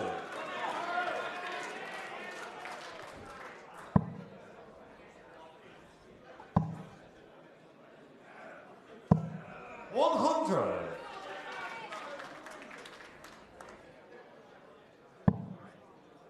Well, if Andy Barton does go on to lose this, I think he'll certainly refuse to play players from the Oceanic region, given that Raymond Smith was the last man to topple him.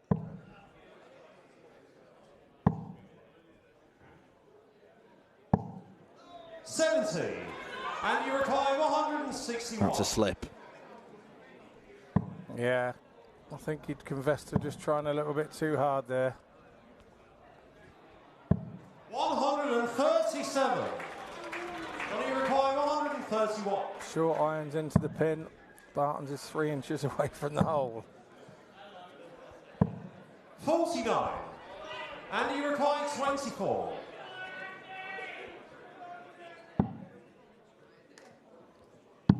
Game shot on the first leg. Andy Barton. Professional from Barton's, taking big advantage of the Tata poor setup shot.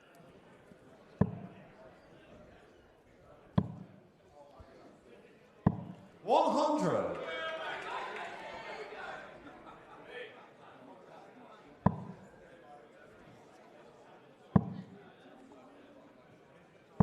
$100.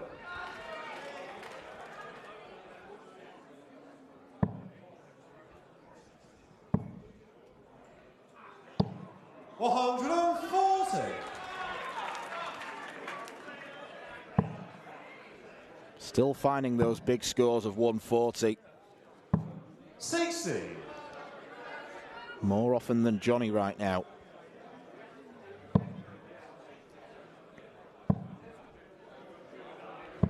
Big deflection on that one.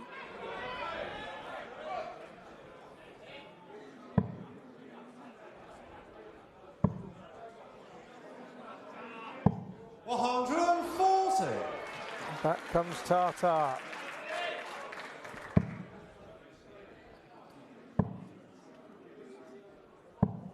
$59.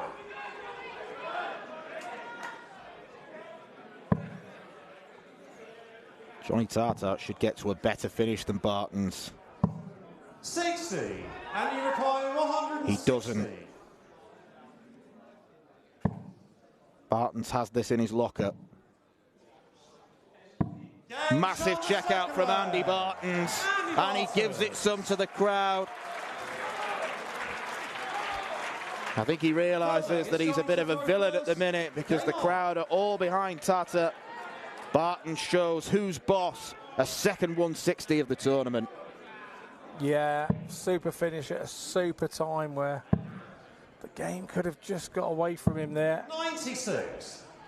But that will absolutely give him loads and loads of confidence going into these last 121. few legs here. Could be a couple, could be one. Tata could just take his foot off the gas and throw with law freedom again. 100.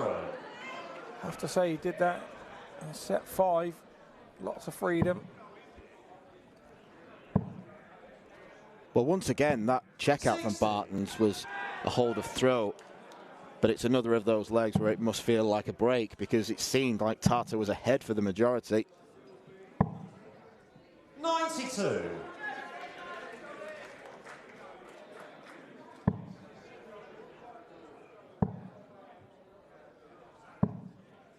$60.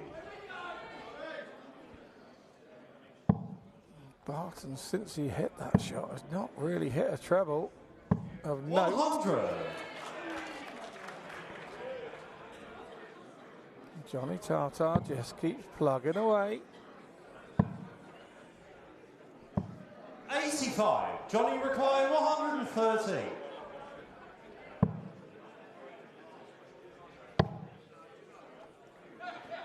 Wrong side of the wire, it leaves 72. He's got plenty of options. Treble 12, treble 16. 53. Single 12. All leaves him handy. It's all about the setup again from Barton's.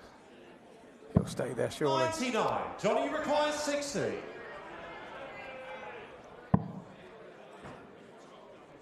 A lot lower with the dart that time. Still clip the flight. Double 10.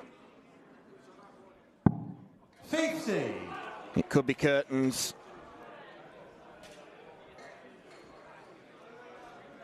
Andy Barton steadies himself. 3 darts in hand, replacing the semi-finals. Andy Barton has broken new ground. Third time lucky, he finally reaches a Lakeside semi-final.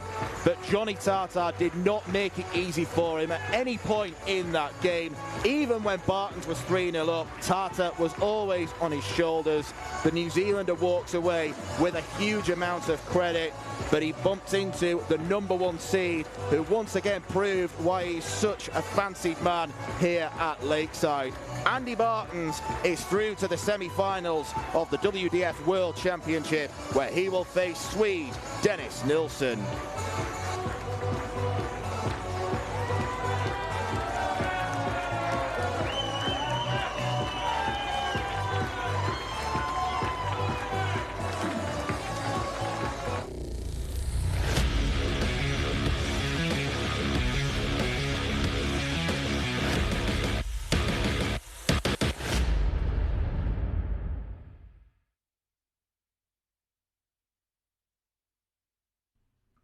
This program is brought to you by Benji Marine Engine Repair and Trading, specialized in Wärtsilä engines with a 24-hour-a-day, high-quality, worldwide service. And by Hemeco Storage Systems, your one-stop storage system solution with over 100 years of experience.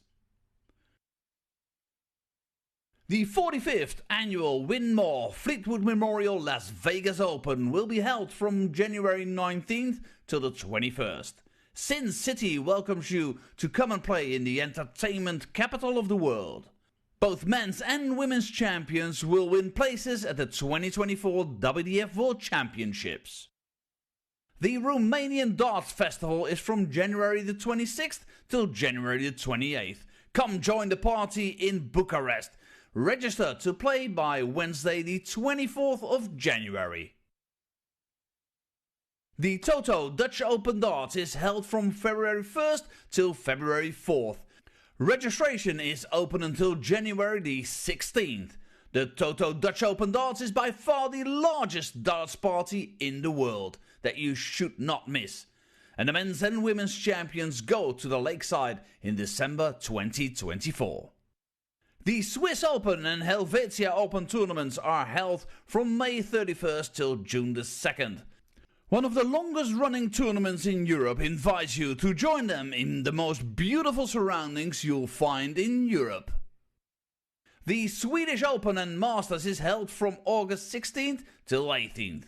A popular tournament for many of Europe's best aerosmiths.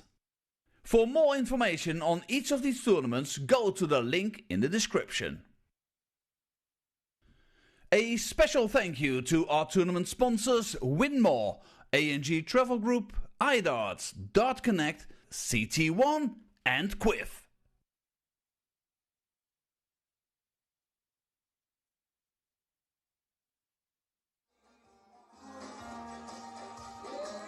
Andy Bartons finally finds his beast mode and makes the semi-finals of this WDF World Championships for the first time. But it took him 6 sets to do it. And that score eventually was reflective of just how well Johnny Tartar was performing against the #1 seed, wasn't it? What did you make of that entire match? 6 sets. Yeah, absolutely. He did well in the end to get the 2 sets that he did. Bartons looked like he was going to run away with it, but he deserved a couple of sets. He played that well. His averages were there. It was a couple of missed doubles. If Johnny Tartar ever comes back, people will watch this game and they will not want to play him. People will definitely know who Johnny Tartar is now. In terms of Andy Bartons, he's been playing really well this week. He's had 2 matches with averages of 94, lost a bit of consistency today, but that's just how it goes sometimes in tournaments like this, isn't it? Do you think that he will now be feeling the nerves and the pressure? Will the other players be thinking he is beatable now? No, not at all. He'll be not worried about averages. He will not be worried about anything. He will be worried about the fact that he's in the semi-final. The #1 seed has made the semi-final, and that's all he was looking to do. He won't worry about averages. They don't put the averages on the trophy at the end of the week. Indeed. Okay, well, it is shaping up to look like a very exciting weekend ahead, and we have 4 more quarterfinals coming up for you a little later this evening. Bo Greaves takes on Paula Murphy from America. Neil Duff, our reigning champion, taking on Chris Landman. Lisa Ashton taking on Kirsty Hutchinson. That's going to be a great match, isn't it? Those two going head-to-head this evening. And Jelle Klaassen against Danny Lauby. Your thoughts? Let's take that quick couple of words about that match with Lisa and Kirsty. I mean, what a rivalry there. Yeah, absolutely. I think Lisa's just coming off an elbow injury, so she's getting back into it. She's been playing all right so far, so there seems to be no hindrance from the injury. Kirsty's from the Northeast. They don't give in very quickly, they don't. So it's going to be a great game. Okay, and of course, both of our reigning champions in action in just under 2 hours. We'll see you there.